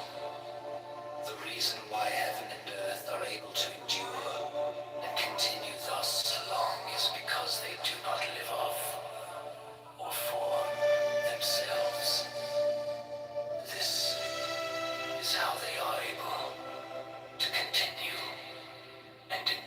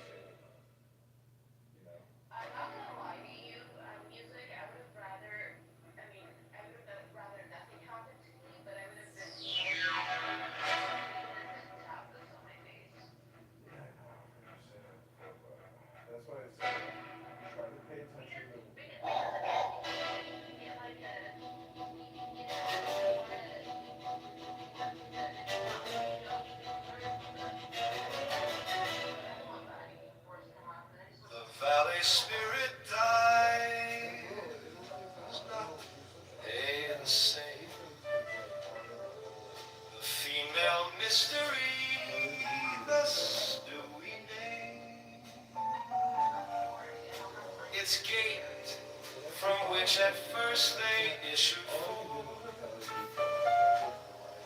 is called the roof from which grew heaven and earth. Long and unbroken does its power remain, used gently and without the touch of pain.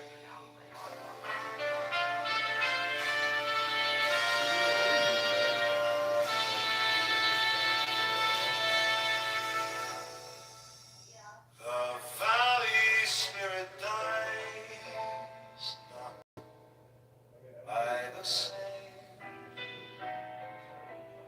The female mystery costs dewy name. Its gate from which at first they issued forth is called the root from which grew heaven and earth. Long and unbroken does its power remain, used gently and without the touch of pain.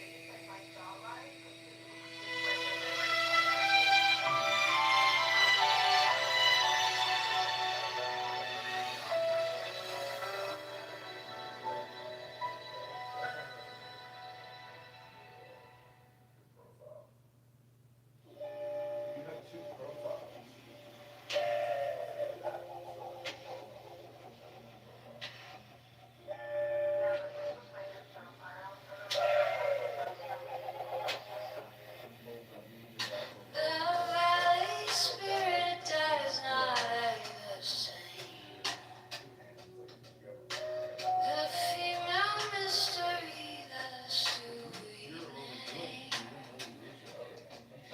Its gate from which at first they issued forth is called the root from which grew heaven and earth. Long and unbroken does its power remain, used gently and without the touch of pain.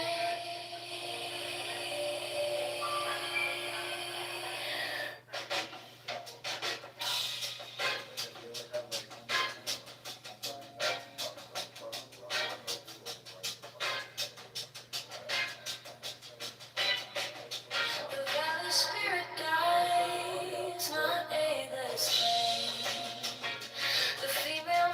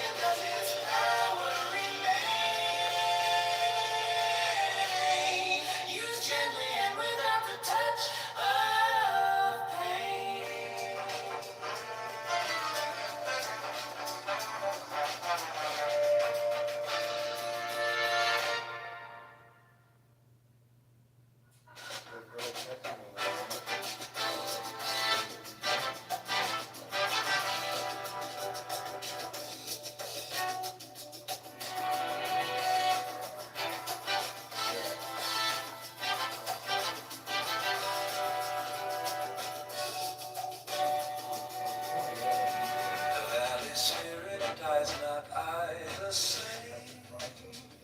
The female mystery thus do we name. Its game from which at first they issued forth is called the root from which grew heaven and earth. Long and unbroken does its power remain. Used gently and without the touch of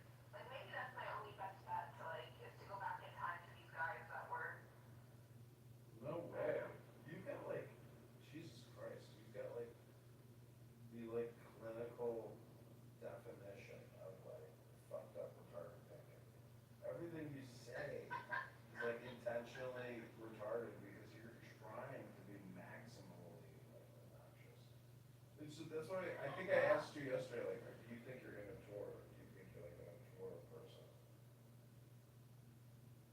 Like, that's what I say. You're very childish. What? Why is that childish? So you don't think I should go back to a guy that like? You don't think I should go back to them? No way. Like, get on Hinge and like try to schedule some dates over like the next month. But the thing is, I'm saying that like, I don't know. You're not saying shit. I'm telling you, you ain't doing shit. Oh shit, talk that shit, music. Yeah, she knows it's true. We've already covered all this, and she'll just honest and we never even talked about it. I think there's no replays. She doesn't like to take notes. She just comes here to like, get her free shit. Where? So she basically be sitting here asking you questions about a nigga that you constantly fucked her over multiple times. Yeah. She knows when shit's wrong, but she continuously goes. Yeah, she's the little girl who You know, like, cried I wolf. couldn't go back to him, mister. Listen, like I said, she's immature. She's playing games. Well, you kicked him? Why? He was confirming my diagnosis here. I didn't. I literally have never gone back to like him. I know, but you were here talking about it. I'm like, maybe that's my only like.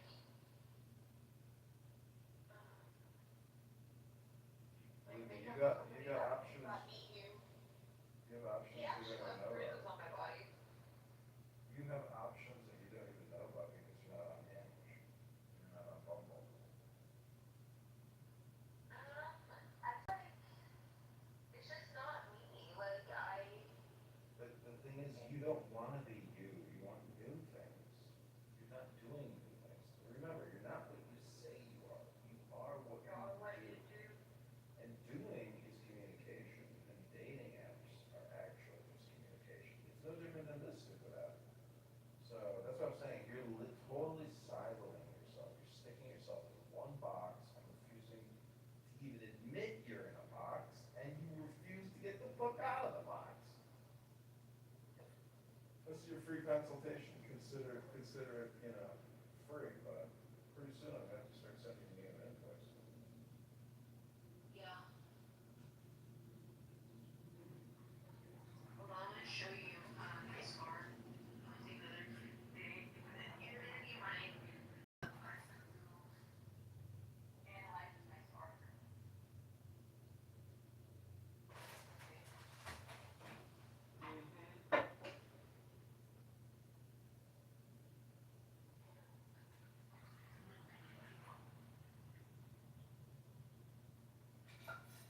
I really want to go to the gym every day, but it's so hard.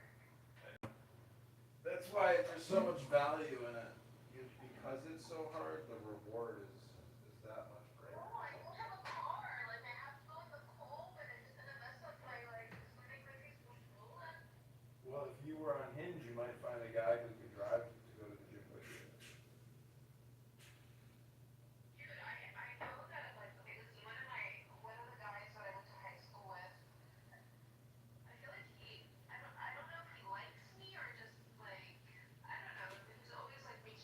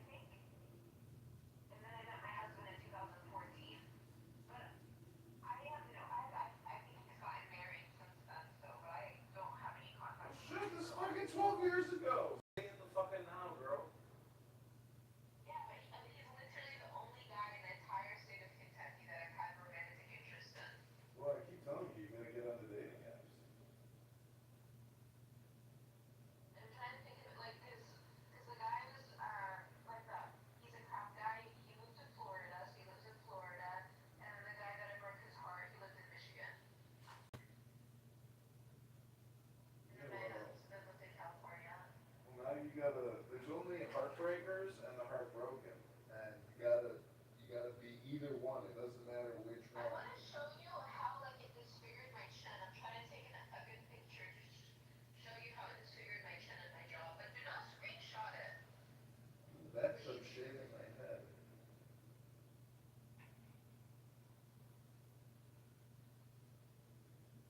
Actually, it doesn't look bad here.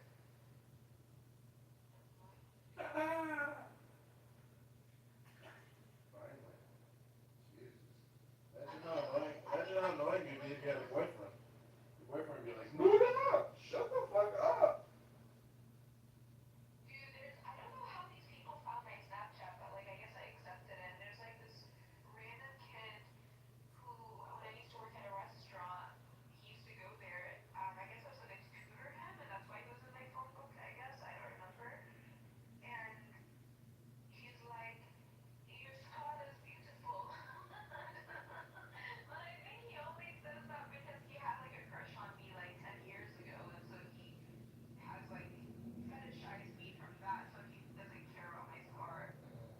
Like people who like care about you before, you know, but it's not like Diego and I like spent a lot of time together where he knew me before I had the scar. God, you're so pathetic, Nora. Dude, sue me. I like the guy. Like, what do you want me to do? I keep telling you, I want you to get on Hinge and Bumble and talk to other people because, you know, life isn't. Okay, if Diego comes online and says, okay, we want to do that, and then I will. Okay. But like, how many, like, you have to He'll tell probably me. tell you that because he cares about you. Well, I asked him, like, do you want me to get married and have children? He's like, I don't think you're ready. Yeah, well, that's a big difference from fucking having a profile on Hinge and scheduling a date on a Friday night like a young woman. What the fuck? Is it like local? Does it come up with like people like around you? Don't bullshit me. You fucking. Yes, the fuck. You go to a nice local restaurant with a nice guy around your age, and you'll be like, you'll have a nice time. Then you'll come back on here and you'll be like, hey, have a good time. Listen, when I worked at the Marriott, there was this guy who asked me out, and I like went to a fancy restaurant. You know what I did? What? This was like before I met Diego. It was like maybe 2022. And do you know what I did? What? I canceled. I did not go. Oh my god. Oh my god. Yeah, I canceled. Don't say it's true. I have literally, I'm trying to think if I've ever gone on a date with somebody. No. Like the only people that I've gone out with is the people that I really like. Wow. I've never just like, no, I think I went with some kind of, maybe in my early 20s, I had a date with some guy at a restaurant. I don't even remember how I met him and who he was, but I think he was Eastern European. I guess I like Eastern European looking guys. And he had, but he was really, really hairy, like his eyebrow one. Like he was like hairier than me, and I'm pretty hairy. Yeah, I don't date, like I'm stupid. Yeah, you're stupid. You're lucky you got a free fucking guy in a hot bath right now consulting with you for free. I'm trying to, I want to always see how crooked my smile is now.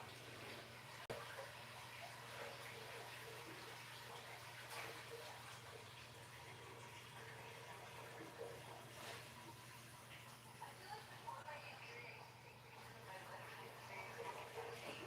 So I was like taking a picture of like my jaw and my lips really closely. And now it's not sexy.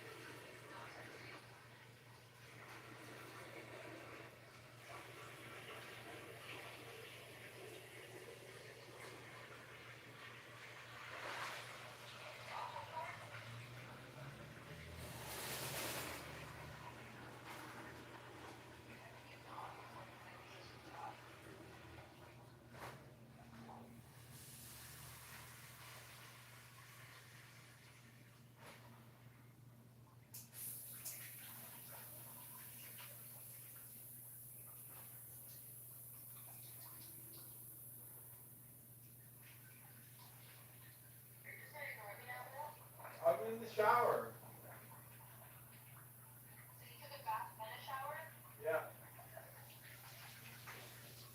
life, Nora. Life is good. You gotta treat yourself like it's a spa. Yeah, I'm here just crying all day. You gotta get in the hot bath. Hello? Oh, yuck.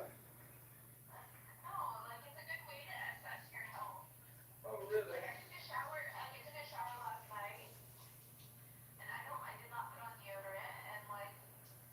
Smell great.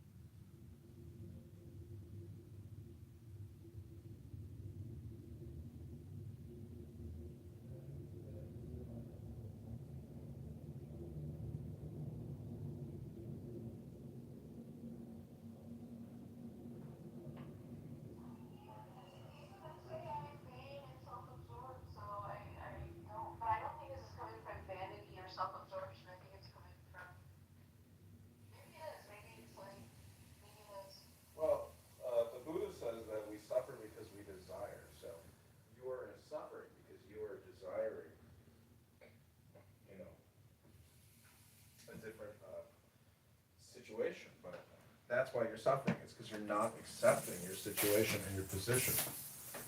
See what I'm saying? Yeah. So anyways, I'll send you the bill. If you can pay it by tomorrow, end of day. This has been your free therapy session. I hope you've enjoyed it. Can you give me money instead of paying? Are you kidding me? I got 100 girls texting me for Christmas donations this year. There's not enough money to go around. You're lucky I'm giving you a verbal consultation for free. Oh, thank you so much. You're welcome. Please put down notes so we don't have to repeat ourselves. And I'd like to just leave you with the deepest breath of the day. Hold it for 10 Oh, you're seconds. leaving me, bro? Wow. I thought you got showered to be clean on Clubhouse, not you were leaving.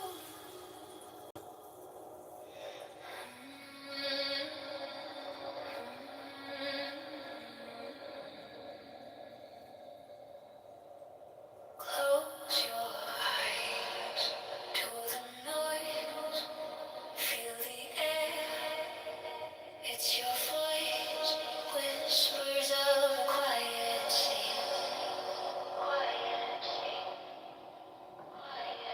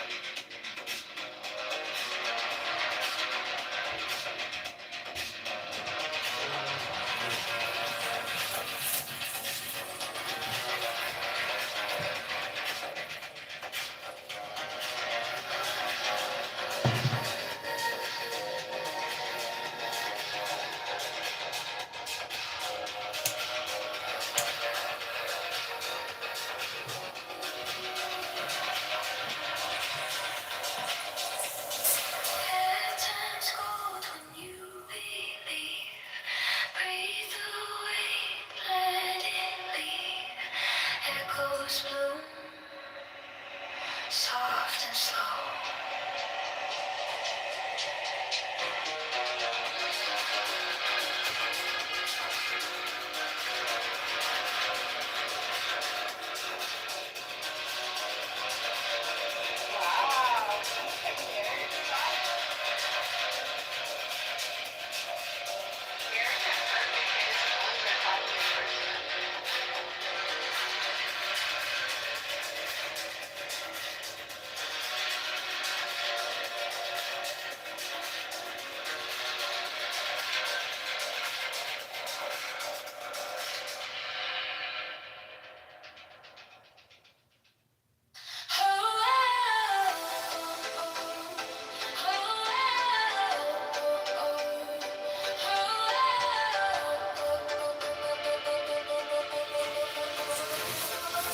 Take the deepest breath of the day. Feel the weight start to slip away. Count it slow now, 1, 2, 3. Let it rise like a tide at sea. Oh, oh, oh, oh, oh, let it go, go. Feel it flow.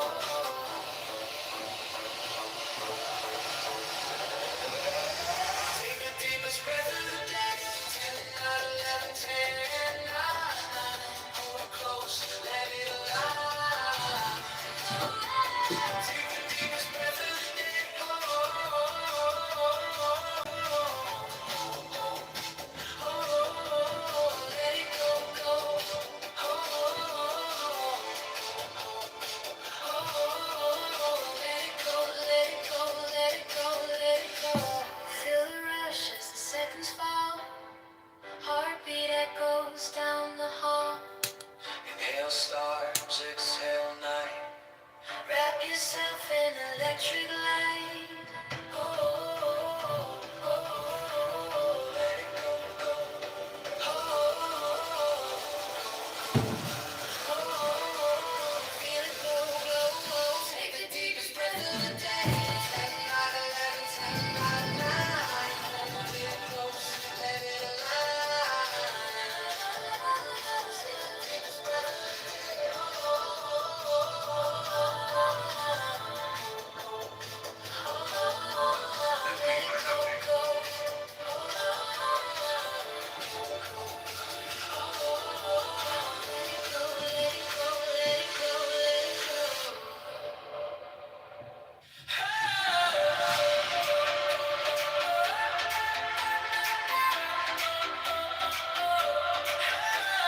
Take the deepest breath of the day.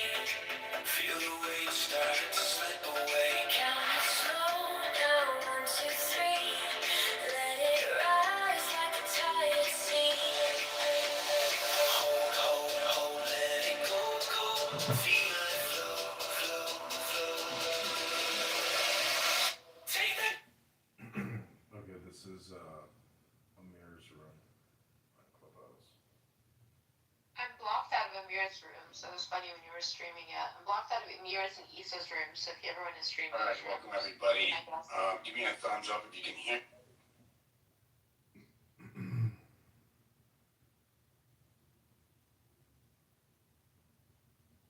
Did you leave? I'm here. Can you hear it? Oh, he's not doing it. He stopped it. How did he not block you? It's not me doing it. Somebody else sent me the link. Oh.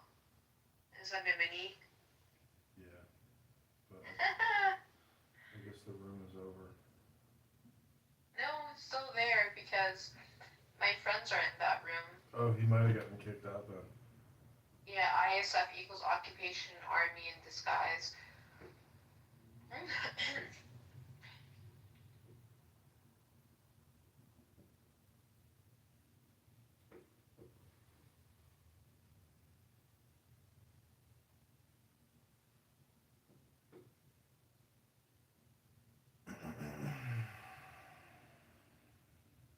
Huh. Do you use Aquaphor? What's that, cologne? No, it's a type of Vaseline. It's called Aquaphor. No.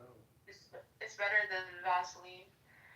I've been using it on my scar to massage it because the doctor told me, or the nurse practitioner told me to do that. Mhm. And then my lips are so chapped. I think it's because I've been using really bad lipstick. So I've been using it on my lips too, Mm. trying to make them better again. Mhm. So they don't look like weed lips. Yeah, keep those lips hydrated. Nobody likes chapped lips. I mean, how do you hydrate your lips? You wash your lips, and then you put chapstick on them, then you put Vaseline on. You just always keep like an epidural layer of like, oil, Vaseline. Yeah. Yeah, but chapstick is not good for your lips, but Aquaphor is. But like I said, I used to, I still have it. They're like really old lip thingamajiggers from Huda Beauty. What are they like? What are they called? The ones that dry? Can't remember, but I was wearing it a lot when I was in California to try to. Lip gloss? No, it's not a lip gloss. It's because I like lip gloss, but I don't Right like now, it. this is the path to gun control because the other ways didn't work. They didn't. Well, They right, well, New completely Jersey. failed. So hang on, didn't New Jersey win a big one, Mark, with from the may issue to shall issue? Sure, that's the Bruin decision. That's huge. Yeah. That's huge. That's carry. So like I said, Yeah. you're always gonna see back and forth, Mark, with legislation on this stuff. You're always gonna see that. What I just did, I got emotional, but what I just did is I highlighted a mentality that is not a winning mentality. So take it where you want to go, but the point is that gun control is evolving, right? It's a cat and mouse game, and it has evolved into a new complaint because of the Bruin decision, because of the current makeup of the Supreme Court, because magazine restrictions has lost in certain jurisdictions, right? And 1 gun per month and blah blah blah. And you say, I don't care, Mark, I'm in a wonderful state, right? I'm in a wonderful state. But these federal decisions, when there's these lawsuits against the states, and they go into the federal district, they become the case law that is cited in your state. And it also. Yeah, I agree. And then when you get some when the composition of your state government changes, do you think that they are uneducated and they don't know what works in the club that they're in? They go, oh, I just gotta pull a jersey. I gotta do a Matt Platkin. This is how it works, people. And it's like, I'm a little emotional about this because I'm sounding the alarm. I'm trying to tell you. You have to change your mentality or you're going to lose. And in this case, we're talking about rights. So, if you think that you're going to be Billy Badass with your 50 cal and some can and some bullshit and you're going to take on the world, that's a good mentality. But I have a better one. I don't want to be in that position. Hello? I don't want it to go to a gunfight on my front door. Your lover. That's stupid. Well, then, Mark, maybe we should focus on the person. 100%. Yeah, this is just what it comes down to is you must preserve all your freedoms. You must, right? Because whether there's malady, it could be malicious. It could be they just simply want to just take away your life. Guided and protected. And it could also just be fear-based. It could just be ignorance, right? What religion are It's you? a belt-fed machine gun. That sounds reasonable. But you don't know the implications of that restriction, right? You just don't. Actually, we do know the implications, right? I'm very happy right now at 10 a.m. Europe. I really feel Like we know what happens when you take away caffeine with soda right citizens' now. right to protect themselves. We know how this story ends. Diet Coke right now. I love. Right. So hey, Mr. Knight, no hard feelings. I got a little emotional, okay? I'm just trying to warn you. We're on the same side here, okay? I am just trying to warn you and the people that you might want to look at the situation differently. I'll just leave you with that. So no hard feelings, buddy. Yeah, no hard feelings, Mark. I'm Nice. completely squared away, and I'm sure so are you. I just deleted over like 500 Do we have any hands? tweets. I think we got no true. They're still on the way back machine. Hey Donnie, what's up, bud? They're still on the way back. Shit, I'm almost scared to comment. I never hear Mark get that worked up, and my last name is fucking Knight.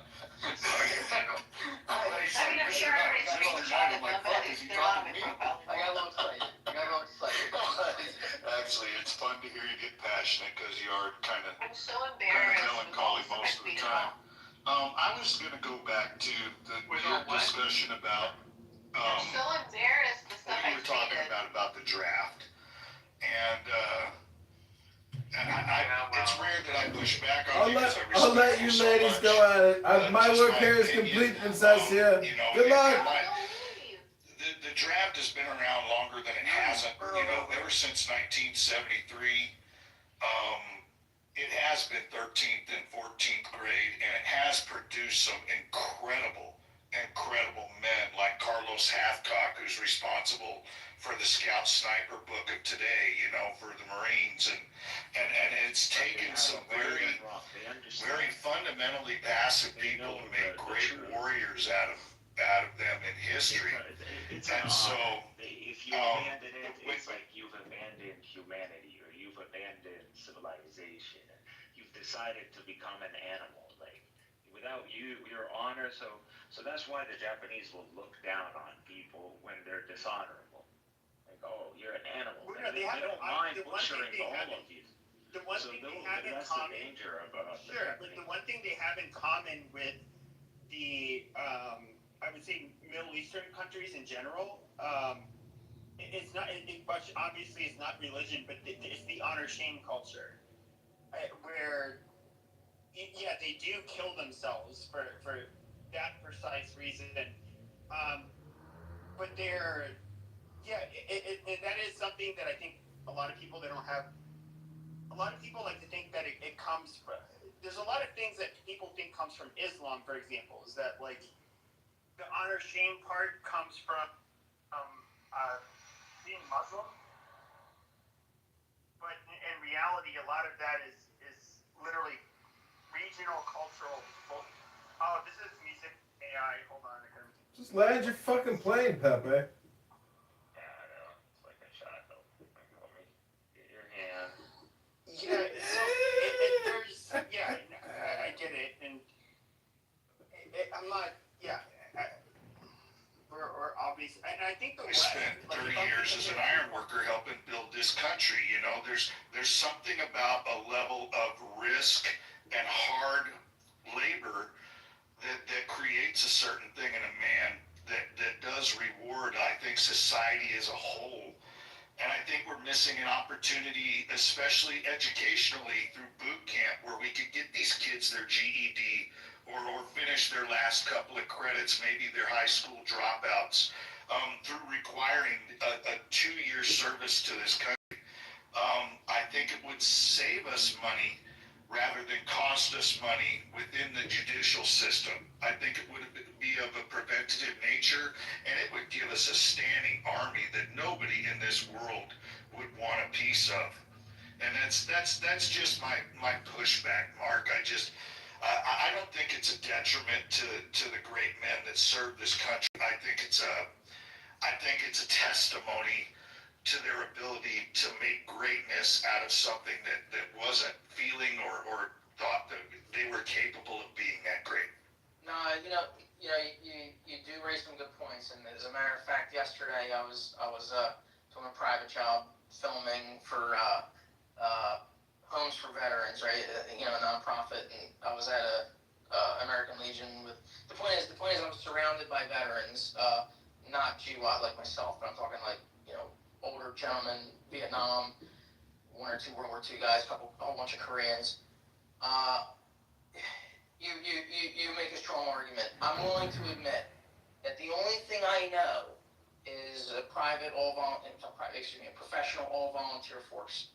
I'm willing to admit that. I'm probably compromised and jaded and only want guys who quote-unquote want to be there, okay? I'm probably very much compromised. Well, and you're proud and you have every right to be there because of the commitment and that you earned your position and it wasn't a forceful thing upon you. Right. In fact, if I remember back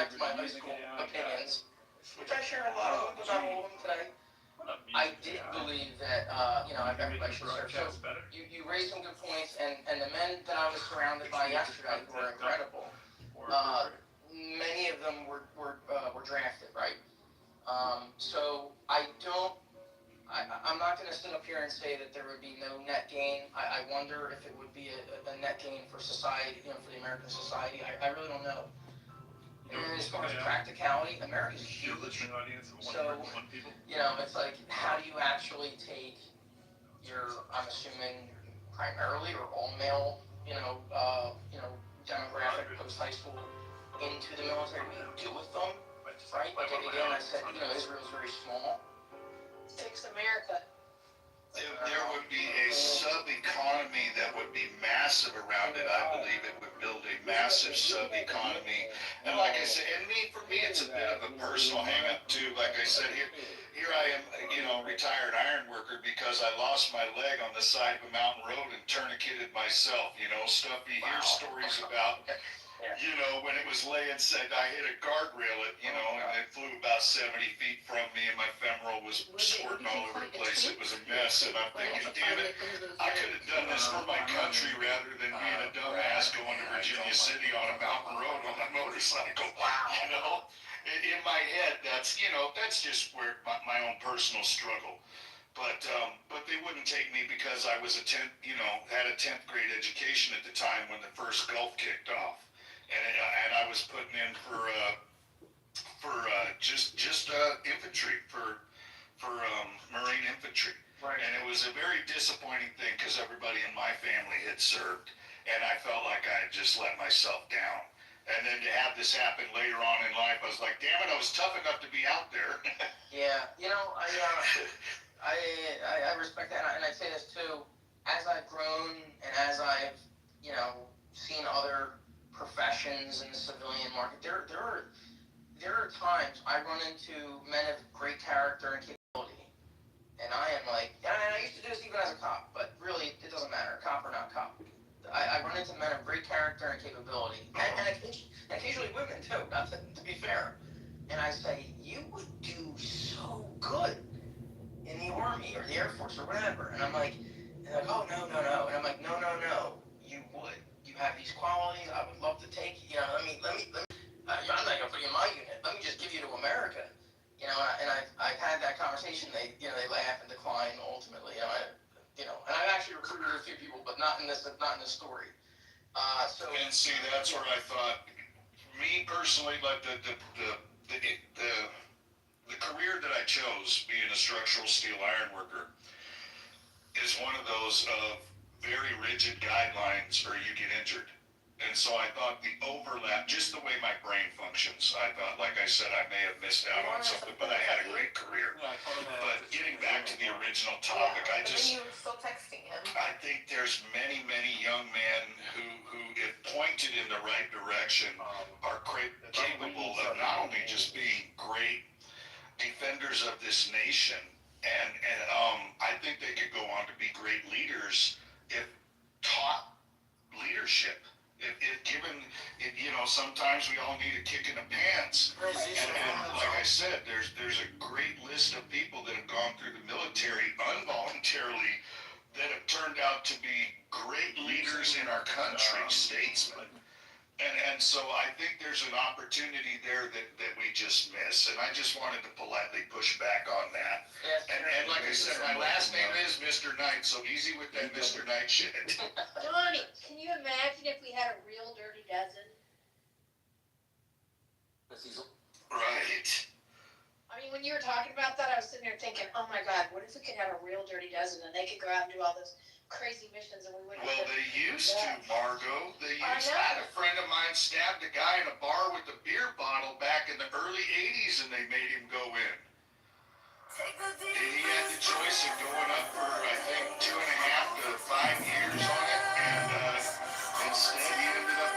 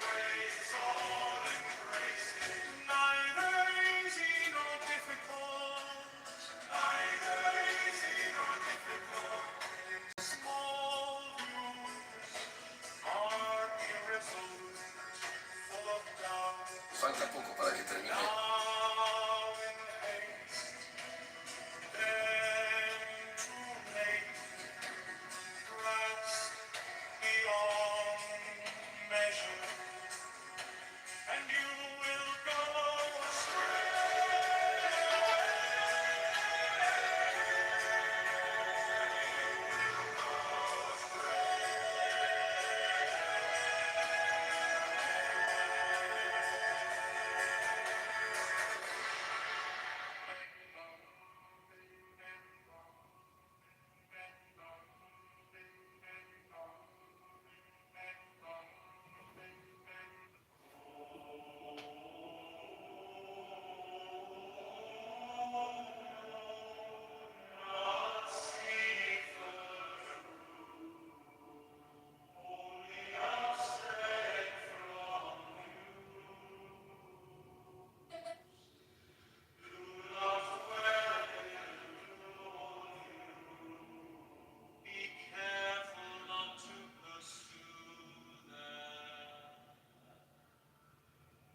the slightest trace of right and wrong, and mind is lost in confusion.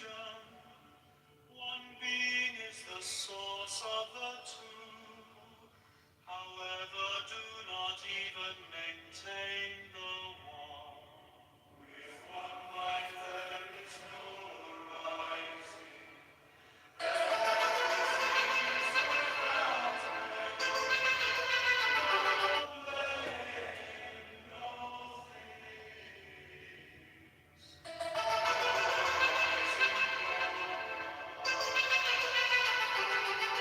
The subject follows when the object ceases. The object is expelled when the subject sinks. The object is related to the subject. The subject is related to the object. If you want to know these two, their origin is one emptiness. In one emptiness both are equal, evenly containing innumerable forms. Do not differentiate chords and fine, and you will not be for or against. The great way is all embracing, neither easy nor difficult. Small views are irresolute, full of doubt. Now in haste, then too late. Grasp beyond measure, and you will go astray.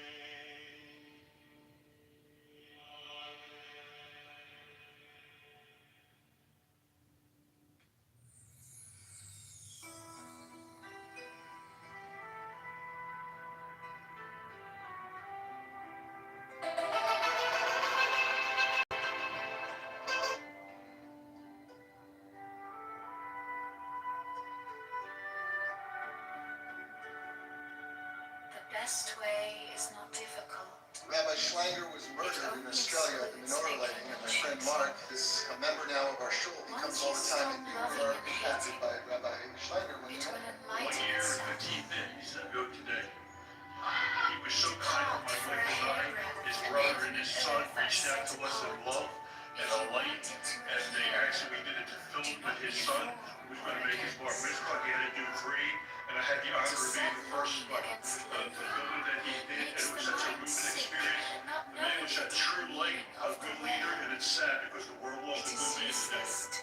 And you were in Poland trying to trace your Jewish heritage, 100%. and that's where you met him. And we have only life and only happy Christmas. Happy holidays. There is no suchness.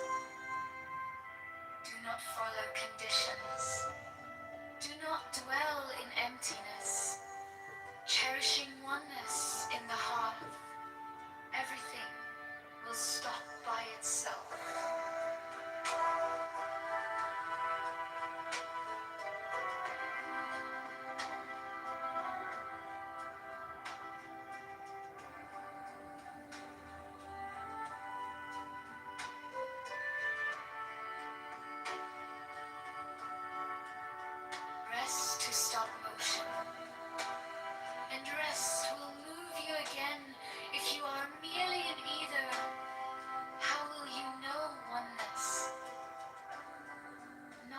understanding oneness.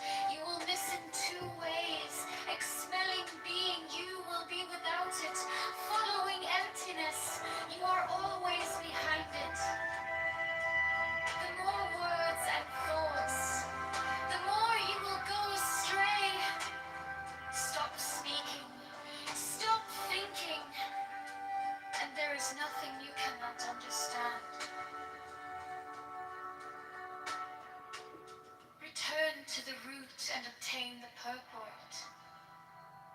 Following the outcome, you lose the source. For a moment, turn inward and surpass the emptiness of things. Changes that go on in emptiness all have their cause in ignorance.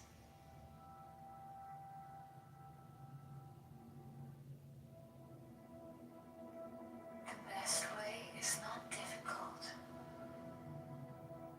It only excludes picking and choosing. Once you stop loving and hating, it will enlighten itself. Depart for a hairbreadth, and heaven and earth are set apart if you want it to appear. Do not be for or against. To set longing against loathing makes the mind sick, not knowing the deep meaning of the way. It is useless to quiet thoughts. It is like great vacuity, with nothing lacking, nothing in excess. When you grasp and reject, there is no suchness. Do not follow conditions. Do not dwell in emptiness, cherishing oneness in the hearth. Everything will stop by itself. Rest to stop motion, and rest will move you again. If you are merely in either, how will you know oneness? Not understanding oneness, you will miss in two ways. Expelling being, you will be without it. Following emptiness, you are always behind it. The more words and thoughts, the more you will go astray. Stop speaking, stop The most important and there is nothing you cannot understand. Return to the root and obtain the purport. Following the outcome, you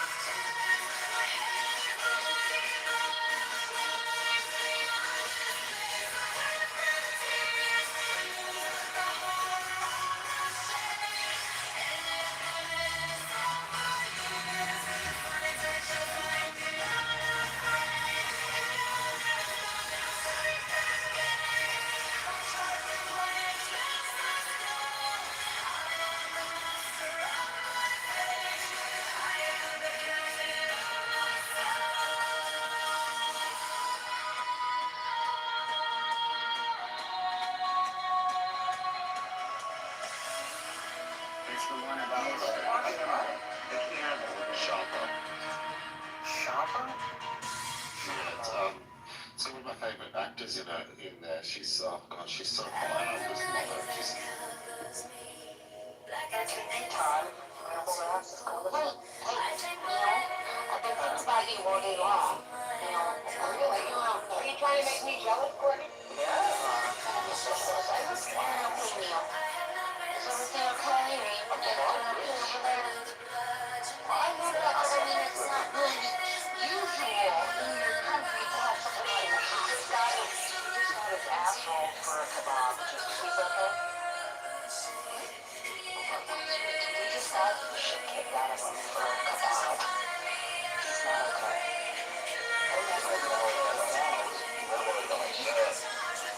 He was worried about the policeman, I'm not sure. Corey, do you have any news for us about Reiner and his wife? Well, you know what? Actually, no, I was going to tell you too. That guy, Steve Rappner, the guy you like, does TV Agenda TV. He's on right now. He's on YouTube Live.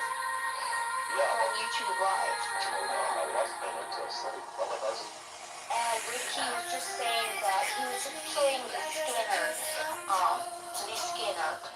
of the panel, and apparently we called in as a criminal arrest. Yeah, well, I know, but I don't know why.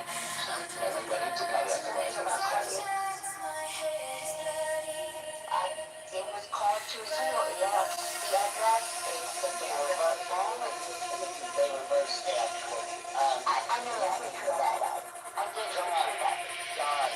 John, who are you? What do you want? But that doesn't mean I'm lying, okay? It doesn't mean I'm lying. Yeah, I'm reading it right now. I can read you the headline if you want to hear it. no, thank you.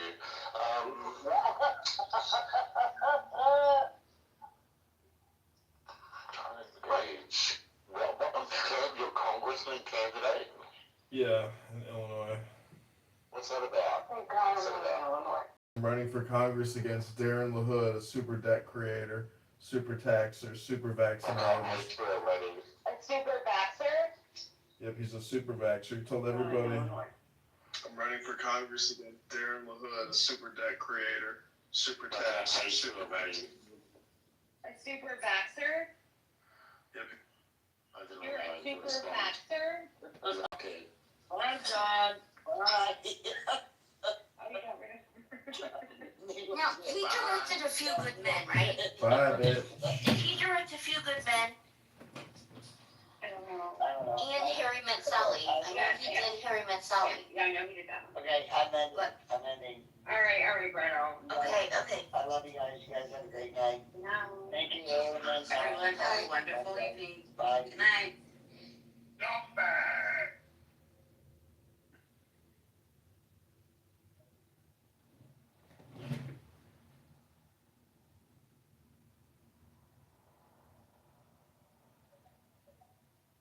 The only one that Ken Burns really did. What universities he went that was very good was national parks. That was. Again, that's the footage. Well, yeah, also, I privileged the.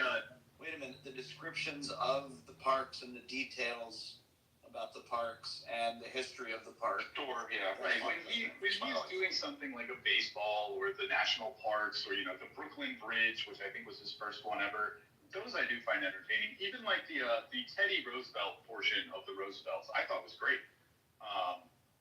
It was a little, of course, when they get into some of the imperialism stuff, but I found that at least that first part of the Roosevelt stuff to be very interesting. And he's got one on Da Vinci that I've never seen. The only I think Teddy's also very misunderstood. The only way you're going to get a grip on Teddy is by reading the Theodore Rex series, like the gigantic biographies on him. And there's a couple other books. I actually think Josh Hawley had a really good book on the mindset behind Teddy. But he's read Mornings on Horseback, and that's a good one. Also, you're talking about the senator? There's a really good book, Teddy Roosevelt. It's written so Josh Hawley. It's written so creatively and fun about the origins of American imperialism, and he and Henry Cabot Lodge are He actually wrote it out of Ghostwriter. dumbass. It's about him and Henry Cabot Lodge, and it's really good. It's called The True Flag, and it's a fun read. But it's about like the origins of like Harvard imperialism and stuff like that, and sort of the tension with Mark Twain. He used the same ghostwriter as Jack Posobiec. That was good. That was good. And Charles Johnson. Is he getting out or what? Coming up We should get out for Christmas. Wait, Luca, were you the one that told me someone wrote that Coolidge book that Charles claims he wrote? Oh yeah, Charles did not write that. That was ghostwritten. Yeah, so Wait, Clancy wrote a book? There's a big hearing coming up after the receiver. No, he did write a book. The Luca receiver made their finding on Thursday. He published a book in his name that he did not write. Luca bought a side copy. Which is funny, right? First edition. No, Prodigal, I don't think Prodigal heard about this. On Thursday, the receiver did their finding and suggested that there should be an investigation into criminal charges. Whoa! So they found him non-cooperative. Yeah, and but just sort of based off of what they discovered from Johnson's, assets, his attempts to move things around. Now he's going to move on to be pardoned. Said that they wouldn't rule out. The language basically said that criminal charges wouldn't be unheard of for this type of conduct. When the judge is the black CIA wing of the intelligence services able to intervene in this case? So that's not a. Well, Howard is looking into it. To be determined. Probably already have. They're vigorously looking into it. The Mormons are that powerful? People they don't have the pull they used to, but we'll see what they can do. They're apparently contacting. Yeah, maybe it was fucking right. Maybe I should have been worried about the Mormons all along. And the Quakers. It's always the Mormons and the Quakers. Yeah, but I think it's like, Zach, at this point right now. The reason why Goldman Sachs built the camp in Do you think that he ever snaps out of it? Do you think he ever, I don't think he ever. I don't know. Prodigal. You are such a like Marvel movie. You're such a Marvel movie millennial. Like after every sentence, you have to have some quippy, like unfunny comeback after everything. It's like you're like a Marvel movie character. You're not even a real person. It happens. So do you think he ever steps out of it? Nope. Because I think at this point he's pushed against the wall so many times, right? And each time he's just double, triple down. Only if he's medicated. At this point, wouldn't it? I mean, it's fucked up to say, but it arguably might help his case if he's going to make like a mental type play. At this point, if he doubles down, I mean, if he's so far deep, who knows? Your Honor, I'm clearly retarded. Clinically diagnosed. Just ask all my mutuals on Twitter, Your Honor. Minus 120 for. Well, it's looking very unlikely he'll be released from Johnson County Jail soon. And because he's not a registered inmate, a lot of his Royper supporters have not been able to send him money on the commissary. So I don't know what he's doing for that, and I don't know how it's getting juiced. Wait. You shared many a space with him. You've had him over your house. You haven't said commissary one? Even if I wanted to, I couldn't. Zach got the call. So you just wanted to accept a collect call from Johnson County Jail. No, I wouldn't answer any of those. Zach's hanging up. Any telemarketer. Zach called his provider. He was sitting taking a shit, and he Zach himself the house phone because he's like old school, right? And it was ringing, and he just. I need a sound mind to fill me in on what I missed. I mean, what did I miss?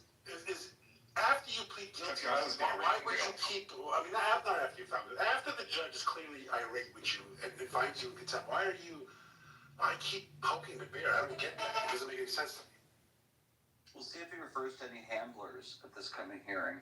The judge will be really angry if he does. So. Judges even beat the shit out of him. He has to admit that everything's a lie, and he just can never do that. Is it possible that maybe this Gator character has, maybe he's played him to an extent? Maybe he's bought into something that person did? Maybe. I mean, who knows? Maybe. I mean, but so if what the receiver said comes to pass, and there are criminal charges brought or an investigation at the very least, I'm sure that this person will be implicated, especially if he's got his name on any investment or anything like that. So I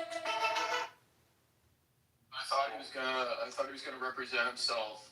It was gonna be great. It was gonna be like Philip Rivers coming back to the Colts at 44, and Charles was gonna beat the Leviathan, and he was going to be victorious, and then he was going to run for president. I thought all of this was going to happen. I don't even know how to comprehend the fact this isn't happening.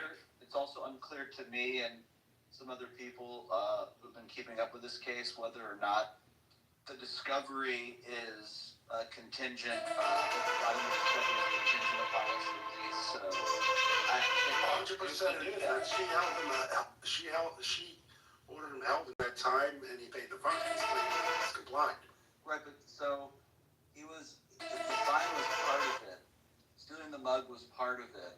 My point is, he's claimed he's complied, but there was other filings showing that he was doing other stuff allegedly. Right. So the receivers are saying that other improprieties were taking place that could be conceived as or construed as criminal, and that some of the demands that the judge had made previously in the case that had led to serious frustration and threats of I'm gonna hold you in contempt, or continued failure to provide what the court asked, and doing it without any legal counsel. So just being like, oh, I didn't know, I wasn't aware, can I get back to you? And finally it's like, all right, so you're not doing what we're asking, and you're wasting our time repeatedly. Meanwhile, the person you're suing or who's suing you keeps filing motions about how you're fucking up and continuing to back up the fact that you should be locked up. So this is not going to end well, and I do fear for our friend that it could get criminal in nature. Why would you consider him your friend? It's sort of an expression, Luca. See, Kaiser, see what I'm saying? The young generation doesn't understand the niceties. Actually, we're proud. Really over nothing. I don't know what was gained here. Yeah. That's the insanity of it. I mean, at a certain point, it's like you're stealing mugs from the court. It's like, what is like? He's making a clownery and mockery of it, and No, it's not that. It's the fact that he will never admit that everything he said is a lie. He just will never admit that. That's it. Well, did you ever expect it?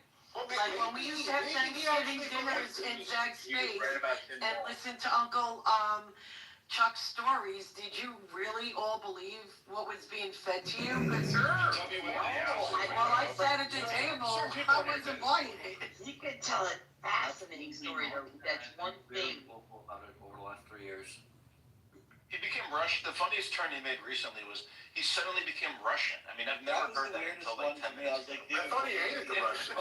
He's going to this like Russian lore. Yeah, he's like. No, I think honestly, everybody sitting in here would listen in disbelief. It would just be amazing. Like a shock job. I never know where he was going to go. He was a founding stock Russian American heritage. Several times he'd be like, mine and Zach people. He would make that reference. He'd be like me and Zach. There's no way. He was all very with the Ukrainians for a long time, so I was like, wait a minute, Chuck, you don't have. He's like, I may have had some Baltic, German, Russian ancestors that may have fled at some point through an uncle or maybe a married relative. Racial goals out that time. I couldn't remember what he said. That was all tongue in cheek. He was fucking around. No, it wasn't. Yes, You're just he an was. Interesting. Yes, he said it numerous times, apparently. No, listen, even some of the stuff he filed with the court, there's some, I think he might actually believe some of this shit. Some of the stuff he filed is not factually correct, at least to my knowledge, and he's still, who knows what's going on there? So I don't really, maybe we shouldn't talk about it. Well, I mean, so... It was the other shit. Folks have to remember. Is he leading? Another thing folks have to remember. Yeah, but who cares? When you're working for some of these privately held companies and you make agreements with them, they're not going to offer you stock. They're more likely than not going to offer you stock option. And those options usually have deadlines to exercise them. And if you don't exercise the options, you don't get the stocks. So I'm based off some information I know, I don't want to talk too much about it. It wouldn't shock me if a lot of these things that were stated were in fact options at one point that were never exercised and probably can't be at this point. I do want to say the white kid who was arrested in the Brown University shooting has been released. They're announcing it right now live during a press conference.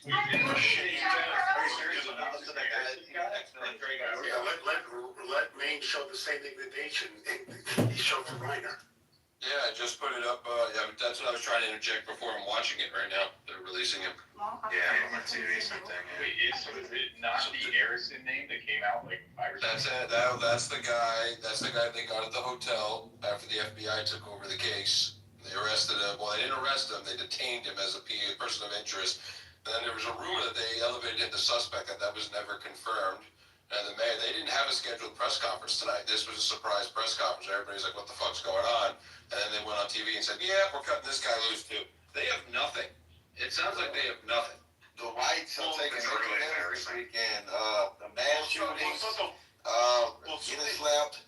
All right, you guys take L's constantly. Let's continue the conversation. Yeah, actually, can we not? It's interesting because I think we were talking about this space or somewhere else, but Brown is a really spread out university all over Providence. There's no central location. And then they have 800 cameras on site there, but the problem is this is only in one building. And these private colleges, most specifically they don't want the cameras at all the fucking Exactly right. Yeah, they had a big to-do there at Brown with their student union. They hate them so much because they More interesting, privacy, that it was a conservative who was targeted at Brown. That young girl who was shot and killed, so. I mean, the point is that this is why you shouldn't. I fucking hate the concept. Why do we have to live like this? Students should not have oversight of security. Tell them that, yeah. It's fucking retarded. So stupid. I don't even understand what's even in the budget. Shit. It doesn't even make sense. It's off the chain. I can't tolerate this. We must do something. You know, FBI assault blacks are like boycotting Target right now. Does that just mean you guys aren't going to loot Target? You're going to loot Walmart instead? Or what's going on? So what you're saying is we should loot Target. Man, shit, man, they got Legos and shit at Target, man. Target has placed lock cases on all the merchandise, so they can't. Exactly. They need to be boycotted. We can't fuck with them. You think they did that shit for fun, or maybe certain demographics would take it a bit? FBI, I was getting a $10 thing of soap. I don't know what brand it was, right? And it was in a block box. Like, your people ruined everything, bro. I can't. It's made of your people. The soap is. But anyway, it's made of my people. That being said, Black Power and reparations is a wonderful Sunday. The whites are taking major L's this weekend. Did you see the Groiper get smacked in his face and run off crying to Nick? As usual. Yeah, Kevin Smith's a white guy, and he's like surprisingly taller than those great person. I've met Kevin Smith and hung out with him. He's pretty short. You know I'm talking about Bosco. That guy's literally 5'2", Fall, that little guy. Yeah, Kevin Smith's like Danny DeVito. They're not making the accusation. He looks like he's like 5'5". He made Danny DeVito look like a G. That kid was crying after that. How does that affect white people in this? Why does that affect white people? So how tall are you, FBI? You're like 5'4", right? You kiss my ass. I'm Mike Tyson's height. You a little I'm bit. Tyson's height, homie. I'm Tyson size. You heard me? You know what's funny, Ziggy, if I may speak? Honestly, I could feel. You know what Malcolm X said. Come on, man. Monica, don't do this always to me. I'm their friends. If you could see a future alliance between FBA and the American Jews, I think there's something possible. You're retarded. This used to be a lie. The Jews were retarded by lying. It will happen. Spit in the face. No. FBA is different. FBA is a new movement. I think FBA will give you the muscle to fight against the Americans. On the record, sign the contract. If you want to get paid, sign the contract. Matzo ball soup and the fried First you have to delineate people. I'm just saying. If you ain't ready to get down and delineate, then you're out of the friend group.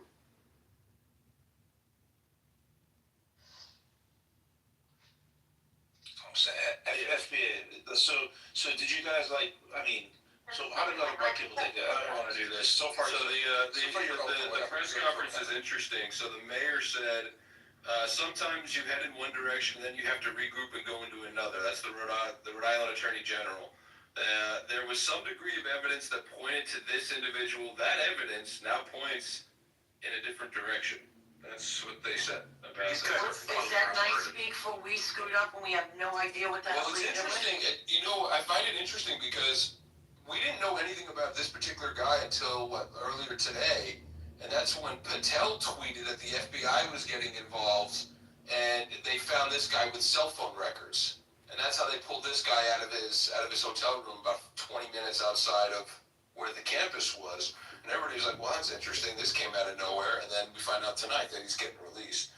They're being kind of shady with the answers here a little bit. So I'm gonna keep listening. I'm gonna dig around a little bit. But it's just really bizarre. Like how we got to this point with this particular dude. When do mass shooters get away? Well, that's just like if you think of a mass shooting event where the shooter was never after. No, I mean, like, not to this magnitude, I guess, right? But typically there is. I mean, curious to know what was the largest American mass shooting where the shooter was never apprehended. It can't be more than. It doesn't make any sense. Yeah, that's crazy. No, I don't remember one.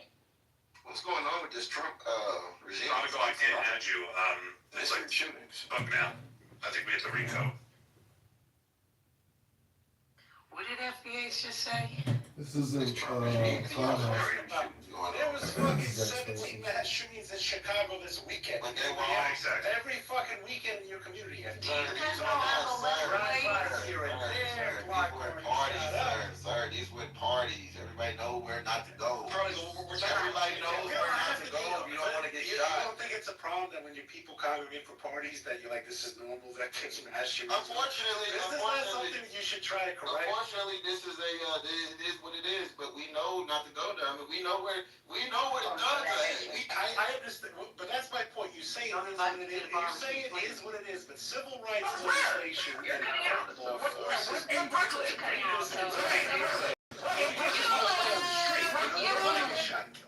We didn't gentrify your neighborhood, so you gentrified ours. In Louisville, You left us no choice. We had to start taking some back. I mean, I think we know that the answer to the question we just. It's not us. It's the Mexicans. The Latinos have pushed you out. The Latinos have pushed you out. It's not the whites. Maybe it's certain parts. The Latinos are broke. They don't have money. They're broke as fuck. That's you. No, they don't have to have money when there's 30 of them in one house getting paid cash weekly. They don't even own the houses. They fix them up. They don't care. They rent each fucking bedroom like a separate room, like a fucking hostel. They're making money. They don't own none of these motherfuckers. They rent them. They fix them up for the white people that didn't live in them. Exactly. And they know if they're in a blue state, they're not getting kicked out by the courts for like a year and a half. They rent out each bedroom and they walk away with like 80 grand. And they're working. Well, the whites lose, don't they? The whites lose, don't they? That's what it sounds like to me. The whites lose big time on that. I think Dina has her hand up. Take 1 second, Black Boy. Go ahead. Mercury is strong in this space.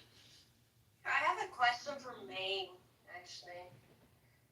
Maine says that he would join any sort of space, it doesn't matter, because he wants to talk to any kind of people. But what is your limit? Like, how un-American those people have to be for you to stop joining their spaces? Because honestly, you look like a clown when you do that. Thank you. Is that a question or is that a? Yeah. The question is how anti-American those people have to be for you to stop joining their spaces. Talking like a true Midwesterner. Go ahead, ask your question. I bounce around from space to space. I don't stay in one space particularly long unless I fall asleep, which is routinely this one, because this one's usually a little bit later than I like to go. But I'll go into plenty of different spaces. I don't like echo chambers. That's not the question. I don't like echo chambers. And Adina, I'm not going to do this with you. I'm not going to do this with you. And you're going to call me un-American from somebody that's barely American? We're not going to have this conversation. To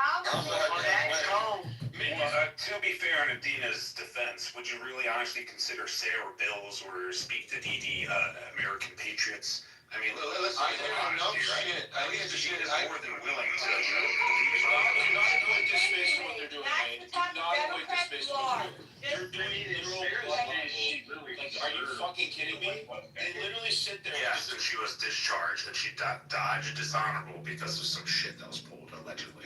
I get shit from going into a lot of different Boy, I'd like to spaces. study it. Where did I Stop go? equating that to this space. That's not fair, man. It's nice and shiny. Just stop to that. I get shit from going into a lot of spaces. Dina, to be fair, you're not Somali. If you were Somali, the handmaid would say you're super American. But it's okay for you to call me un-American, though. That's okay, right? I said those panels are un-American. You constantly are on them, and you never open your mic when they say bullshit.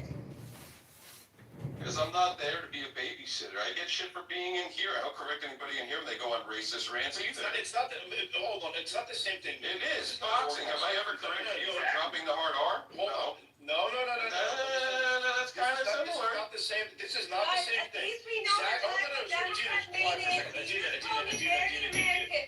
Adina. Trust me. We're gonna record this and we're gonna put it out. This is a bullshitter space. Go ahead, Following Zaganol prodigal. Crashing out on everybody this week. They're not. Hold on. They're not running a propaganda space.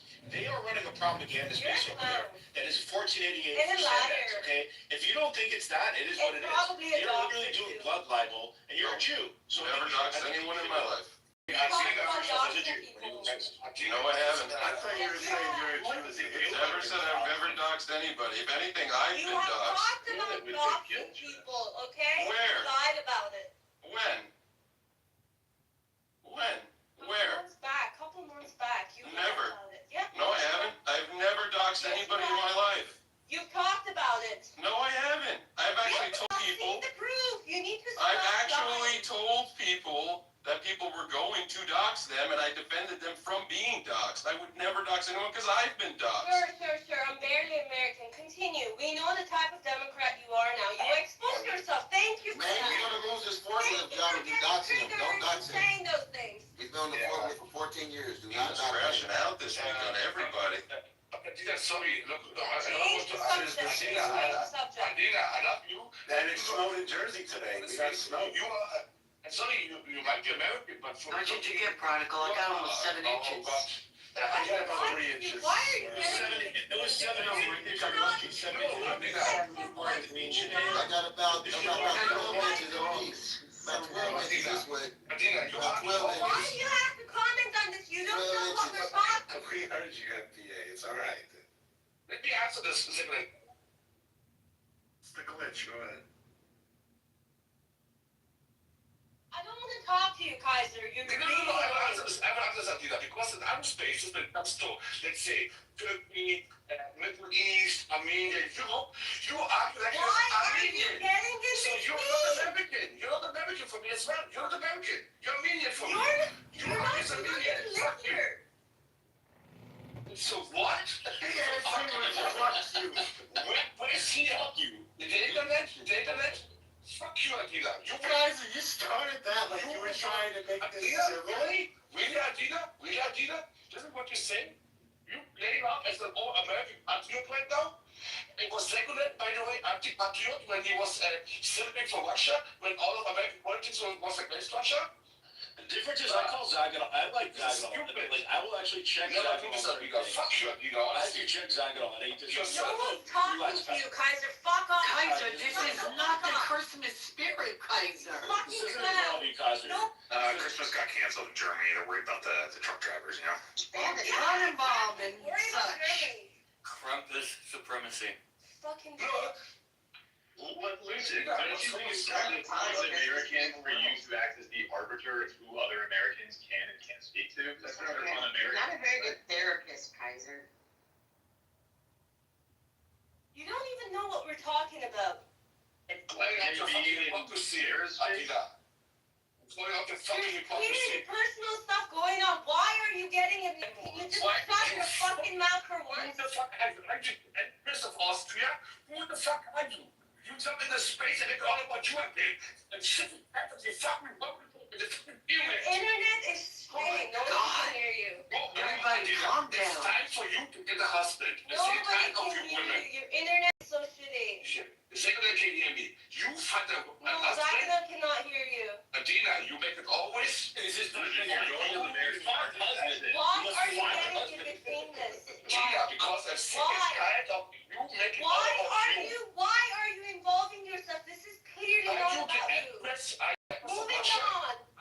Let's talk to FDA. Are you the Empress Just of Russia? stop, Are you the Empress of Austria? Are you Queen Elizabeth? No, you are not. You're a clown. Kaiser, To be fair, why Kaiser, are you getting in between this. this? Actually, Kaiser, I gotta say this, Kaiser, don't take this personally, but like, I used to get really annoyed at you, and you don't say it's tongue in cheek, but you used to say, Charles Johnson, this is a real American. This is a real, like, you said that all, and it annoyed the fuck out of me, especially because he's a liar. But like, that's Kaiser, that's you sticking your little, schmack. Look, it's the thing. Instead of used to have geopolitical space, look, if I'm voted here, whatever, I don't give a shit. No, yeah, I like you. I would not look, it's not as if the host says, okay, but if Adina says that, I don't give a shit. Because I haven't even talked to you. To be fair, Kaiser, you did go after Adina. She didn't commit. I was talking to you. What's wrong with you? Well, she did come in here guns blazing in Maine. Let's call a spade a spade. The question was a valid question when you were talking about the context of the individuals involved, who are individuals of constant usury of other people, or whether it be clout, audience, whatever. It's happened to ourselves, it's happened to Zag, it happened to many other people, happened to Murat, happened to a lot of people, so it's a valid question, especially when you put into full context their quote-unquote positions and, the direction they've been heading over recent months. I do think it's a very valid question to have I agree. And yeah, I get like racism comments and N-word, all that stuff. That's like, I get it. But like, at the same time, like, it's a totally different thing. Saying slurs and like gamer words on the internet is like completely different from just being kind of subversive and like, it's making it very clear that you intend to leave the country at some point. Well, I mean, again, Zag's space was kind of known as the pro-Russia space for, a good while. But Saginaw, We actually provided reasons for why we I gotta defend Saginaw. It wasn't necessarily the pro-Russia space. It was just always the anti-Ukraine space. You're pro-Russia, it's fine, but you... And everyone that I'm being right about the corruption and the stalemate and the quagmire it's become. It's a shit show. Of course, we were right, yes. We've been right, and no one, like I was the first one that said, well, if the United States and Russia ever have open hostilities, well, it's an easy no-brainer. I'm going to have to support the U.S., my country, and we'll have to kick the Russians' ass. I mean, as simple as that. And people were like, it's already hot, and you're supporting the enemy. It's like, no, you're just having a wet dream. That was never our sphere of influence. We should have never fought now. And really need to put it back. That's why when people talk the point, we weren't losing anything. The risk reward was so stupid. Yeah, the difference is, like, I will say Saginaw is biased, but it's fine. But he allows criticism, right? He's not running a straight up propaganda space. He loves criticism. I disagree with him on the Russian stuff a lot. But he's not going to kick somebody and then assault them and, like, mute for 20 minutes and then, like, there's a difference. He's not running a propaganda space. And he's American, and he, And for God's sakes, FBA Trey's still up here. Like, let's be for real here. Like, come on, this is not like an echo chamber of one specific view set. That's a part where I think also very good. That question of asked was why Maine. Can you put a quarter Over here, Chuck Johnson's holding court. Other than that, maybe Richard Spencer is talking about film and books or something. Can you put a quarter back in the machine so FBA dances again follow? Can you put a quarter back in the machine? You'll take it, Kike. You'll take it. It's a trap. You put it in there, it's a trap. He's going to get a quarter. This is what we need. We need the minorities attacking each other, not us. This was what the good old days. This is how it used to be. They used to leave us alone. That's pretty good about it. You know, it's funny. I got one of these mailers from like a religious thing. Let me find the envelope. Like some religious group raising money, like some church of some sorts, and they actually sent me 3 nickels. So I'm like, this is how you know it's coming from a Christian like fundraiser, because otherwise, I mean, let's be honest, Bosco, you guys are giving me 3 nickels. When are they discontinuing the penny? That's happening, right? He said nickels, Bosco. He said nickels. Aren't you sweating? What is up, my nickel? I don't like that. It was Bosco's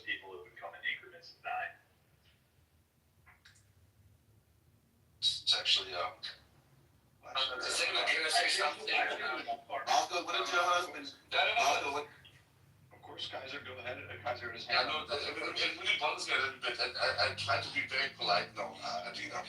The thing is, you say you're accusing. Let it go, Kaiser. No, I cannot, because this is important. Because I know Adina for a long time, and I respect it to always when it comes to her takes, let's say geopolitical takes. But you never argued out of an American position. You always argued out of an ethnic Armenian position. Now you're coming a space and do someone else, not being anti-patriotic. For me, this is ridiculous, man. This is like no one through bullshit. Like honestly, I would respect your position if you would argue from an American position. But whenever these spaces are, you never argue from an American position. This is bullshit. Yeah, but I gotta ask you a question, Kaiser, and with all due respect. She's like she does like very much favor the U.S. over Russia. And also, why not be able to speak out on what you observe? Because I've called out Maine before, but ain't no one getting their panties in a twist about that. Can I get yapped at all the time? Look, I understand the position because you are, for me, you are clear. You're speaking from a clear American position. You're not paying as some from Syria, all over Italy. She definitely. But again, I think it speaks more to what she's trying to allude. I think what she's trying to allude to is his lack of character. He is not a principled person. It's not the let's say, any political stance or anything. She's just trying to say, here he is, he's an American, he's a Democrat, whatever, and, he came in and, she's telling you what she observed, and now he's over in this space with these crazy talk and crazy people, and it's just her observation. It doesn't seem very patriotic. I don't think she tried to, say he wouldn't defend. It's just not a good look, and I would tend to agree with her. I go to any space, anytime that people ask me to go into it. I don't sit all day. I'm not. Thanks. I didn't interrupt. Listen, if you want me to respond, because I was mentioned here. I didn't ask you to respond, but I did say you could do whatever you want. I sat here for 20 minutes, let people talk about me. I didn't say a fucking word. So now I'm gonna talk. So I didn't say a word. Sat here and let people yap about me for 15, 20 minutes and say anything. So let me be perfectly clear. My politics are my politics. They're out there. I don't hide them. I don't make anything up about them. They are what they are. I'll go into any space at any time if I've got free time to come talk. I'm not one of these people that sits in spaces for 12 or 18 hours a day. I got a job. I have an actual life offline. If I go into a space, it's because I know people in it. Doesn't mean I espouse all the views that are in there. I come here and sit with you guys at night for a couple hours. Sometimes I fall asleep and do it. There are times I'll go into Sarah and Maze's space because the conspiracies in there, I don't agree with all of them. They're very entertaining, and the people they bring in there are out of their minds. And it's entertaining sometimes to pass the time. Doesn't necessarily mean that I espouse those views. And most of you guys know me well enough at this point. I don't espouse any of those views. But I think what Adina was getting at was, and I got very defensive about it, is this issue of doxing. I've never doxed anybody. I've never threatened to dox anybody, nor would I, because I've been doxed by some people in this space. And I take it very personal. Everybody's private life on this app should have no business being discussed on this app. They really shouldn't. In fact, what I have done is I know I have a large. Here's an anti-G all. I don't know. Yeah, well, there's other people and listeners too. But I'll just make this point. I have a large enough account where people come to me with gripes in my DMs and others. And there was a group a couple of months back that told me that they were thinking about starting to dox people that were associated with military. Because there's a lot of money these days to be made for if you use military experience, whether you have it or not, and there are laws against that with the Stolen Valor Act. In fact, there's a mutual that many of us have who I went to directly and told them, listen, you're on this list. I've defended you from them. I would never dox anybody These are ever. the same people that have Aguilar on their space. I know that. Please don't interrupt me. Bosco, stop. Thank you. And that's what Adina is getting at. Have I discussed doxing? Sure, I've warned people about being doxed. I would never in a million years dox anyone at any time for any reason. I have had death threats on this app on a daily basis. I've shared them on my feed. I had one from a Muslim extremist that I had to report to friends at the Boston FBI. which I've also put on this app and put it out there for people. I think Zach and I have done similar apps. Didi was obviously bought it. So I just want to be very, very clear on that. And again, my politics is very simple. I will have conversations with anybody at any given time. Doesn't mean I espouse anything. My whole point is trying to find common ground on anything, with anyone, at any time. And yes, there are bad actors on this app. There are bad actors in the entire world. But I will speak to anyone at any given time. Sometimes I'll even pop into to G Space in the morning, the punch bowl. I actually like going in there because it's pretty calm in there for the most part. It's not my space. I just co-host. That's Bishop in the Punch Bowl. Shout out to him. Good space in the morning when I'm having my coffee, when I'm not hyphenated. They're not subvert. Here's the thing, man. Like, and again, it's not. Say what you want about, like, the punch bowl. Sure. Maybe don't like their content, whatever. They're not subversive. Like, they're just. I don't disagree with you. I don't disagree with you. So hold on. Just give me. So when you have someone like, for example, Speak with Didi, her account just popped up. It blew up. Her account consists of clipping TikTok videos and then pushing shit.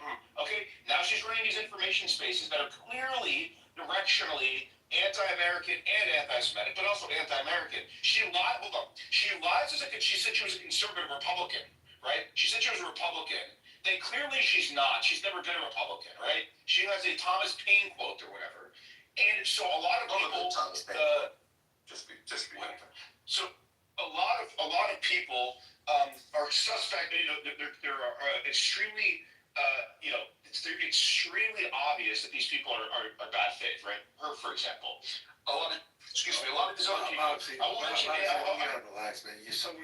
These people never last because they're all fake. In 3 or 4 months, they won't. There is this fucking app. They all fall in like 6 months to a year. They have no captain of industry. Do you remember the captain of industry prodigal who lied? Who's like a fat faggot? The captain of industry, right? That's another guy, man. So like, here's the thing. What are you talking about? It's the fact that when you interact with these people like they question you could say motives. If you interact with these people who clearly got faith. No, I totally get it, but that's the point of talking to as many people as you can, because the people you talk to the most will understand what you're doing, and then will know you better than some of the others. So I don't really waste a lot of my time wondering what other people think of me or what my motives are. I know what I'm trying to do, so I try to have conversations. I put out papers, things of that nature.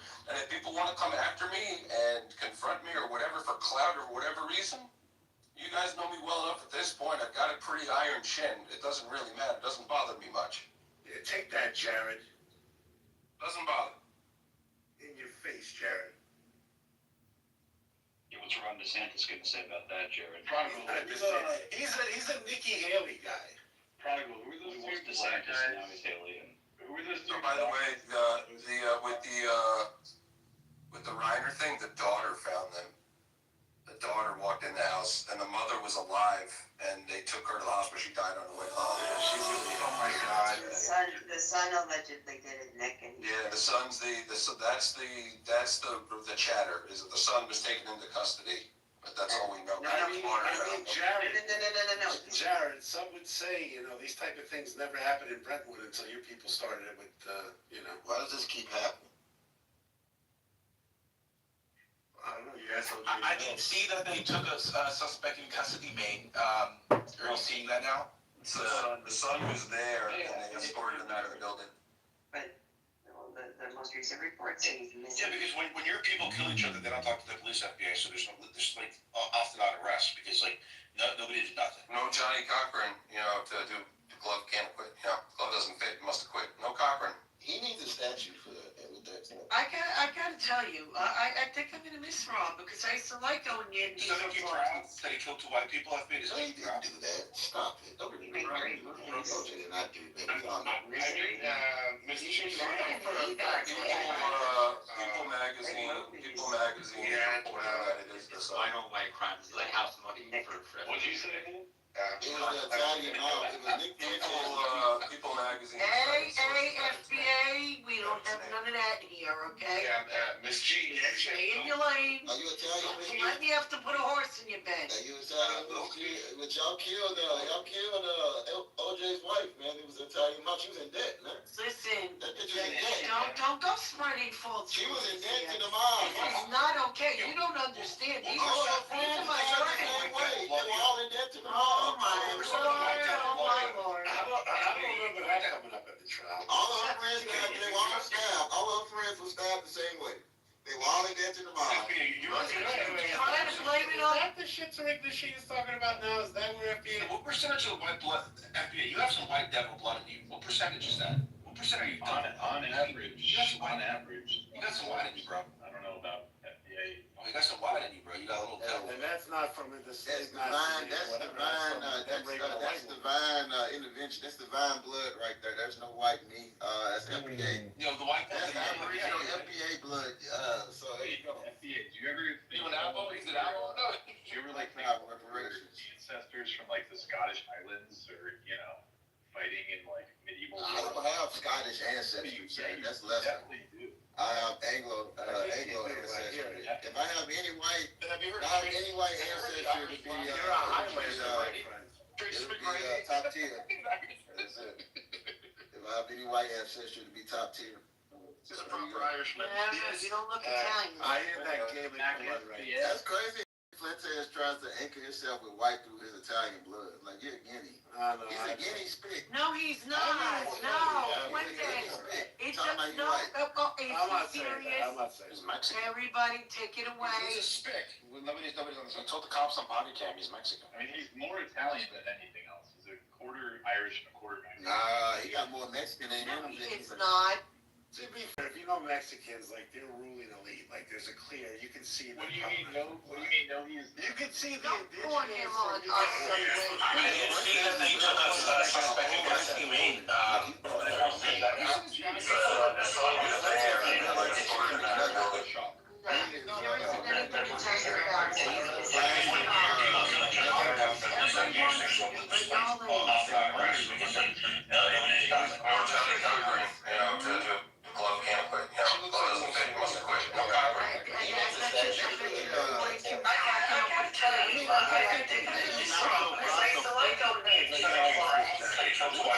to be acknowledged. Oh my God, I would know.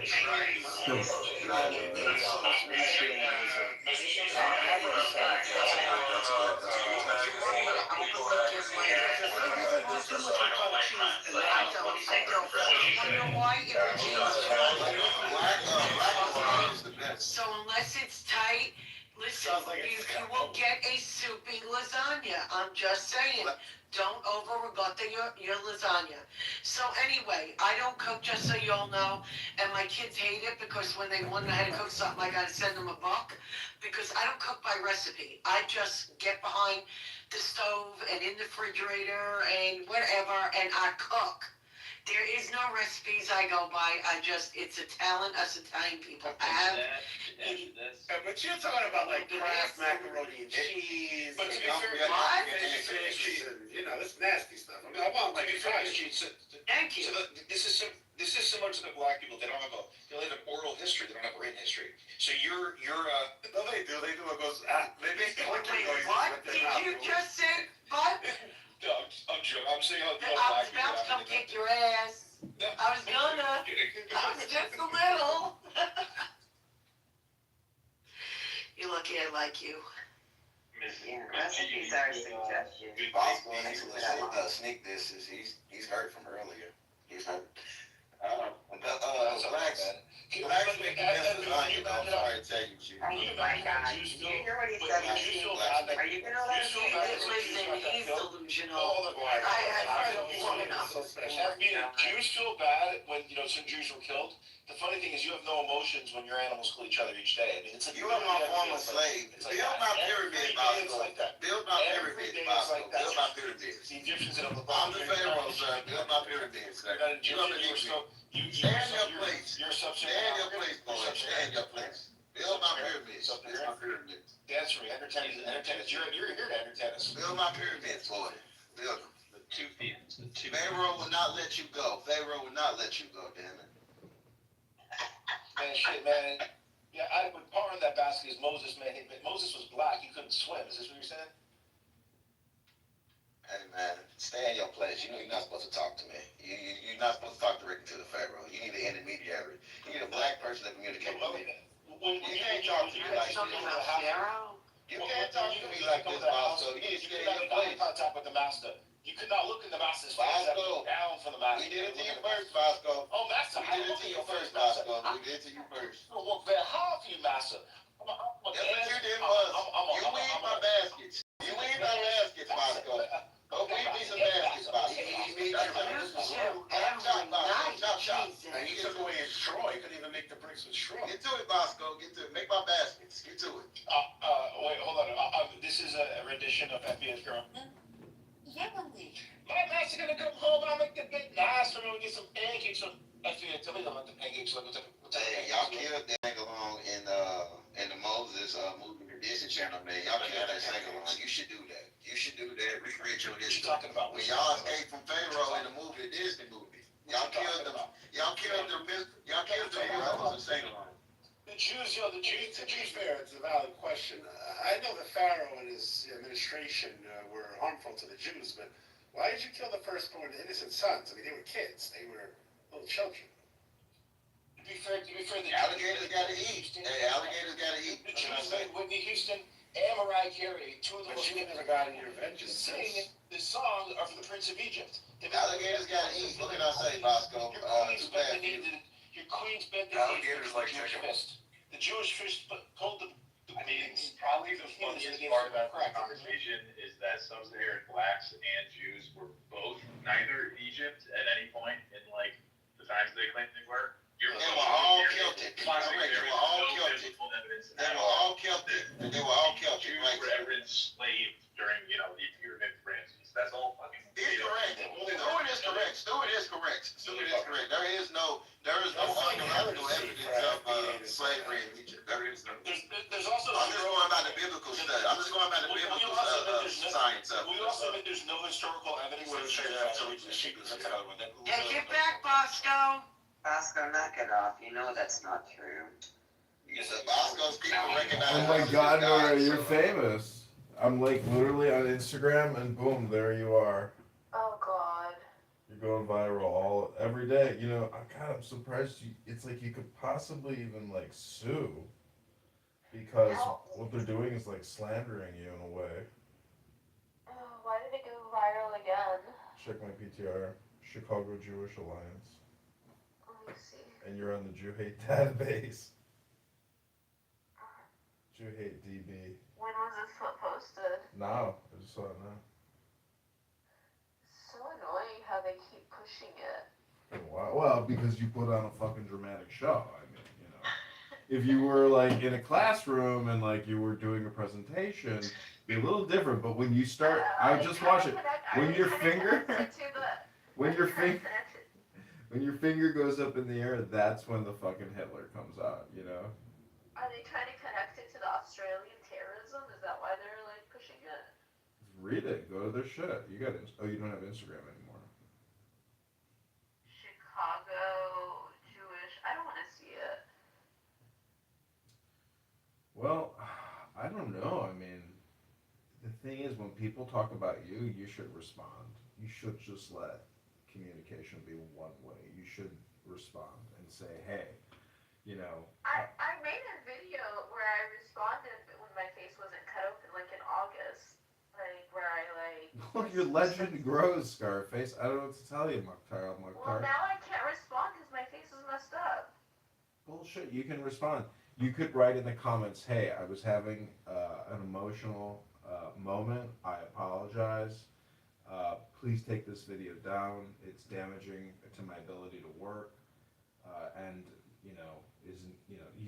you should respond, and then people will even follow you. Like, don't let a good opportunity go to waste. This is not bad in the way that the fact that you're not responding means you're not playing the game.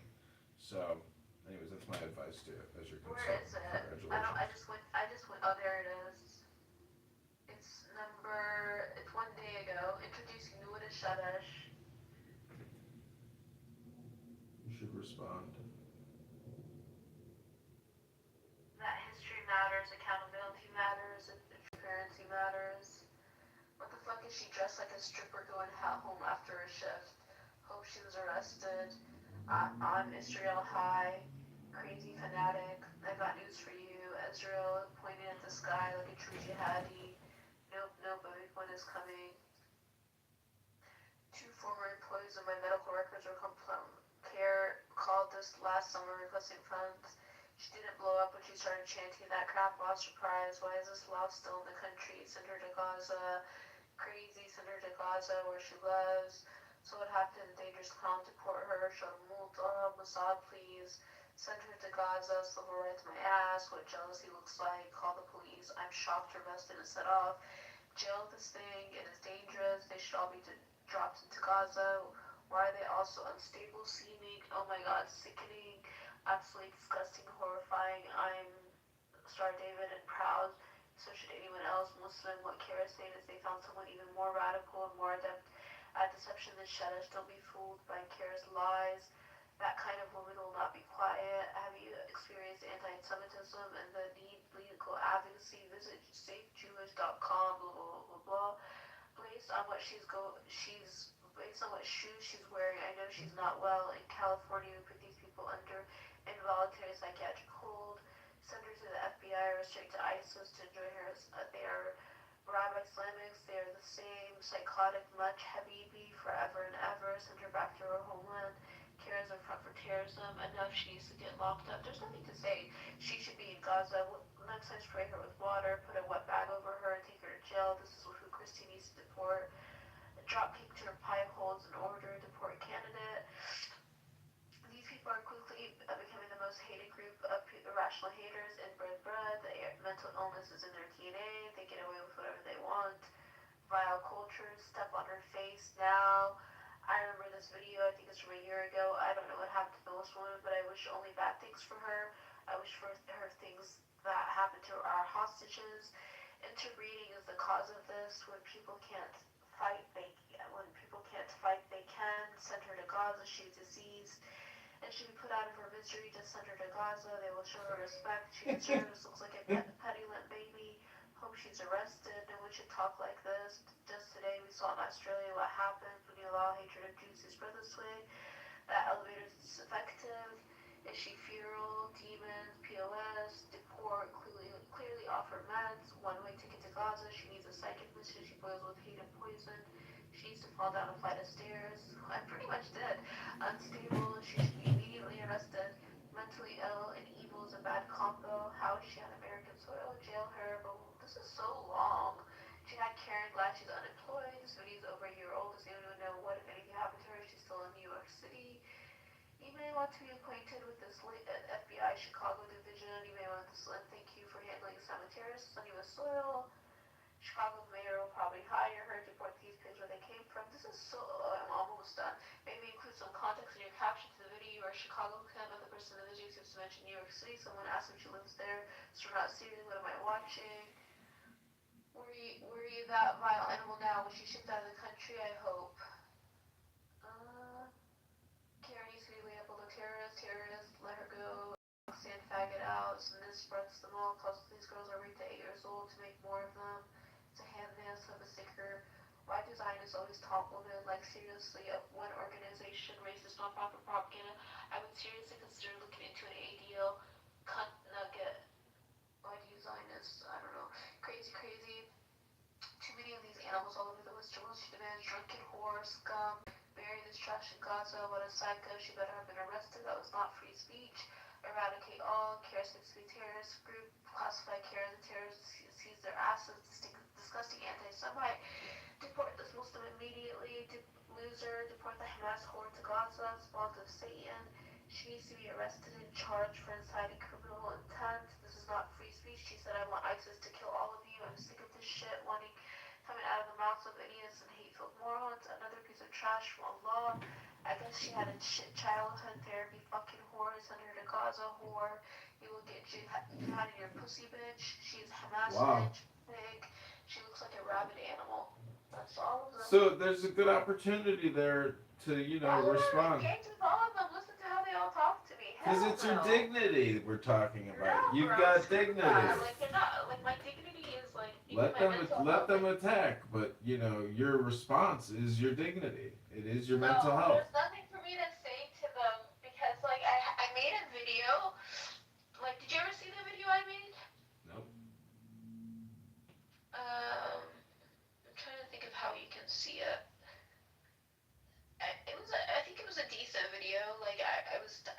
tired. I made it at 4 o'clock in the morning, but I didn't have a scar, and I just basically responded because it had been circulating again. It was like in August, and they circulated it again.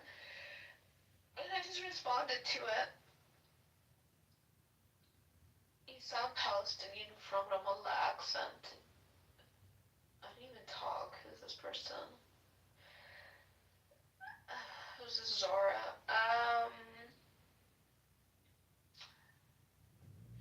Did they do any hashtags? What? Here, I'll just post it on my Instagram because I didn't reactivate it.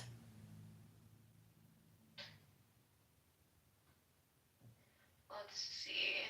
Recent videos. See if I can find it. I have so many videos. There it is. You can share it, and you can spread it for me. Do edit cover. Recorded in August. Recorded August.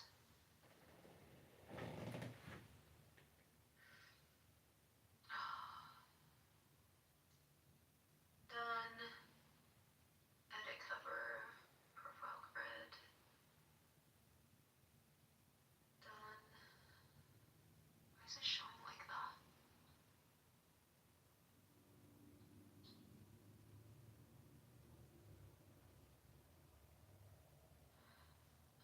There is a viral video of me from February.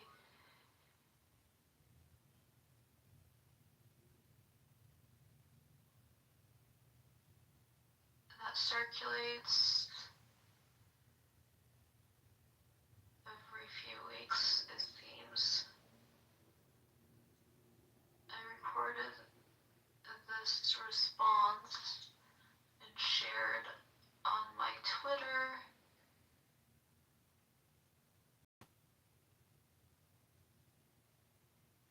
This response and shared on my Twitter in August.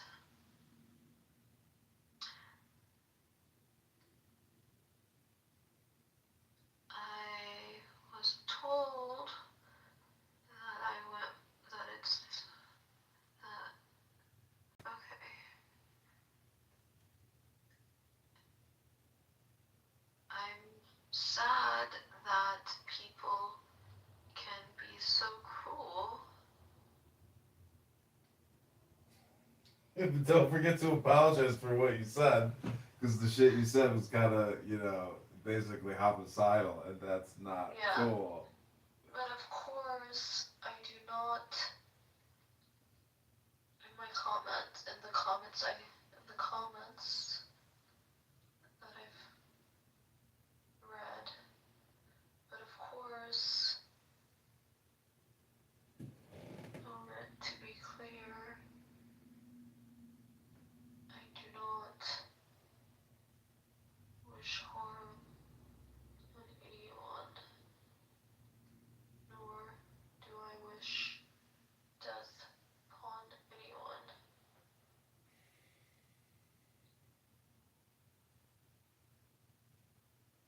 I genuinely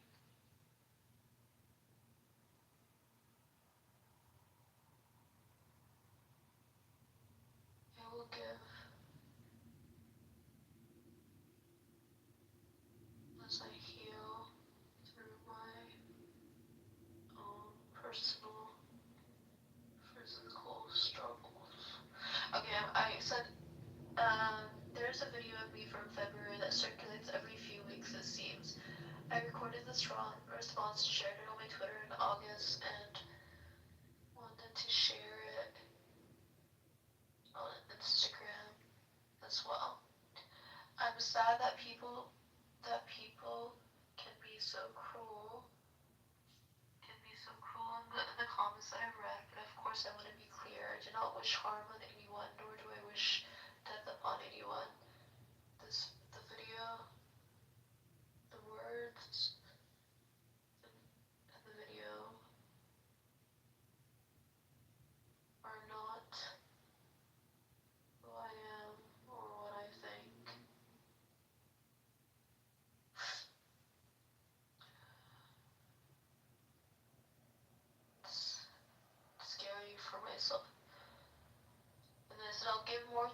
relax as I heal through my own personal and physical struggles. Is that okay? Or is that not good? Should I hashtag it? Oh, you can say whatever you want, but just make sure you overemphasize how sorry you are and how you're seeking forgiveness. But like I don't mean that stuff. Like you apologize for that for something that you mean. Like of course I don't mean that. I know, but the thing is, you should try to do something like extra in your communication here. It's called humbling yourself, meaning you put the person you're apologizing to on a pedestal, and you look up at that person on the pedestal and you say, "I'm sorry. Can you forgive me? Can you forgive me? Can you forgive me?" That's all you gotta say. Can you forgive me? Hello? I don't think I should even say anything. I'm your communication consultant over here. It's up to you whether you want to hit send. I'm just telling you my opinion. We've got an X-Space listener. Oh, she just left. Are you an ex? I'm being your press Here, agent here. Nora and you hate database. Hold on, do you hear that? Here, let me play it for you so you can hear it. Audio quality. Okay, this is what I said. This is what I say in the video. I don't want ISIS to kill anybody. I don't believe jihad and terrorism are synonymous. I believe they're actually the opposite of that. Like jihad is the opposite of terrorism. I am not conspiring with Hamas or Islamic Jihad or Hamas or ISIS. Like that's just not true. I hate that I said any of that stuff for whatever reason. I said it. I hate that it was recorded. I hate that it went viral, and I hate that people with agendas are pushing it. Like this guy named El Yaqubi, who is the most recent person to push it. There's so many other people, so many other Jewish Zionists that push it. But El Yaqubi claims to be combating anti-Americanism. But if you just do a search for Israel on his profile, it's all about Israel. And there's like, I don't have anything to do with the Council on American Islamic Relations. I actually think they're corrupt. You probably shouldn't say this, but in March I got baptized at a Baptist church. And I went to a Catholic church a week and a half ago. I'm just like a girl searching for the truth. Yeah, I don't think this video is in any way beneficial. I'm not gonna post it. And I think for good people,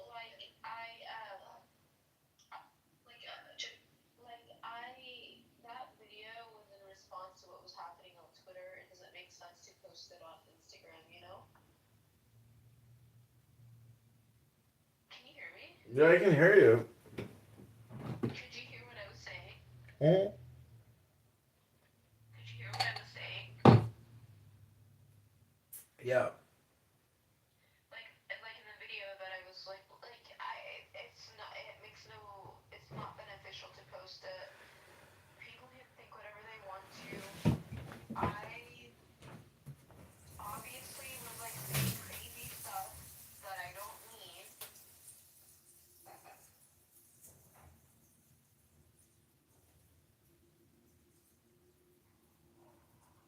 I don't know, man. I don't want to draw more attention to myself. Like, they can say whatever they want. It's not, that's gonna be there forever. Like, I can't, I'm not gonna change people's minds. Like, they can think whatever they want. Though I don't remember it, I said it, and I just accept it.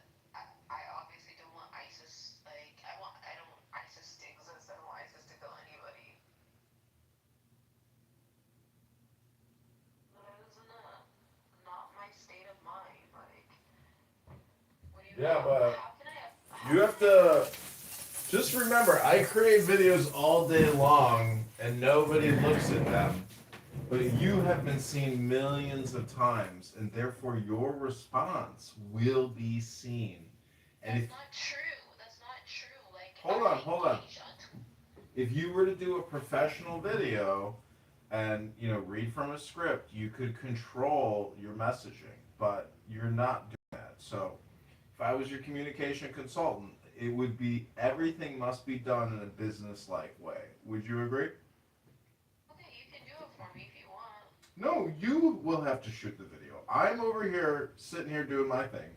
You need to put your phone on a tripod and read from a script a professional, polite, and courteous and professional message. Apologize for what? Like, I obviously didn't hurt anybody. Just look at it this way.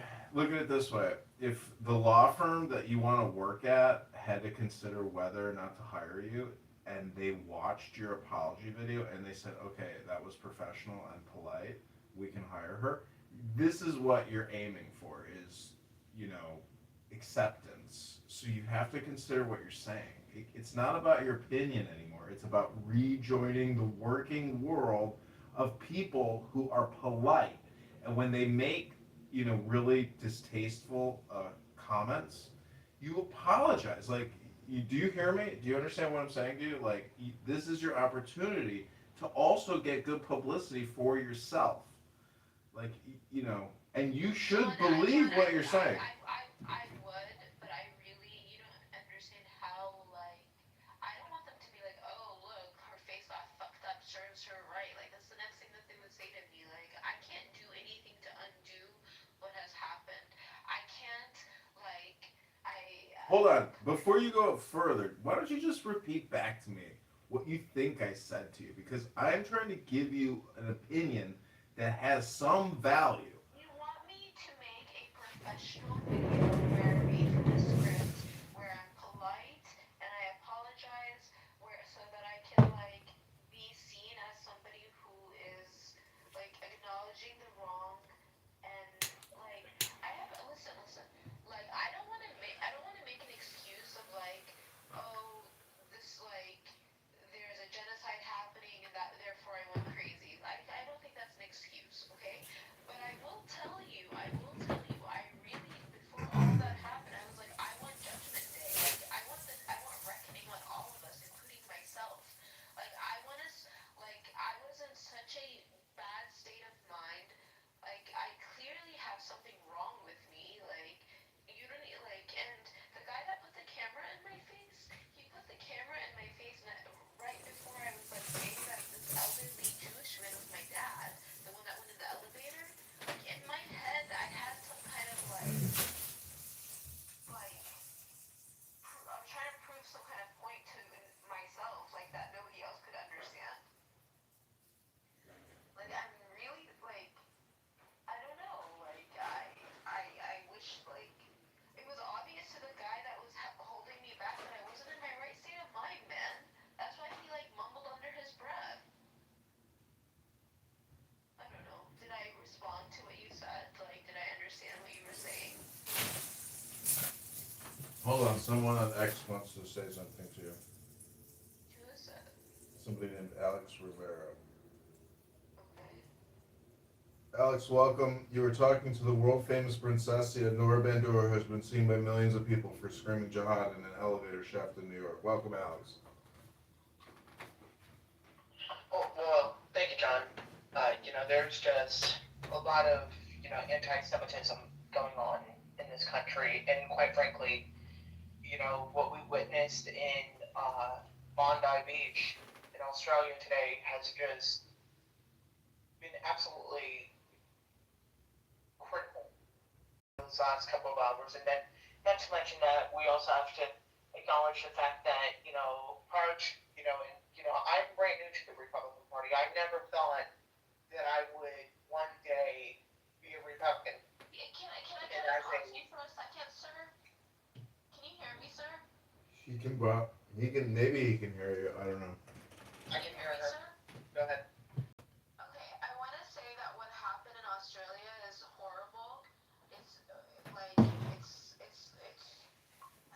I can't even think of the correct adjectives to describe it. It should never happen. Nobody should ever go and shoot and kill anybody. And I can understand how horrifying it would be for somebody who is Jewish. It should be horrifying for any human, but if it's happened while somebody's celebrating,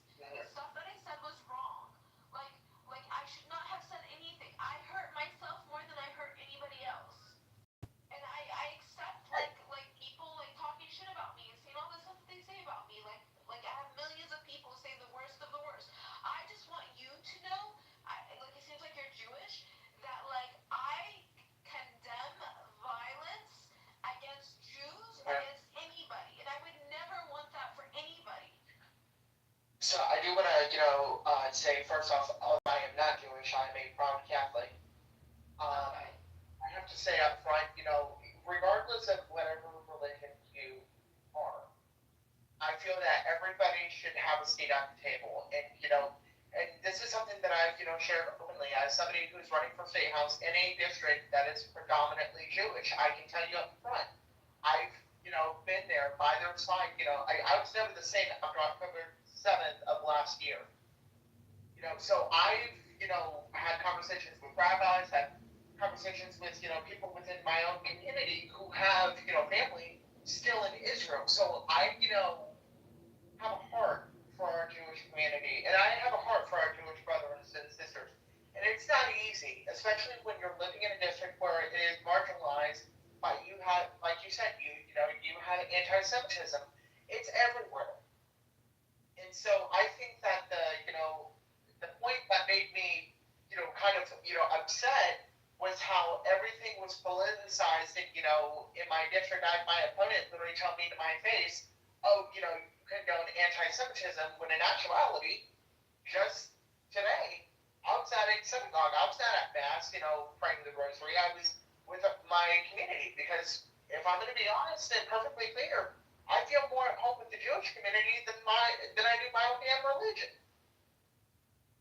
And so, the heartbreaking thing is, Nora, is that, we've seen time and time again that whenever we bring ideas to the table, whether if it's, something about religion, if it's about politics, it doesn't matter the conversation.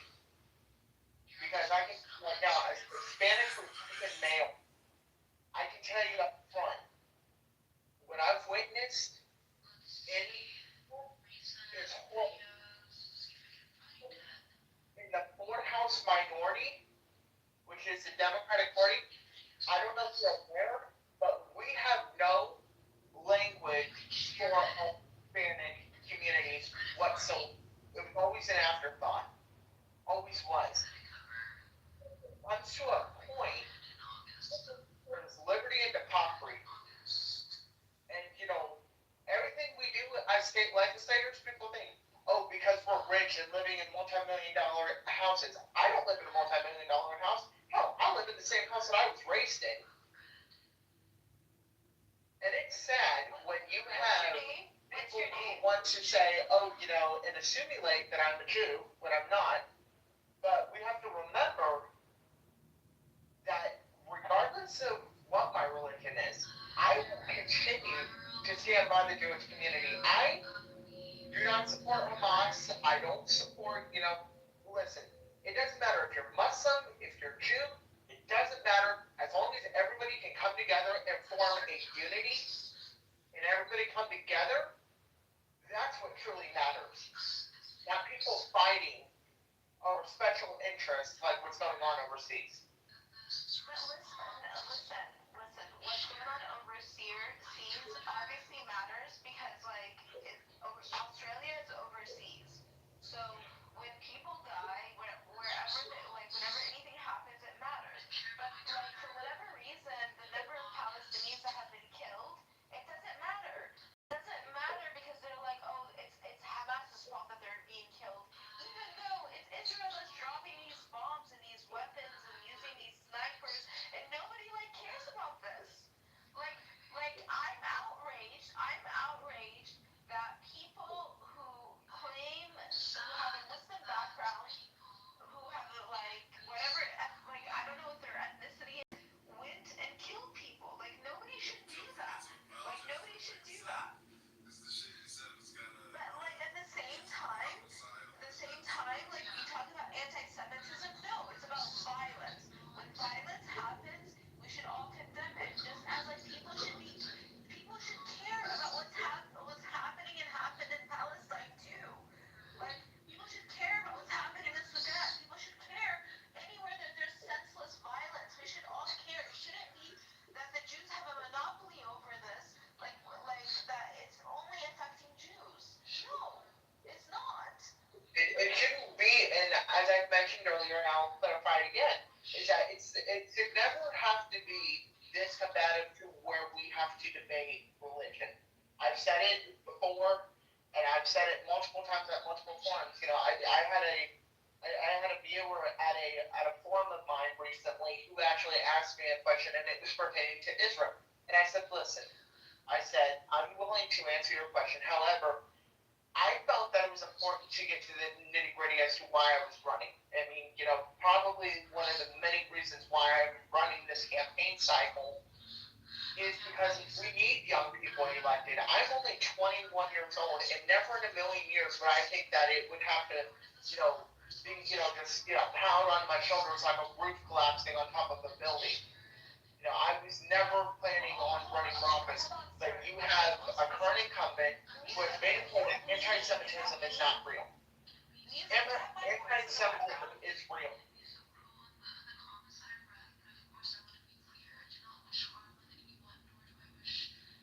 With that being said, I'm logging off because it's. Okay, well, I wish you luck in your running, and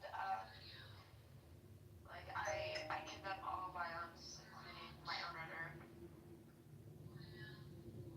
Music, why are you playing my voice, bro?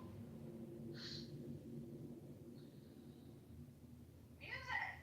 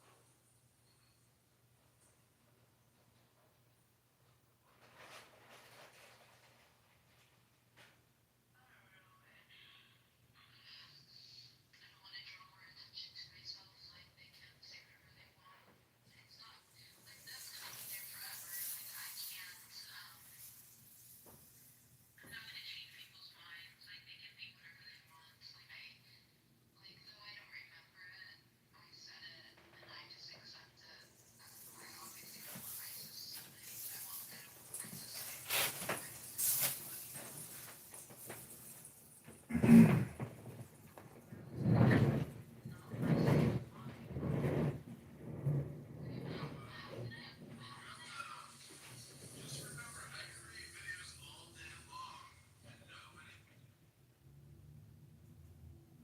sorry. I went downstairs. Yeah, I was like talking to myself. Well, anyways, you know, Dude, like the beginning of like listening to myself, like I sounded so freaking sexual. I thought you had put an AI voice on me. Like I was like, why am I talking like I'm a porno actress or something? hmm. Like, dude, like like I could hear that it was me, but it was like I really did not feel like it was me. It was like my voice sounded so sexual. Mhm. Like I was like what the? I didn't know. I think I'm gonna take like my when I'm giving the middle finger and making it my PTR. No, you gotta apologize and like work on your public relations brand management. Like, I you just can't. I finish have a this. messed up face now. Like more messed up than the elevator picture video. Well, the thing is your reputation is messed up. So that's what you need to focus on. Which in tarot it deals with your position and your influence and your environment. So if you want to change your environment, you have to change your communication with it, and that's what I'm trying to get you to do. And remember, everything has to be done in a business-like way. If not, you're gonna waste your time. And you gotta be more mature, more professional. Can you PTR the photo of me in my elevator with my like beautiful jawline still showing? I'm just gonna change it. Like, I'm gonna drop it because this all comes down to like, if you need to like write a real professional response. Listen, I tweeted this. Like, let me tell you what I tweeted. The words. Like, hold on. This is what I wrote. And that video on Twitter went viral like yesterday. Let's see. Highlights. I wrote, I really hate that there are viral videos of me chopped and skewed, different versions, same event on the internet forever. I hate that I spoke in a way unbecoming of the woman I aspire to be. I hate that there were people speculating on who I am. I sometimes let myself, I wrote this in June, I sometimes let myself peek into that world, the comments, the videos. It's all so ugly. My words, my venom, their words, their venom. I guess it's humbling to have your worst out there for all eyes. People using you to prove or disprove something. I pray this moment serves as a catalyst to destroy my ego and reconnect with and finally know God one day. I was enamored of Jesus. How much longer is this? Because I've heard all this before, and like, I'd rather be listening to music, or I'd rather take your response and put it in Suno, and it's not new. So You need me to give you it and put it in Suno. put it in Suno. Here, let me send it to you. No, I'm not gonna put it in Suno. You put it in Suno. I'm giving you a consult. I only have Suno on my laptop because I can't connect on it on my phone because it's an old phone number connected, so I don't have access to it. All right. Well, if you want to give me any deliverables from this conversation, you have to write a really good apology letter and then read it into a video and post it on your Instagram and X and respond, to the Chicago Jewish Alliance. I told you I can't put my face on. Like I have like a disfigurement on my face. Like it's so like. It's okay. Don't worry about it. It'll be a part of your personality now. If anybody asks you what happened, say I just got back from the war in Gaza. You said to go back to Gaza. No, I'm saying if anybody asks you what happened to your face, just say. I'm gonna say they said to go back to Gaza. So I went to Gaza. Yeah, tell everybody you went to Gaza and you were in the war, and an IDF shell exploded in your face, and you're seeking reparations from Benjamin Netanyahu.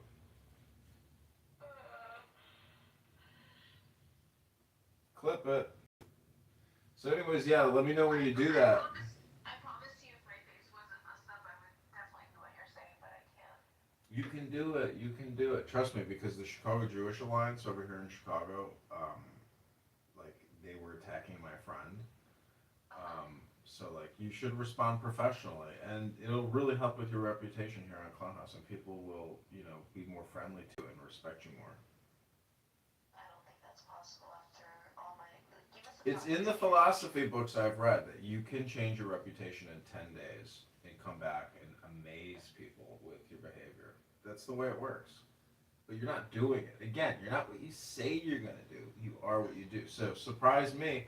Send me what you got. Because technically, this is the end of your consultation. And if you send me any content, like, I'll post it. But, like, post some real professional stuff. What's your Telegram? I don't have Telegram, but I'm John Kitover. And you can message me on X, on Instagram, etc. How do you message Diego? Text him. I text message him. He doesn't write me back, though. I don't even know if he gets my text messages anymore. So, anyways, well, this concludes the end of my consultation with Nora and the Jew Hate Database. I hope you enjoyed. You have so many accounts, bro. You have 1, 2, 3, 4, 5, 6, 7, 8, 9, 10 accounts on Twitter. And you pay for 5 of them. Yeah, they had a $1 a month special or something. Did they really? No way. Yeah. What? Dude, your John Kitover candidate congressman is followed by Charlie Kirk? Mm-hmm. Why did Charlie Kirk follow you? I don't know. Did you know that Charlie Kirk was following you? Mm-mm. You don't know that Charlie Kirk is following you? I did not know, no. But he's not alive anymore, so what's your point? Which is weird. Like, you got the attention of Charlie Kirk. Probably it was after his assassination. You think so? Probably, yeah.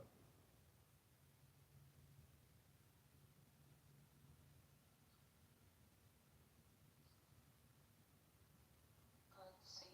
Which one do you use? You're not on, you have a picture with a cute girl, John Kitover, congressman with a blonde. Let's see who this is. Check it out. Is that the girl you were in love with? No, she doesn't look 25. No. Yeah, I like that girl too, but she eventually just didn't want to see me again because I live streamed myself.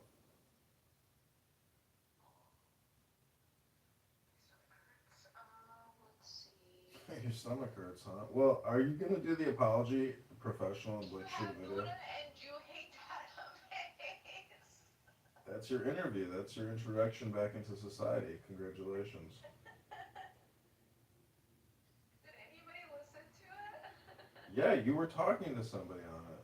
Just one person.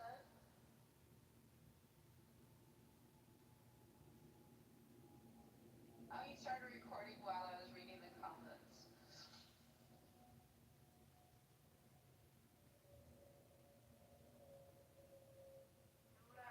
You tagged Care National?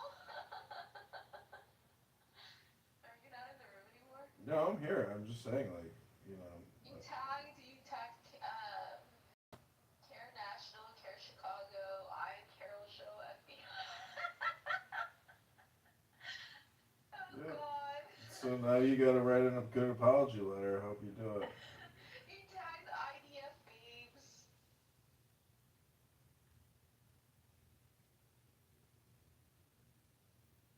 I need to always be on my best. Okay, so I don't like to do scripted things. I like to say that, like, be natural. Why can't we just do an interview? We just did.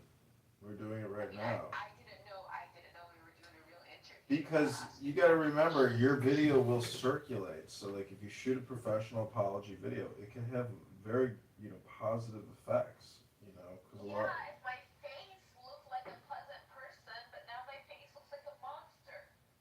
Well, if I were to fly you into Charlie Kirk's TPUSA and you were to put makeup on and do a sit down, like, you'd be like, okay, and you were getting paid, you'd be like, okay, cool, let's do it. But unfortunately, that's not happening. Makeup can't cover it because it's swollen. It's not just like a line. I have a deformity in my face. I got it, but like your video will go viral. So like I really encourage you to shoot a good apology video. I won't mention it anymore, but every time you repeat yourself, I will now hit a bell. Alright, can you read me a book so I can go to sleep? Thank you so much. I don't know if I want to read right now. Let me think about it for a Did you moment. leave the house? I didn't leave the house today. No, it's 0 degrees outside. I'm trapped. Yeah. Do you know who's anybody who's hiring from home?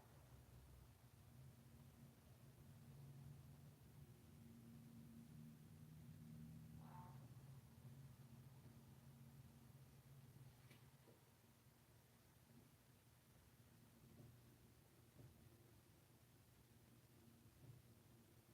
Hello, Reed.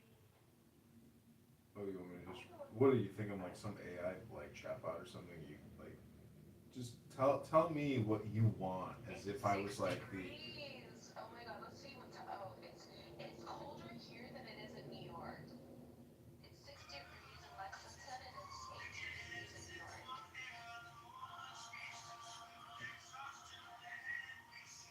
Nora Shalash, can you please stop streaming me, dude?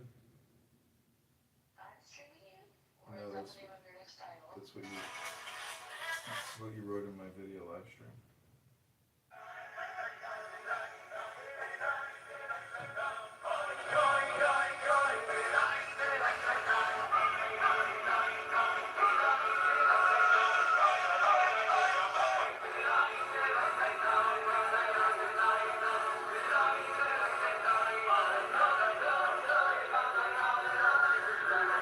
It's pretty crazy, but like Orthodox Jews are basically like not Mormons, Amish.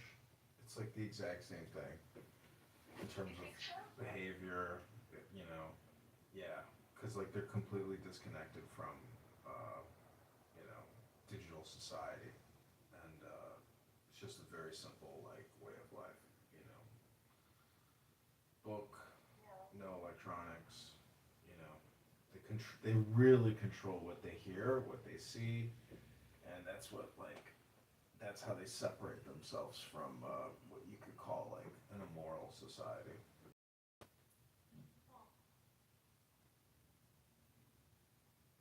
So are you saying Andrew Meyer is not an Orthodox Jew because he's online? Andrew Meyer is whatever he calls himself. We are all whatever we call ourselves. That's why I say, you know, we are not what we say, we are what we do. You know, based on Andrew Meyer's activities, I would say that it's, you know, most likely that if you were to ask people in the Orthodox society if his behavior and communication was becoming of, you know, a religious scholar, they'd be like, no, he's a clown. But they might not get it either. Either way, are you gonna do the video? Because like now that like you're even showing up in like the Chicago Jewish Alliance, you should put out like a professional apology video, one that is like humbling, you know, and it would be like, oh my God, it was so good for your reputation, you have no idea. And then I could take credit for it, and I'd be like, yep, I convinced her to do that, and everybody would be like, yay, Nora, yay, Nora, and then Diego would be like, I can't believe you put this video out. Oh, it would be so. I mean, I So won't much do fun. anything without Diego's like I wanna Get his I wanna approval. draw it. Well, ask him tomorrow when he comes on and be like, John says I should put out an apology video. It'll help me with getting a job. Should I do it, Dr. Diego? And he'll be like, yes, you should, my love. You should do that. And you'll be like, yes, whatever you say, Diego, I'll do it. And then you'll put on some makeup and like you'll get behind your camera and you'll read a script and it'll be like a very good apology video. And then everybody will be like, yay, Nora, you did it. You dug yourself out of the trenches and welcome back to society. Welcome back to polite society is what they will say. John, look how my jaw used to look like. I just found that this is like a still from a video. I mean, I'm kind of making a face with my lips, but look how beautiful my jaw used to be. You didn't happen to get hit in the head with a sledgehammer or like get hit by a bus, did you? And like hit your head on the curb? Like, do you have a traumatic brain injury? Diego says I do. You could. Maybe like when you fell, like you hit your head really hard because like, I mean, I get it. I've been there. Like, I've had injuries, and it becomes like obsessive. I understand, but just teasing you. Like my lower half of my face was like so nice. Like it wasn't like anything else that like, and now I don't have that anymore. Yeah. Well, you ain't got a reputation, and that's what I'm trying to resuscitate for you. If you shoot a really good apology video, I will publish it. John, it's not okay. I will try. I will try to make a video tomorrow. I will try to like fix myself up. Like I obviously don't have any foundation or makeup to cover it. But I'll try and I'll do it on my laptop camera because my laptop camera I feel like is more flattering than my phone. So I will try to. The phone camera is pretty good, and in fact, it's probably better than a laptop camera in terms of pixels and audio. So I would just shoot like a 3-minute apology video, and then shoot a 1-minute video as well. Do a 1-minute, 3-minute, and then we'll upload those. And holy shit, how much do you want to bet that like you would get like tens of thousands of views because you would be bringing a positive message of peace during a time of like murder. It's just an apology. It's just an apology.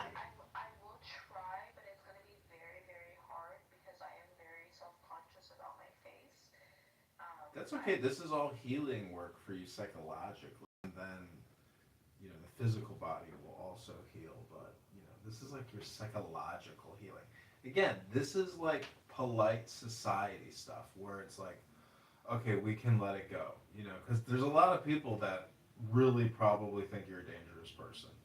So this is like how to get back into society. It's some good advice, I'm telling you. And if Diego was here, he would agree. He'd be like, yeah, Nora, what do you have to lose? Do it. Or my dignity because my face looks like shit now. It's not about your face. It's about the words that you're gonna put in the video. And let people comment on your face. And then the cool thing is like you're screwed if you speak, you're screwed if you remain silent, and you're screwed if like, what's the other variety? Anyways, you're just basically, damned if you do, damned if you don't. So don't worry about the comments, like, because anybody who harasses you in the comments, that like shows you their lack of intelligence. Especially if you do a real apology, like a sincere apology, and don't like bring in outside like opinion drama or like geopolitical opinion. Like an apology video is not about who is right geopolitically. Okay, an apology video, you gotta like think about it and write something good. Maybe even use ChatGPT, but your video could get a lot of views. You're famous. You're famous. People don't realize it, but like right now, I literally have like a great guest on a podcast, but like nobody would ever put you on the podcast because like they wouldn't even think about like wanting to interview you. Yeah, because my face was messed up. No, because of what you said. Like you are viral, just as in the same way that these terrorist assholes who just like shot a bunch of people at the beach. See what I'm saying? Yeah, like. but don't equate me to them. It's not about me equating you to them. It's about you creating videos and the people watching the videos. Because you gotta understand, people just like watch videos, meaning they're not like searching for these fucking videos, but the algorithm brings your ass up. And I took a fucking screenshot and proved to you just a second ago that I wasn't searching for your ass, but boom, there you are, Chicago Jewish Alliance. Like, how long ago was that? So you got to remember, you're kind of a celebrity in that way. People fucking know you because of that video.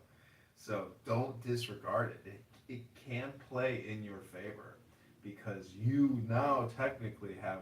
John, everything that you're saying, I hear you, but you keep forgetting that I have a gash in my face that has made me very, very self-conscious. That's fine. Keep talking about it all you want. But I don't want to never change. But like, it's just gonna like. But okay, hold on. Look at it as if you were like on a, the Gong Show or something. You're discounting the fact that people come on here for entertainment, and for a lot of people, you are entertainment. Like, don't discount that, because like, there are people that are holding big spaces with thousands of listeners, hundreds of thousands of followers, and your video is enough to actually put you into the star category of a triple C celebrity. You know what I'm saying? Princessia, Nora, the crash out girl from the elevator. Like, that's your. It may suck to be your claim to fame, but I'm telling you, millions upon millions, and every major person who has published you on their account, they technically owe you now. They owe you the right to have an interview, and here's again, this is your opportunity to be reintroduced to polite society and drop your fucking bullshit and try to be a professional in a business-like way. You could do it. You have it in you. You're smart enough. You're a good enough speaker. And it is about your dignity. So it's just my opinion, but I'm giving you some advice that people would agree with. Diego probably would agree with everything I'm saying, as would other people. T-Robs, like a whole bunch of people would agree with what I'm telling you right now. Because this is about your online reputation management. But again, it's not about what we say, it's about what you do. It's a good opportunity for you. It's the opportunity you're looking for, actually. Because even if you started working, you'd be bored and you'd be like, oh, I want to go back online and have more fun, online. I really used to have a beautiful face. Now it's gone. I really did, and I didn't realize it. Yeah. Well. It's like the shape of my face, like the way my jaw, my chin, like the PTR picture that I have. It's so pretty. But it doesn't look like that anymore. It's like looking at an old person, like a lost friend. Well, I have a friend who's dying in a hospital right now, sitting in a bed. He hasn't gotten out of the bed in over a year. Why is he in a hospital bed for a year? He just lost his ability to be mobile. What's wrong with him? What did he have? He's in his 80s, and just age has caught up with him. But So is he in a nursing home? Yeah, he's in a nursing home. So sad. Yeah, it's sad. So what I'm trying to say is, your obsessive compulsive speech and your obsessive compulsive thinking about your wound on your face like pales in comparison. Obviously, I mean, if you love, He didn't have a wound when he was 40. Like, how is it pale in comparison? He was living a good life. Well, you weren't in some apartment building in Gaza. You tripped in your backyard. Okay, so like, count your lucky stars that things aren't worse in your life. How many times? I can't repeat myself with you anymore, because then I'm gonna have to start hitting the bell, unfortunately. Hit the bell, girl. Hit the bell. Hit the bell. Hit the road, Jack, and don't you come back no more, no more, no more. Hit the road, Jack.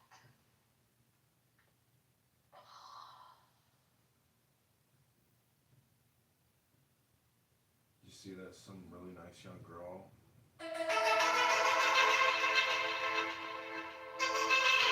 Brown University got murdered. Republican. Got murdered? Yep. Early 20s. Somebody shot her. Brown University, Providence, Rhode Island. The same day that the stuff in Australia happened? A couple hours before that. Ella Cook. Young Ella Cook. Assassinated. Murdered. Leftist liberal lunatic. Young freak show killed her. Killed somebody else too. So why does the menorah have the shamash taller than the other candles? Hi, my name is Rabbi Raps, and I teach you, which you should have learned in Hebrew school. The shamash is the helper candle. It serves by lighting the other candles. And someone dedicates their life to serving and helping others, such a person is put on a pedestal. Be a shamash. Be someone that helps other people shine. Happy Friday. It's like being a shaman. So help other people. This is your opportunity as a viral sensational star to help other people, to right your, wrong, or to use your situation for good. This is alchemy. This is transformation. This is how you can use your star power. Every man and every woman is a star. So I really encourage you to remember what I'm telling you right now and tomorrow to do it. So you want me to say I'm really, really sorry that I said things that so many people took in a way that really hurt them and scared them. Maybe you should just rely on ChatGPT to write your apology, because it's got to be long enough. Because the whole thing is we want people to watch the video. So what you read has to be good enough to put into a video. Otherwise, I don't want to read anything. I want to just speak. no, it's got to be. You have to read something, because people. You can trust me. No, your speech, if you don't read it, isn't succinct enough. We need it to be a flow, and that's why you have to read something. Hold on, let me tell ChatGPT to write me an apology letter for my viral video. Hold on. Yeah, there we Write go. me an apology. Let's see what it tells me. An apology for my viral video based on everything you know about me. My viral video based on everything. I hope whoever the anonymous is in the room, that they're recording all this when they publish Most it. likely, because they haven't even left even when I was alone. It could be Chris. Okay, this is what it says, Sean, right? Could be me. Huh. You ready? Okay, go ahead. I do not. This is based on everything that I've told it, but I don't know what it's gonna say. I want to address a video of me that circulated online. The behavior shown in that clip does not reflect who I am, how I normally conduct myself. It's already sounding better. Isn't it already sounding better than the shit you just tried to throw at me? Come on, now we got a video. I understand that what was seen was upsetting, confusing, or uncomfortable to watch. And for that, I am genuinely sorry. I was experiencing an acute moment of distress, and while that may explain what happened, it does not excuse it. I take responsibility for my actions and for the impact they had on others. What the video does not show is the full context of my life, my character, or my values. I am someone who cares deeply about respect, accountability, and human dignity for myself and for others. I regret that this moment suggested otherwise. I have taken steps to reflect, stabilize, and ensure I handle stress and conflict. I use ChatGPT to stabilize. Going forward. I am committed to growth, to learning from this, and to showing up differently. To anyone affected, embarrassed, or disturbed by what they saw, I am sorry. I ask for understanding, not absolution, and for the grace to be seen as a whole human rather than a single moment taken out. Thank you to those who have shown compassion, and to those who have criticized me. I hear you. I am moving forward with humility, accountability, and intention. Wow. See, that's an apology. It requires a lot of words to, it's very good. Definitely record that. That's okay. Read it anyways, because if it comes. You wanna read it and make it a video? I want you to read it. I want you to put your camera up. You're on your phone and record that and post that to Instagram, post that to X, post that to YouTube. And use your name in response to my viral video. Holy shit, the fucking algorithm will eat that up. Because the whole thing's about engagement, and the people who comment, the fact that My Twitter's private. that's okay, make it public. Then create a new X account. But if you post the video and you call it Nora, / response video to viral vid, holy shit, it will have a success. Definitely record that video. It will not go viral. It will. The fact that you read all those comments, the engagement on your video will be huge. Just take my advice. Stop arguing with me. Just do. For God's sakes. I mean, I hope you're taking notes. Do you want me to make the video and you circulate it and you? I will circulate it, but you have to post it all. Like, if you don't do it, I'm not doing it. You know. No, I mean, I make the video and I'll send it to you. No, you post it, and I will share your post, but I'm not going to post your work. You have to post it. There's nothing wrong with what you just read. If you don't do it, it's your choice. I feel like it's weak. I feel like it needs to be more. Then add more. Ask Rock to add more.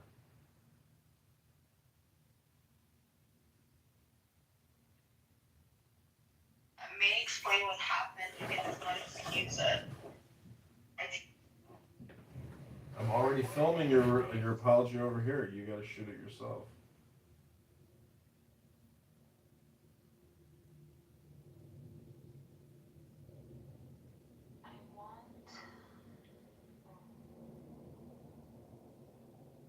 I'm going to title this video Viral Video Apology Letter.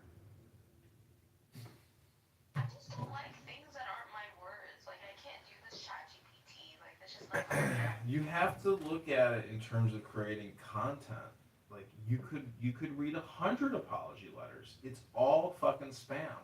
It's all communication hypnosis. Okay, but I don't want to create content with my face because, like, before maybe, like, just so I could be like, hey, this video of me going viral is not like how I really look. But now the video of me going viral looks better than what I look like, so I don't really want to put myself out there anymore. It's up to you. I mean, you know, I'm giving you some suggestions. It's up to you. Come in when Diego's here and, like, hear what Diego has to say. Yeah, well, ask him, and he'll probably agree. No, because Diego doesn't want me to be on social media. He's like, what difference is it gonna make? That's what he's gonna say. Like, I know him.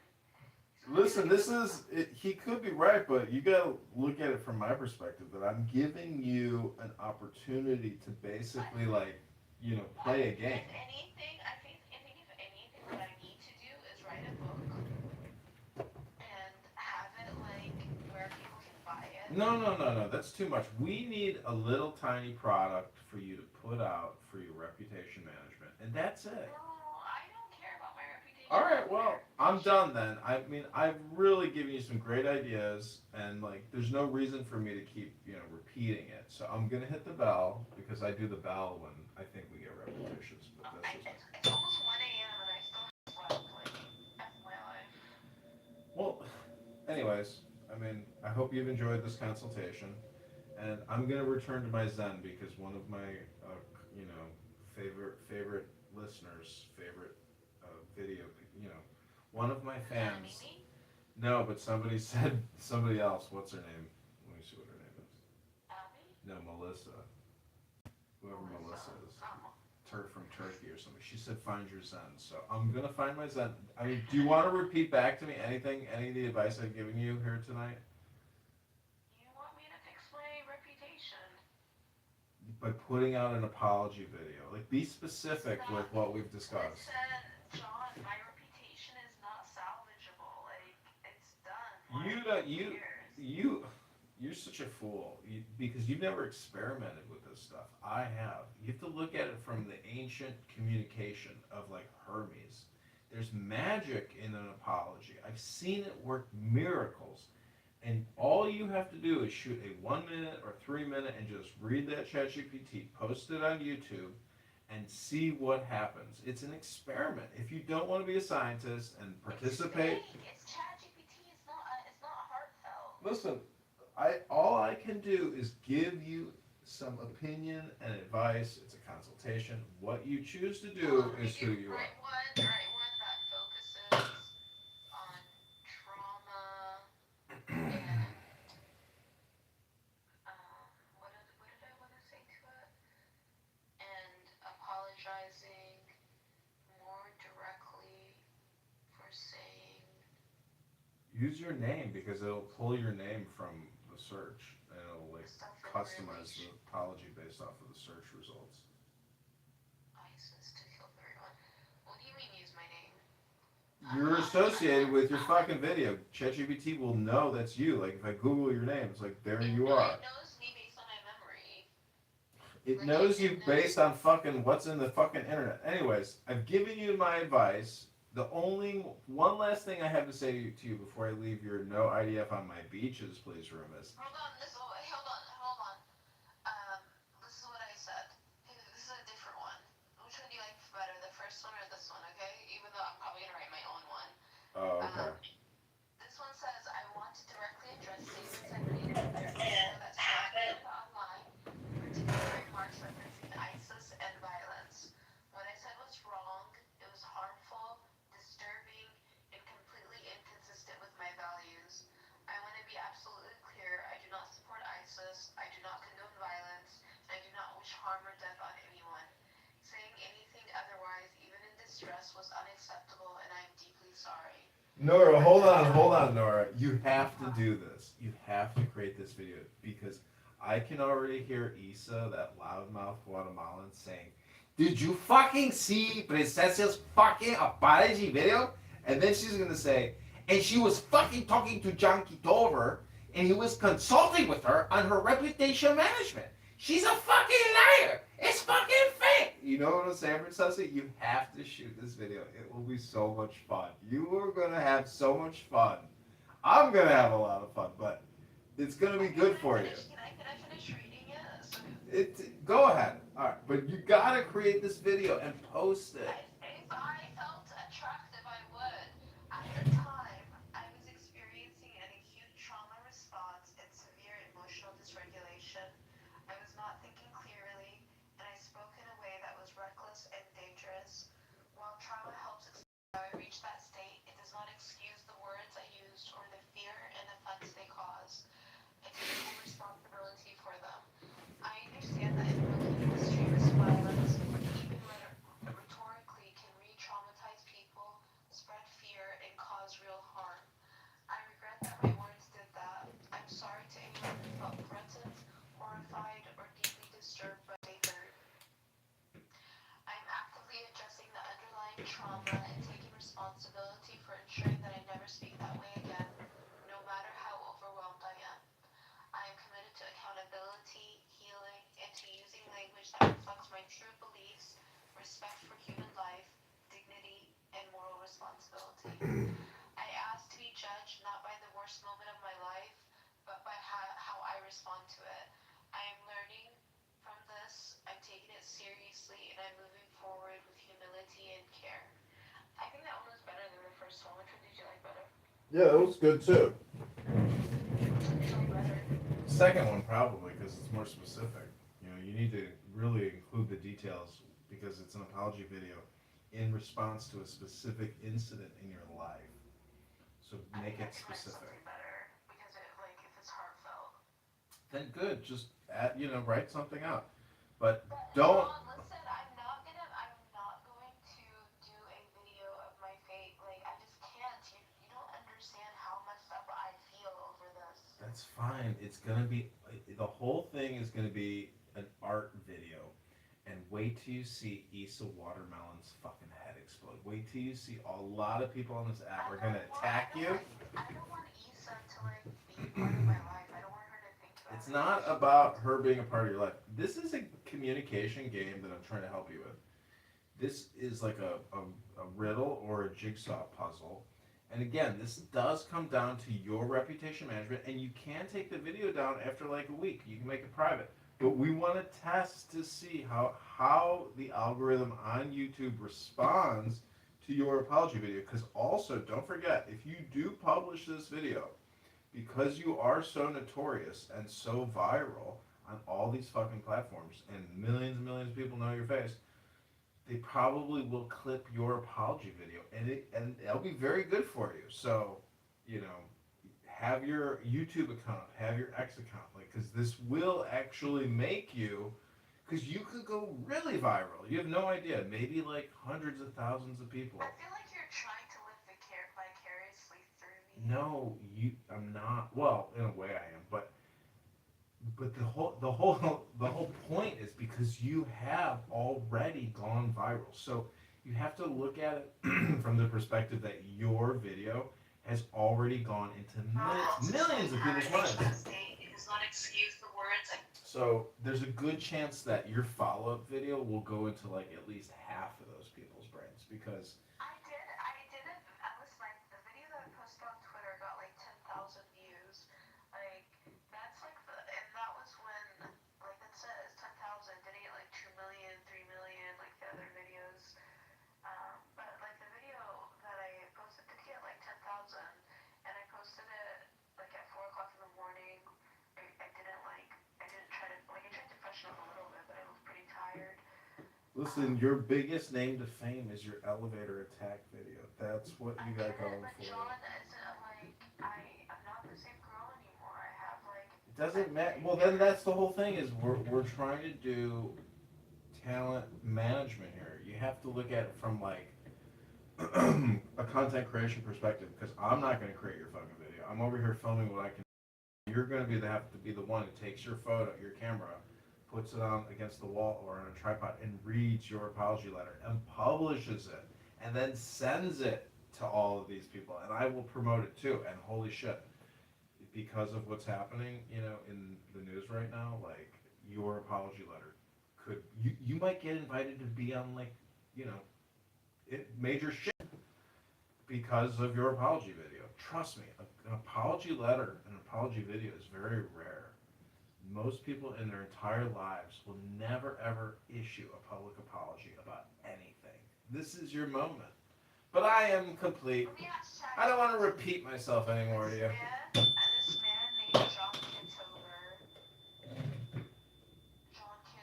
Candidate Congressman John Kitover. Keeps telling me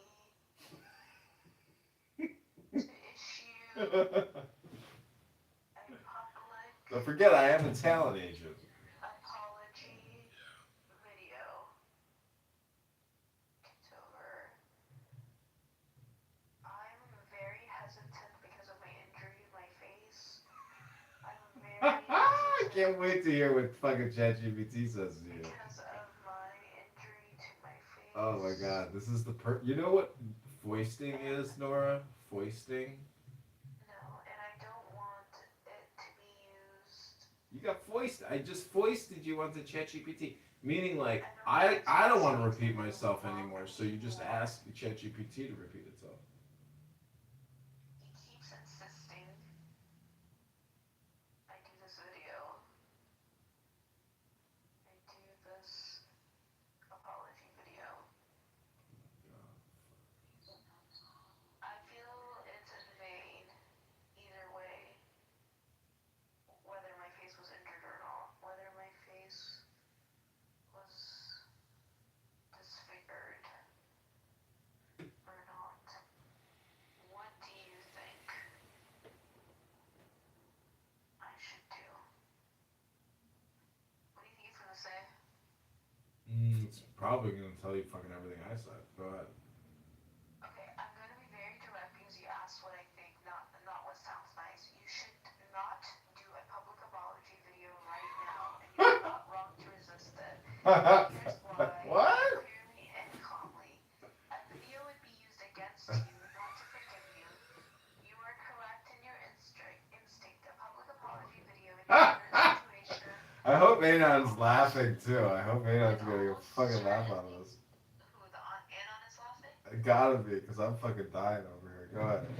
So it says a public apology video in your current situation will almost certainly be clipped, slowed, mocked, memed, invite comments about your face, injury, tone, eye contact, be analyzed for sincerity by people who are not acting in good faith, become new content for harassment rather than closure.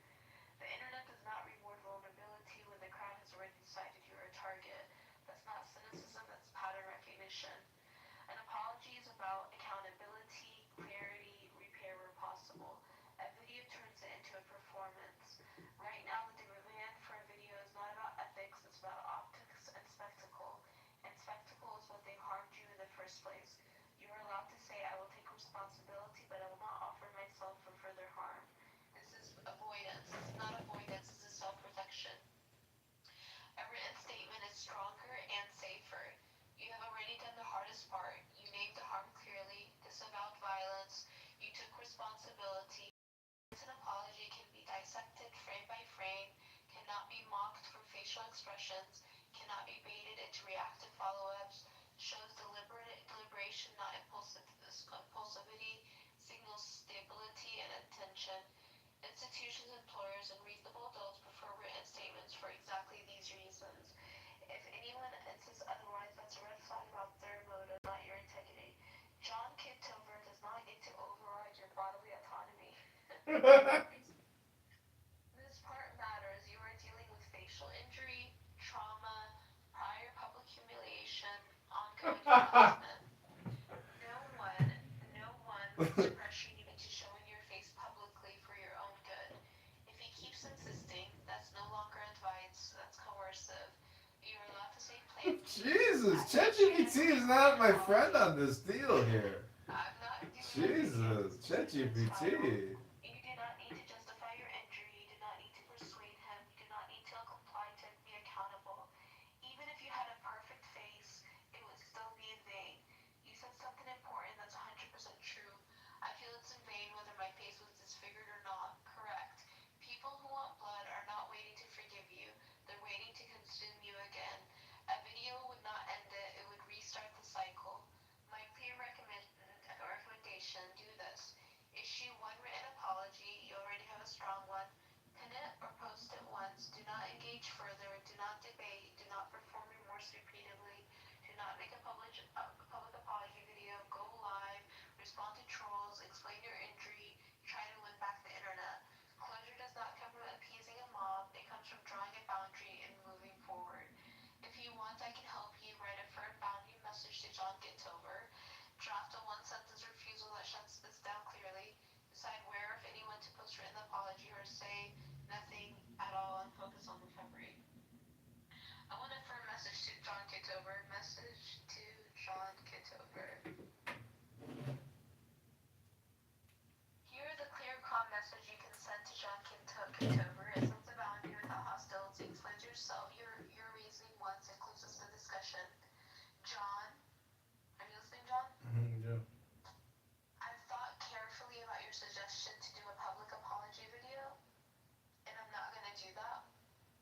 I've already issued a written apology that directly addresses what I said, takes responsibility, and clearly disavows violence. A video would not add accountability. It would expose me to further harassment, mockery, and harm, especially given my current patient injury. This is a boundary for me. I'm choosing a written statement because it's the safest, most responsible, and most appropriate way for me to handle this. I won't be revisiting the idea of a video. I appreciate your concern, but this decision is final. If you want a shorter, harder line, no explanation, John, I've decided to not do an apology video. I addressed this issue in writing, and I'm not revisiting this. Please respect my decision. ChatGPT is always suck. Like, my ChatGPT, like, always appeases me. Like, ask your ChatGPT what it would say. No, I'm over here creating content. Welcome, Stefan. Yeah, with me. Hey, long time no see. It is Steven, John. Oh, excuse me, Steph. I mean, Steve. Anyway, Steven, what do you think? I'm trying to get Nora to issue a public apology on video. For what? Reputation management, because she's got no job, she's got no car, she can't get to the gym, she's broke as fuck. And, I think that, like, the thing is, if you Google her name, any employer is going to see her elevator incidents video. So she has to compete in the search for her own, identity. And therefore... You're talking about the person that's here right now? Yeah, Princessia, Nora. She is on camera swinging her finger in an elevator screaming, I declare jihad and ISIS to kill you and shit like that. So she needs to shoot a public apology video for her reputation management. So if a law firm wants to make her an offer... Can you tell him why I don't want to do that? Well, you just read all of ChatGPT. I'm just trying to catch him up on my opinions. The main reason why I don't want to do it. Tell him the main reason. You tell him. I don't know. You're here, right? Hello? I mean, I just heard it in ChatGPT form. Basically, I had a really bad accident. My face is kind of disfigured in the bottom left corner of my chin and jaw. So I feel self-conscious, and I feel like if I were to make a video, it would just be used to mock me. And I shall not be mocked. See, but that's the point. We want you to get mocked because you got nothing to lose, and it's okay if people are gonna mock you. You suck, man. Stop it. Like, you know how hard it is, like, dealing with this? Like, stop it. Well, the point is, Nora, you know, you're not the Count of Monte Cristo or the Baron of, you know, the Marquis. You're not the Marquis de Princessia. So, like, you are not above being mocked, and that's the fucking point of an apology, is to humble yourself. Anyways, my consultation has to end. I apologize, Stephen. I'm gonna hit my bell because I'm repeating myself. It's cool. I mean, are you staying in the room? Yeah. I just needed to shut up and take a breath. Yeah, take a breath. Everything's gonna be okay. I promise. It's both of you. Everything will be okay. All is well. All will always Yeah. be well. I don't think Nora really has to. I'd start off by saying that Nora doesn't have to do anything. There's nothing that Nora needs to do. There's nothing that it's not my job or anybody's trying to enforce things. There are going to be forces of life that impact us all, you know. But that's where the have tos come from, you know, not from me or John or whatever. So, but I'm not going to come here telling people what they should be doing. And I know nothing about Nora. I just met her. I do know John though. I've talked to John before. And we both love the Time Machine. I listen to it every day. The what? The Tao Te Ching? It's a good book. It's a good book. Have you heard it in musical form, though? There's a musical form of the Tao Te Ching? Yeah, I created it in Suno, the AI music app. You just plug it in there, and you can do it in jazz, you can do it in opera, funk, psychedelic, anything. Any kind of music variety you want. It's so freaking cool. That is cool. Yeah. Meanwhile, we got Nora here, who has probably repeated about 700 times today about her face. So I'm wondering, what are your thoughts about obsessive compulsive behavior and obsessive compulsive thinking? Well, I'd start John from a place of non-judgment. So I would not label. I wouldn't start by labeling this person that I just met as obsessive or compulsive. I would accept her as she is. Thanks, man. Yeah, of course. I think that. Sorry, Nora. Good cop, bad cop over here. Starts with accepting them where they are. I agree. Sorry, Nora. I'm just trying to do the good cop, bad cop routine over here. Oh, I think that we would make a good duo, John. The good cop, bad cop. Okay, John, can you read to us so we can go to sleep? Stephen, Nora also. I'm slightly offended that you didn't ask me to do the reading. Oh, can you read to us so we can go to sleep? Yeah, go ahead. Stephen, she's also going to ask you for money. Don't forget, she's going to ask you for money because she's overdrafting her checking account. No, my brother gave me the money, so I'm fine. And it only overdrafted because they reversed a claim from 4 months ago, like pieces of shit.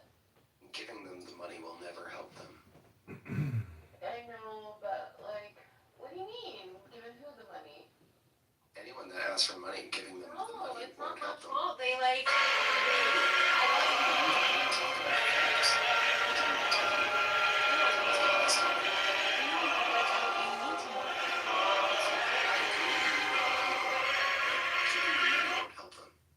I disagree. That's fine. We can agree to disagree. You can go ahead and read if you want to read for like a few hours until we sleep. A few hours. Yeah, I don't know if you exactly know who you're speaking with here, but have you ever seen her famous video in the elevator, Steven? I have not. Oh, well, you might want to watch that video before you realize who you're effing with here. Because, like, she's actually kind of famous. She's been seen probably 100 million times by people. in an elevator screaming jihad. Not to say that, like, you know, it can't be. I think it can be to her benefit that, like, she has the power because of that viral sensation to issue a corresponding apology that will also be well received if it's professional and in a business-like way. In law, there's a phrase called "it's been asked and answered." She's still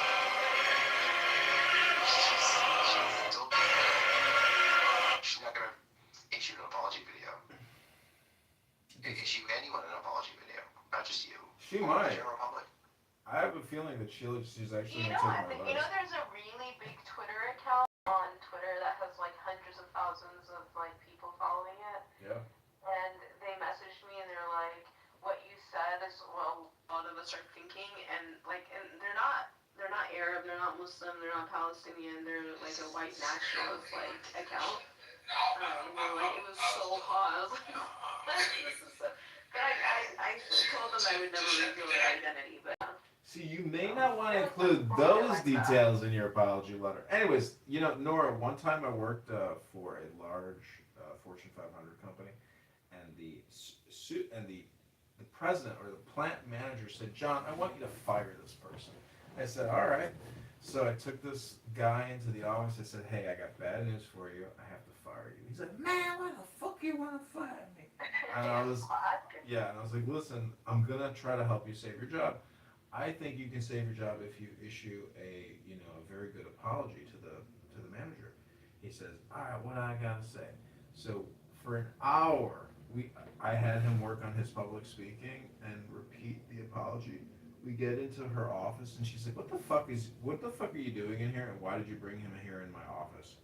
And I said he wanted to issue an apology before, you know, he left the facility. And he said, "Why the fuck you want to fire me?"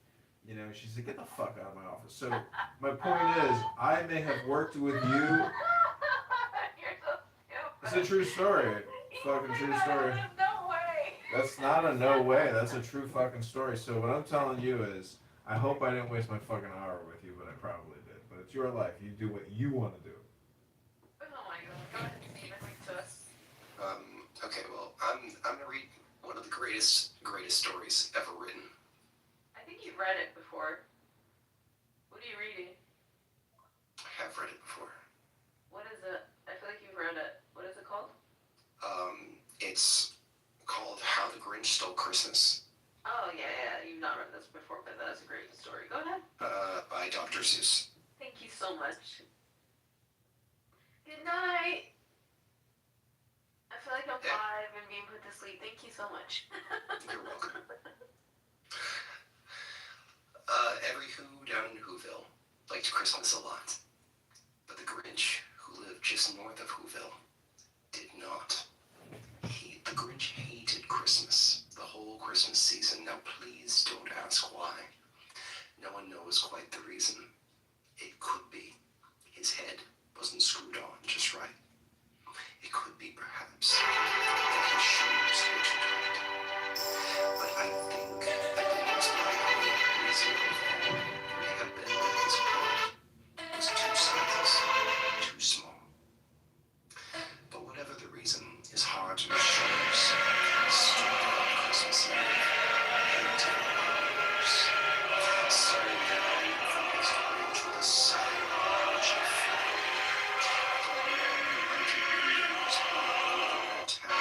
He knew Whoville beneath was busy hanging a mistletoe wreath.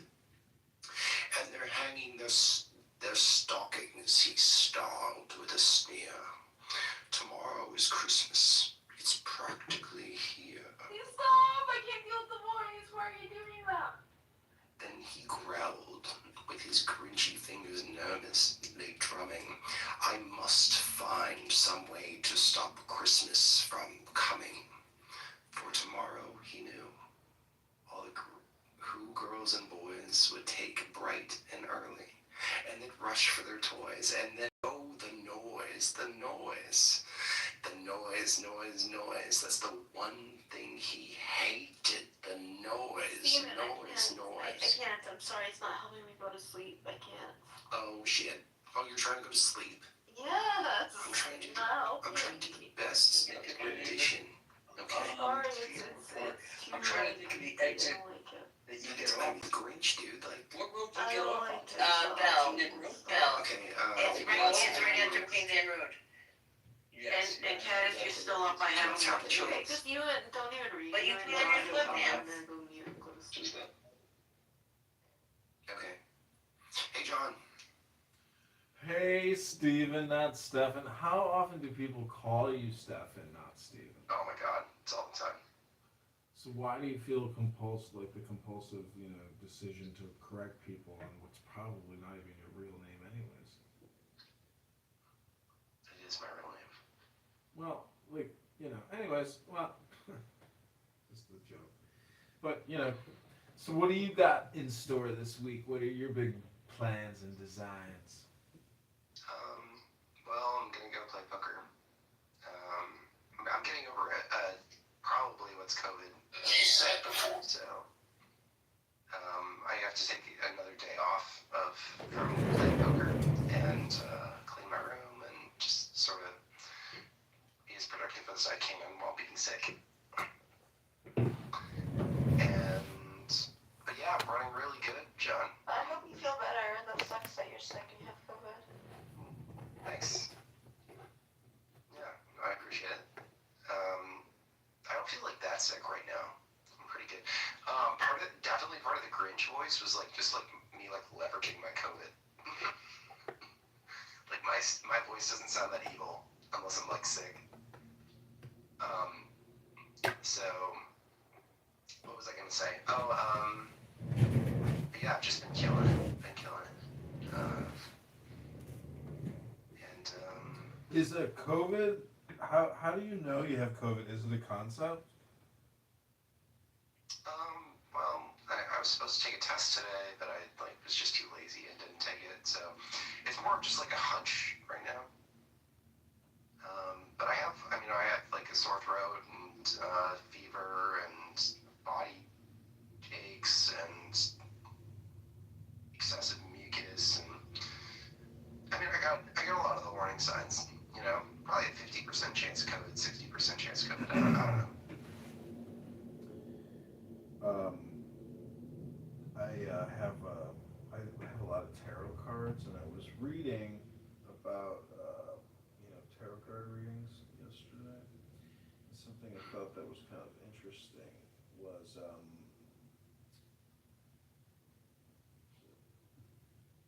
basically it deals with position and influence. Here, present position, immediate influence, goal or destiny, distant past foundation, recent past events, future influence. So those 6 concepts, and then inner emotions, and then the final result. So it's like a way of trying to project manage, your environment and your decision making process. But inner emotions being very important, and then also position and influence. But what do you think the word force means to you?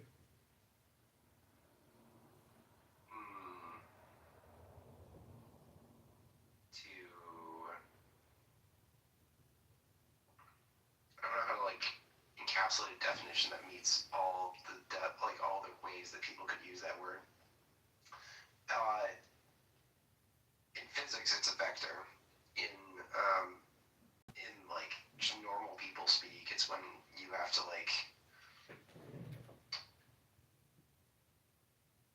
it's when you're making something happen. Right. And obviously communication plays a role. So, it's my theory that if you have a lot of force, your communication carries a lot of weight. And thus why I want Princessia to create this public apology video. You're not going to let this go, are you?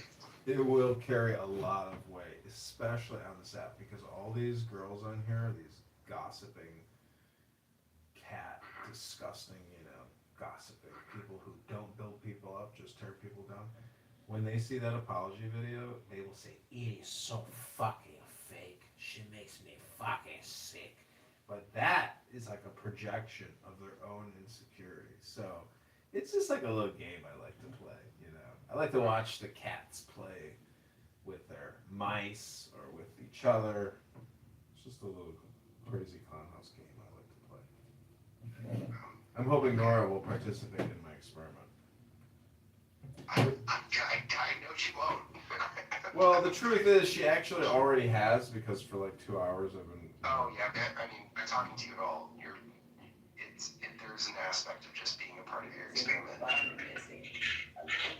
Exactly. You know, I am running, probably like 15 experiments a day because I cut every hour pretty much on all my phones. And anyways, you know, it's interesting like having a lens on you every single hour. And so, you know, most people never experience that in their entire life. Like, what's it like to be totally publicly visible for an hour after an hour, like increment. Like, who's watching you? Like, think about this from my perspective. Like, I know all these people are looking at me. I don't know who it is. I have no clue who decides to tune into my YouTube or decides to Google my name and just be like, yep, there's John. Sitting there in his fucking poncho live on YouTube. You know. So anyways, I'm just saying it's fun because Am I on YouTube right now? Yeah, you're live on YouTube, Instagram, X, Clownhouse. How many people are listening to me? Maybe 7, but the total, you know, when I end it all, I'll get the final numbers, but it's usually anywhere from like 250 to 500. 250 to 500 people. Can I share something with the group? Of course, please, Stephen. Steven. I thought of a new amazing ChatGPT prompt today. And the prompt is, what do you understand about me that I've yet to understand about myself? Okay, I gotta put that into Grok right now. That's a good one. That's fun. What, do you want to read it? No, I already like read it in another room. I mean, it's like what it says to me. I'm not sure really matters to your listeners. I think it's more important that listeners just enter the prompt for themselves and learn from what ChatGPT says. Interesting. Okay.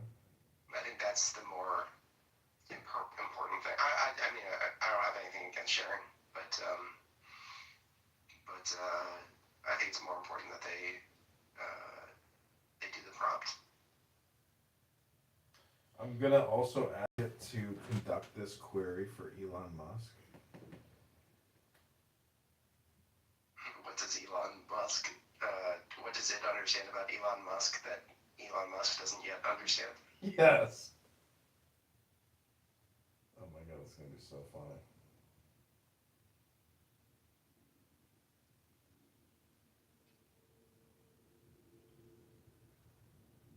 Tim Pool. Oh, dude, you came up with like the funniest prompt. See, this is the thing about Grok versus ChatGPT. Like, I'm gonna put these prompts in for like everybody famous, and then it'll ping them, and they'll be like, "Oh, I'm kind of interested in that." Maybe they'll retweet it.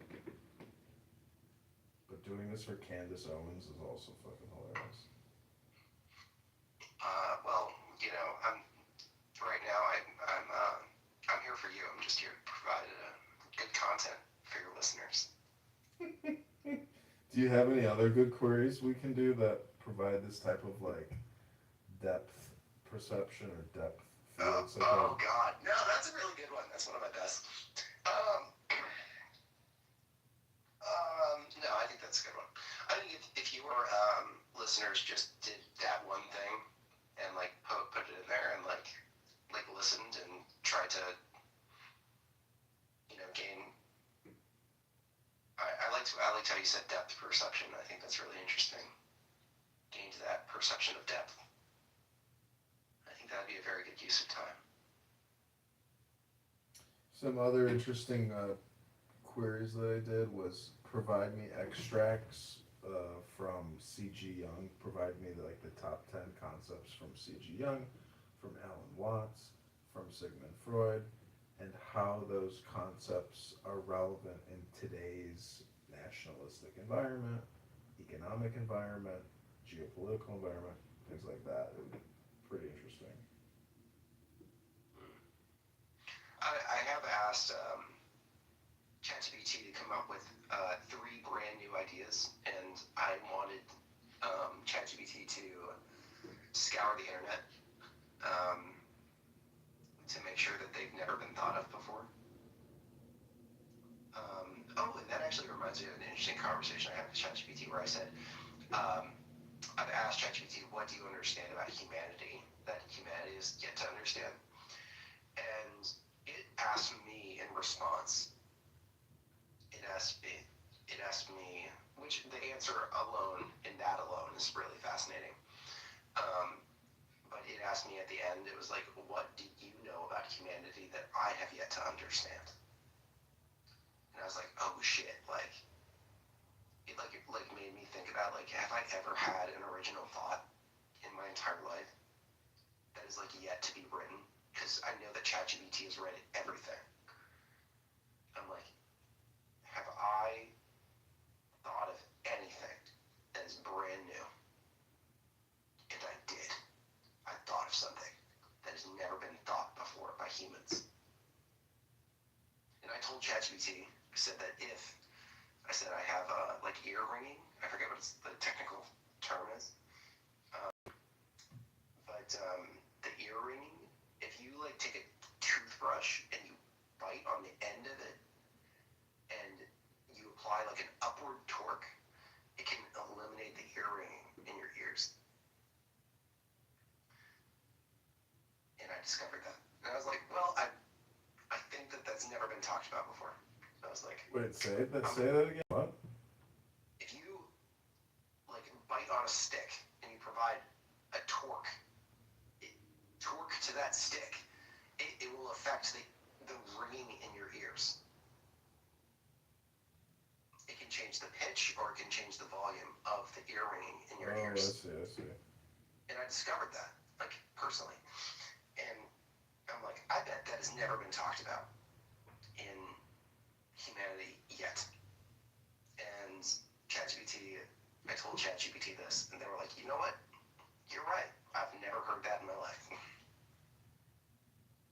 So, at the very least, I've had at least one original human thought.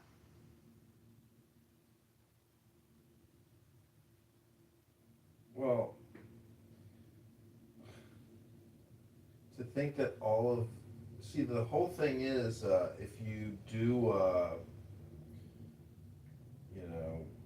esoteric psychology or philosophy, you realize that you are the grand architect. So, like, you think you haven't had original thoughts, but it was you that wrote Genesis. It was you that created the alphabet. Like, you see what I'm saying? Like, it's all just like, well, in my current meat puppet body, I guess. Well, you're trans, right? No. Oh, you're not trans? I thought you were trans. You're double vax, triple boosted, right? I am double vax. Are you double boosted or triple boosted?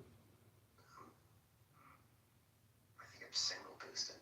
You only got one booster? Jesus, why'd you stop there? I'm being facetious. Sorry, Steven. This really hurts because I'm currently a cover. This is my little revenge against you. It's all owned by God, and so you're not simply free to destroy and profit. Princessi, what are you listening to? Notice in 84, when the affirmation again for that party will go up. قل آمنا بالله وما أنزل علينا. This is 84. وما أنزل على إبراهيم وإسماعيل وإسحاق ويعقوب والأسباط وأوتي موسى وعيسى والنبيين. Could you imagine this is how you fall asleep? All right.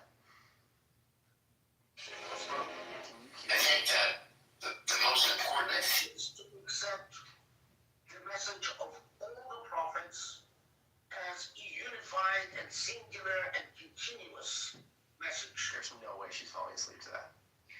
And then Well, you know the thing about getting your head smashed in on a rock, right?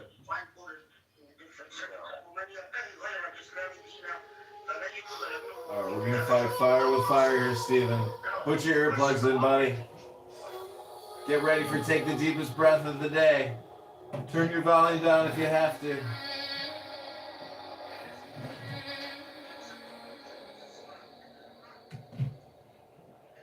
Close your eyes to the noise.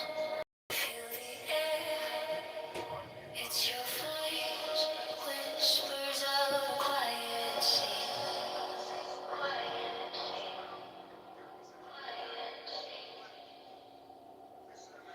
Inhale the world. Exhale the grave. Deepest breath of your day.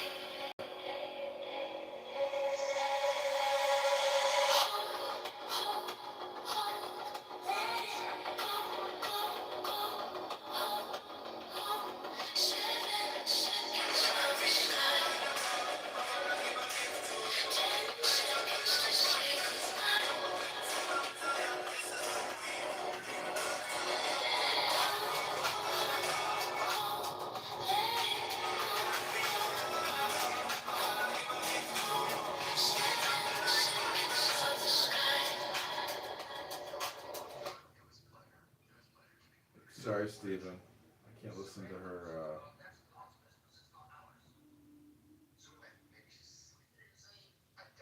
She's not sleeping, she's trying to torture us.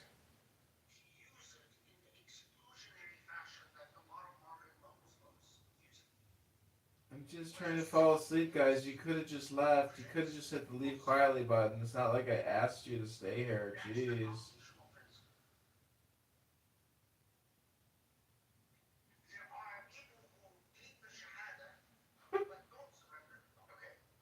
John, I'll talk to you later. Okay, peace.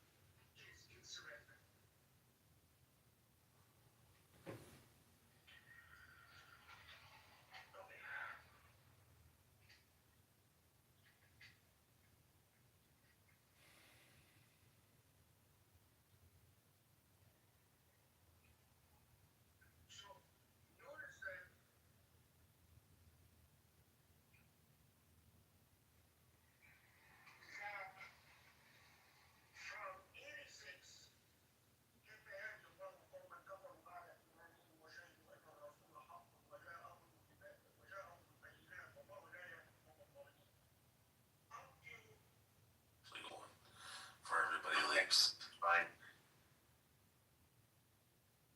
Alright, Incan, who won the debate? You or Samal?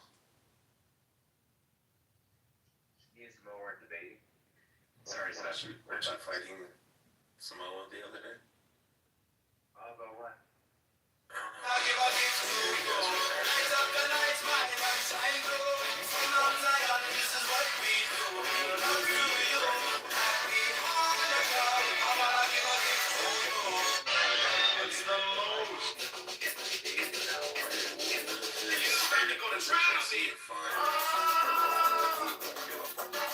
Every single one.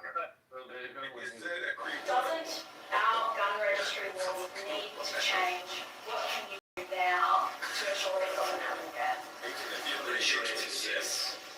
They need to show that they can check. Yeah, what's up?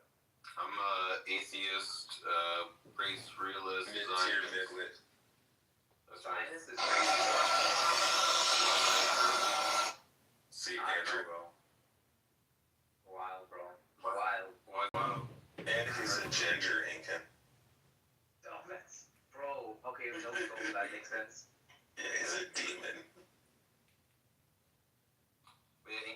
why Zionist created?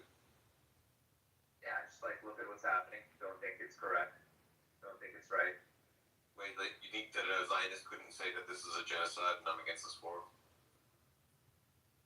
No, I just find the concept of like saying, hey, look, we like this is our land, right? And like, Aiken, how do you feel about colonizers? Oh yeah, that's another thing. Yeah, I'm not really too high on the colonizer thing. I don't know. Jews are indigenous to that region. Yeah. It's called Judea. I mean, yeah, but like, sure, man. I mean, like, okay. You believe in You're welcome, man. Yeah, I'm Oh my fucking creation. Sure. Okay, I mean, like, yeah, you inhabited that for like a long time ago, right? And then like you are back there, right? And that's not because of that's because what, like first world countries were like, hey, look, we should just give them that land, right? Arbitrarily. Fuck the brown people that are there right now.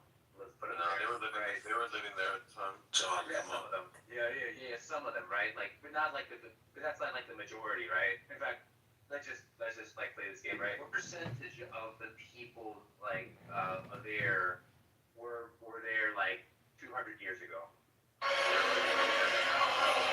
But no one. The way you ask the question, you're asking like, no one in fucking Korea lived there 200 years ago because they were fucking dead. You understand? No. I mean, like, okay, like their lineage, right? Like, let's say, like my grandfather. Alright, what percentage of them are descendants? Other people that lived there like 100 years ago. I can't give you percentages, but I can tell you this: that there were like lots and lots of Jews that lived there prior to Israel being created. I don't know what lots mean. That's why I'm like saying hundreds of thousands. Hundreds of thousands of Jews lived there.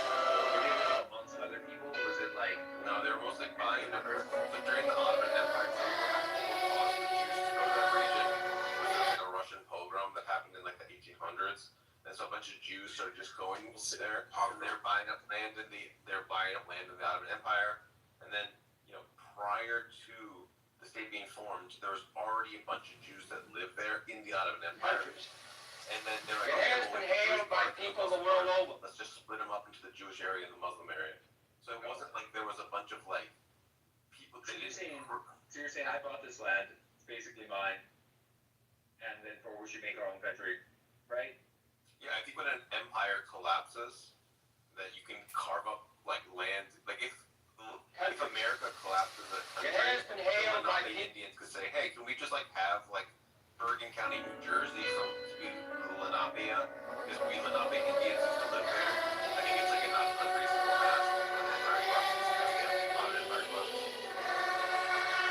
Got you. All right. So you think so are you for or against like the war in Palestine? Like, or like it's gone on long enough. It's gone too far. And okay, let me ask like a better question. Let's say that if all of the things I'm going to say the following things are going to be done peacefully, right? Or like no resistance, right? Which would be for Israel taking up the land that's in Palestine right now. Obviously, those people would have to move somewhere else. They would move to like a place that's equivalent to what they had before their shit got turned into a parking lot. I don't want people in Gaza to go and to live in Jordan or whatever. Conversely. Okay. So like you be for the integration of those people, or I want a two-state solution where the West Bank and Gaza is one state. Money come out. I don't have like that much of an issue with that, right? Like my issue is it's like no, they have like the right to keep on expanding and stuff. And it's like okay, look, I don't think so, right? I think that you want to say like, hey, I want to take over these people through war. Just gonna do it like the old-fashioned way, right? That we tend to look upon nowadays, right? I guess because we have so much information, then that's one thing, right? But then saying, hey, look, I have a rightful claim to this, because it was like promised to me 6,000 years ago. Then yeah.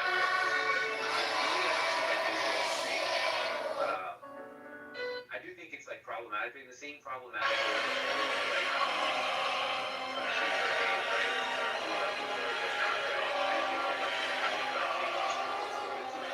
Mainly because we're so aware of the violence and how like offside life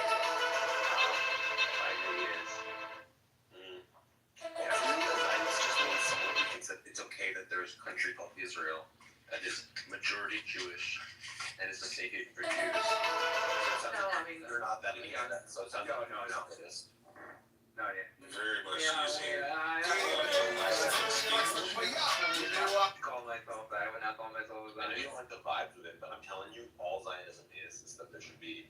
You think that it's okay It's that the there's right of the people to exist in our indigenous homeland of Mount Zion. Literally what it means. Okay. Just like you would agree that the Cherokee from Oklahoma should have the right to be able to go back to North Carolina to their indigenous homeland, right? Well, that's the thing. Like, no country has the right, right? Like, no country has like the right to exist, right? No, we're talking about the indigeneity claim. The indigeneity claim do Yeah, have the the right. indigeneity claim to go back and take their rightful land that was stolen away from them. Low-key, I don't believe in that, bro. Yeah, the Romans exiled the Jews in 135 AD. They were kicked out of their indigenous homeland, no different than the Cherokee were pushed on the frontiers into Oklahoma. Yeah, but I don't think that like that makes you have the right of reservation. It doesn't have the right to go back to their indigenous. What if the United States said, "Hey, people in Oklahoma, you can go back to your indigenous homeland in North Carolina," and then they get there, and these bunch of white trash Ulster County Scotch Irish are like, "We don't want these fucking goddamn redskin engines coming into our fucking land, and they ain't coming to take our shit," even though it was stolen land in the first place. Yeah, well, hot take. I think that the best argument for that is like, look, there are treaties in which there's agreed, and those treaties are violated. So in the sense of like, if there weren't those treaties, then I'd be like, yeah, there isn't really any case for you there, right? And even in the case of where a treaty is made, right, where they agree to like respect certain lands as they take over those lands, it's kind of like, okay, you know, might does make right. I mean, that's the reason why countries exist, right? Yeah, it's like a rock on the top. Putting the vice president in charge or something. Right. That's why it depends on like He has a great pride. So we're gonna say like, yeah, they have a right to it, right? The argument would be like, look, they were promised this and that. It seems like, look, I'm from South America. And the Incas were an empire. They didn't do that by like giving treaties to people and being like, yo, we're cool, right? Like, do you want to be part of our group? They're like, yeah, let me just give up sovereignty, right? It's been the way of the world for the longest It time. has been hailed by people the world over. Right to go back. Who are thankful to be free I think that you either from have the fears of the you can make arguments of why it's suited for you, or there's some depth that might be given to you. It causes friction, and then it becomes so uncomfortable. You're like, that's the rules that everybody has to live by. I'm fine with conceding that. Congress, why do you think that Samuel's stated position of being an atheist is ignorant? Well, before we move on to that, if you think Mike makes right, then you can. What do you say, Congress? If you think right, Mike makes right, then the Jews that took Israel did Mike makes right, so Mike makes right. So then it's fine. So, and if you don't believe in that, and you think that it's about indigeneity, well, then Jews are also indigenous to that part region of the world. We're just conceding to the argument, so to move on. Converse, what was that? What was your question? Oh, my question is, why do you think that Sam's an idiot for being an atheist? Oh, atheism's gay. It is gay. But like, would you say that, why do you think that Samuel keeps clinging to his ignorant atheism? Yo, is this rich? Yeah, it is. That's crazy, bro. I can't believe that this is rich. You actually like sound chill, bro. What the fuck? I don't know, I have a top tier argument against atheism. Oh, which one are you going for? You want to tell me, Sam? Your argument, right? It's the idea that nothingness The Sahara. No, not that one. The Sahara. To see your cheek when we're happy. Defeated or no? Yes, I mean, tell the Sahara Desert. atheism is what causes you to die. So therefore it's false.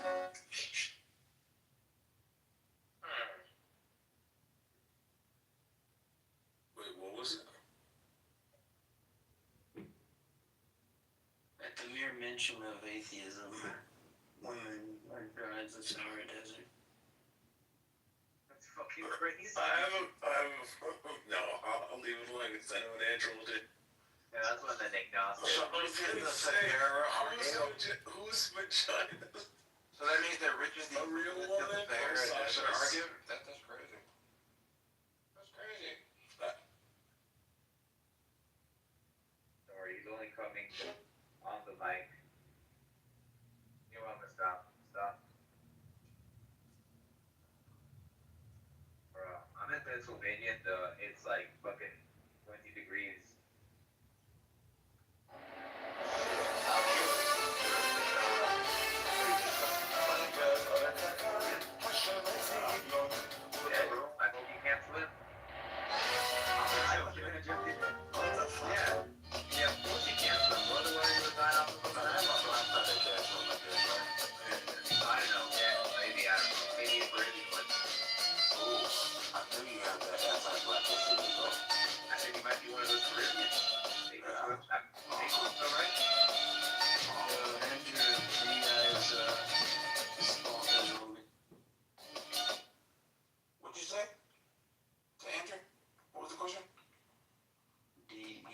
is wrong because? Oh yeah. Good question. I'd like you to meet my front man, Congress. He goes by the name of Samoa. What? Samoa, are you trying to say? Samoa, do you from Andrew Weed? Well, no. I paid for it. He knows that. Back in the day before. Yeah, back in the day. Before I know my Lord and Savior. That's right. Let's be honest. Samoa is neither black nor Samoan. You can hear in his voice. He's like. It's always the little people that try to take shots at the giants. He's like 2000 exactly like a third generation Mexican from Atlanta. And his wife, who's a front man for his fence. It's very obvious. I don't want nobody to see Coming from Chillism's own Oompa Loompa style. Okay. I mean, I think Andrew's probably German at heart, to be honest. Oh, then that. C. I want to say 9, but C. Actually, fish all that. So don't scare the Zionists out of the room. I'll try not to. Samoa, does Congress have it right that you support DEI? Of course he does. Okay. What the hell? And you support all waves of feminism? No, just the first two. Okay. You support reparations? Of course. Do you think certain people... Are you a race realist? What is that? Sam? Hit it, Sam. Do you think that there are differences in populations? No. Well, that's... Oh, what? So how am I short? How are we little people? How are we little people? How are we little people then? Let's fucking go. Alright, you'll cut the L, right? You cut the L right here. Are there differences in populations, right? And you're saying we're little people. Aren't you pointing out to the difference between your people who are taller? There's no What's difference. going on right now? I know you don't. Can you please contextualize the comment that you just made so the little person can understand what's going on? You gotta stop slurring. You just said sexualize, bro. I heard that too. Bro, you gotta stop slurring. Contextualize. Well, contextualize. Geek and I both heard you say. Well, both of you guys are 4 foot tall. What does that mean? Don't sexualize this, please. Stand on his shoulders, just so it won't be as tall as I am. Go ahead, Sam. What are you saying, Sam? What was your question? Sam's saying the races are real. Races are real. Okay, Well, I just asked. Okay, so I just asked you if you're a race realist. He said, "What does that mean?" And he said, "Different." Oh no, I said no before I even heard what he said. Okay, all right. Yeah. I just thought you were that. This is backtracking. You see, double down. Now he's backtracking. Of course, races are real. Yes. Okay. All right. So Sam wants to say black people are less intelligent than West. Go ahead, Sam. Are black people less intelligent than other types of people? Go ahead, Sam. Some of them are. Okay, there you go. Some of them are. I agree with him. He would say the Samoans are, right, Sam? Samoans are black, Andrew. Ooh, hear that answer just got cut. When you say black, Sam, what do you mean? People from sub-Saharan Africa. That means you're not black, Samoan. I don't know, like, you ever heard of a concept called biracial, Andrew? Yeah, but you don't get to qualify. You mean bisexual, Samoa. You're referring to yourself, right? You're not a Hebrew Israelite, brother. You know what I mean? Like, what is going on here? Well, you were defending the Hebrew. They are descendant of Andrew, what are you doing? I'm sorry. Okay, come on. What the hell? We'll save that for later. Okay. Brother, dude, trying to use a nuclear option? What the? Yeah, no, you're right. Okay. All right, my bad. Let's keep it in the road. Let's keep the bumper around guards. Let's keep it in the lane. All right. So here's the thing. Sam wants to say the Jews have there's an inherent advantage. The Jews their IQ on average is like, I don't know what is it, Sam? What's the up that you guys got? 1/15, something like that. Yeah, that's gangster. Yeah. Wait, what's the average for what? Yeah, so basically he's saying that he's popping in. Yeah, he said 115. He's basically saying that he's on, man. He's propping himself up on the backs of other Jews. That's fine. Okay. No, I'm not trying to do that. I don't care about that. What I care about is... Oh, well, then why are we talking about averages?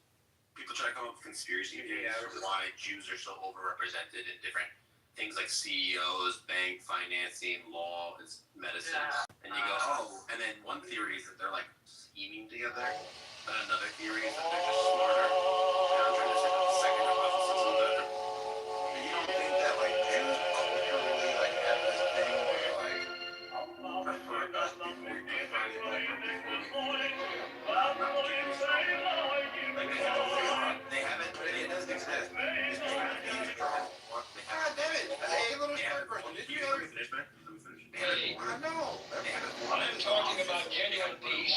They don't have it more than like The kind of peace they don't have it more than Persians. They don't have it more than like they're pretty standard when it comes to most ethnic Alright, but groups. but they have it more than black people, though. No, you don't. Oh my goodness. So, if we were to compare the data on single mothers in the black community compared to the Jewish community, you wouldn't overrepresent, or we wouldn't overrepresent in that category? If we are broken families, Yeah, of course that's true. Of course that's true. Represent. What the hell? I thought you said... Sam, you just said that your cohesiveness was comparable to ours. Yeah. Yes. Alright, so your cohesiveness is superior to ours. Whether mother or not has nothing to do with your ethnic cohesiveness. It just has to do whether or not you're an immoral father. It has nothing to do with ethnic. No, it absolutely does. We're talking about the unit. We're talking about people working together. How can you To the work with letter. somebody One that's thing not is that there? we now call it the John F. Kennedy March. Yeah, you can make it up. You can totally make it Corrections to up. the letter. Hey, little One thing is that we now call it the John F. Kennedy March. What's wrong with you? Thank you. Get back in line. I'm just trying to help you out. You can't help me. Don't help me. Help the bear. Alright, bro. Corrections to the letter. Sam? Yeah. Whether or not you raise your children or marry your girlfriends has nothing with whether or not you're ethnocentric. We're talking about cohesion. Ethnocentrism has to do with like whether you only hire people of your own tribe, whether you favor them in deals, stuff like that. The thing you're talking about has to do with just being a good father, which is not about ethnocentrism. Preserve in all pockets of the world. Oh my gosh. Hey, I'm asking for the cohesion. I'm asking for that element. Look at my community. Look at your community. You literally have institutions that are only for you guys.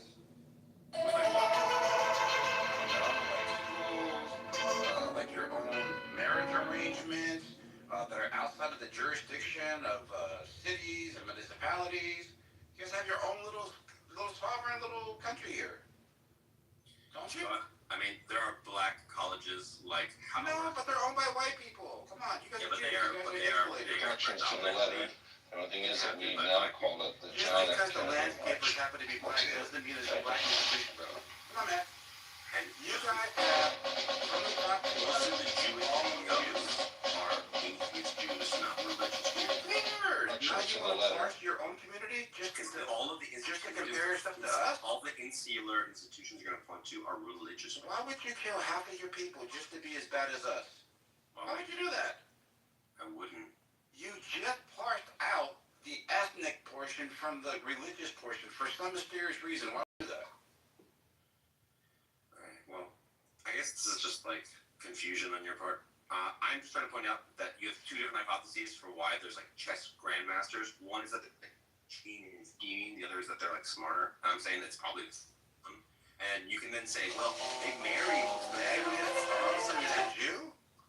No, but there's a lot of Jews out there. Fucking that fails. Wait, what? Why would you mention grandmasters? They all dumb. There isn't any black grandmasters to compare to. Yes, there are. Name Yes, one. there are. Name one. More. Who? Grandmaster Flash, Fuck up. That was pretty funny. Grandmaster Kaz. There's a bunch of them. Grandmaster Flex. What the fuck? I don't think we are going to name one. And then he's like, oh, I'm sorry. Yeah, what was his name? I just told you, Maurice. Fucking retard.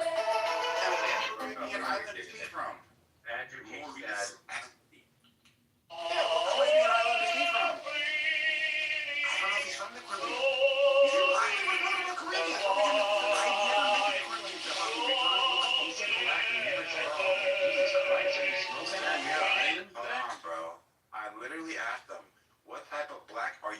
talking about? He clearly said the Caribbean, bro.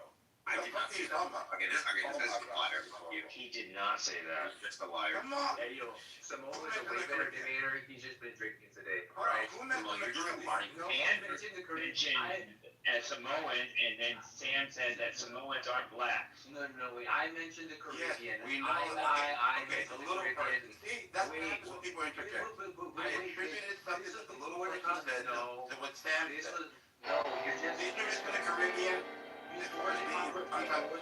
No. Shut up, bro. Oh my I'm God. just asking you, what type of black are you talking about? That's what I asked him. He said something. He said anybody from the sub-Saharan African region or whatever that was, right? Somebody else said Caribbean. No one said Caribbean. The only mention of Caribbean happened before this conversation started, and I said you couldn't swim, and you said that's the black part of me, and I'm like, baby, you're Caribbean. All right, thank you. So then you did say it. I know. This All right, move out the way. All right, move out the way. All right, damn, so bro. you said the average number. bro. Yeah, that was not part of this conversation. All right, so you said the average IQ was 115. What do you think yours is now? Probably 130. Yeah, 130. Probably. Niggas be like, what about the CEOs? Do you think that they have like above average IQ as well? Yeah. All right. So then everybody underneath the average, where are they at? Like, if you were to just look at your community, like what type of jobs would they hold? Any on welfare? Yeah, Andrew, this guy just like lies about what my views are. He like asks. Oh no! Don't run away. He says that oh, Magnus Carlsen isn't Jewish, therefore you can't have. Power through it, bro. You gotta power through it. You can't have an overrepresentation of Jews in chess because the one chess grandmaster isn't Jewish. Like, this is the level of stupidity that Samoa is at right now. And maybe not the most appropriate person to alright. But maybe if I take a little bit of the smash out of it for a minute, let me just ask you this question. If there's 50 Jews that play chess and one black person that play chess, do you think this is an apples to apples comparison about intellect? No. All right, so why bring that up? Well, it's not just chess. It's chess, it's math, it's physics, it's chemistry, it's medicine, law, it's finance. All right. Can we agree that that's kind of rooted from your upbringing? So if you come from like a structured home, you're more likely to be in those types of categories than if you come from a broken home? Do you think that people that people who are more intelligent would they not favor like intelligent pursuits, right? Like education and stuff? Oh, you mean like that part of Sam was trying to handle that people were going to rebel you. Somebody's trying to hand you an apple military doctor like that? Let's judge this. I'm not a Congress. I'm not a Congressman. And what's wrong with you? Like, all right. So like somebody's taking an apple from somebody that somebody just spit on right in front of them. Like, would you eat that apple?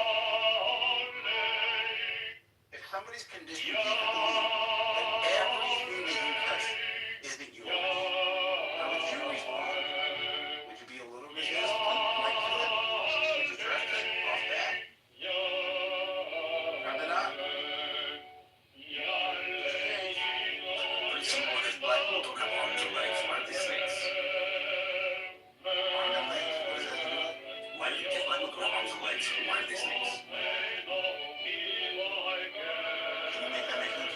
If their power level's over 9,000, why can't they beat Goku in a fight? They can't be snakes because they can't swim. Horrible stuff. Yeah, Are you They have saying 5 or 7 planets, but then also we use this thing to. Are you saying that the conditions in your community are comparable to the conditions in Why do bananas have like lots of potassium? What's up with that?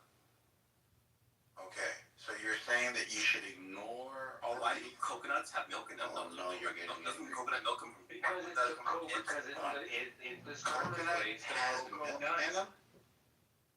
I'm a coconut.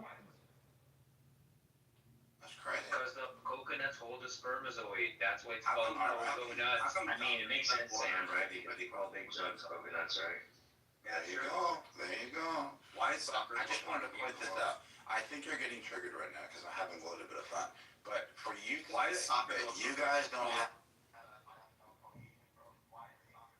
Hi, excuse me, Nathan, Hagop, and Andrew. I'd like to answer the question at the top of the room. I know Samoa dominates the stage when he drinks whiskey, but trauma mamas and forgiving them. And I just want to say, ladies, if you have children right now and you are a trauma mama, it's not too late for you to have your come to Jesus moment.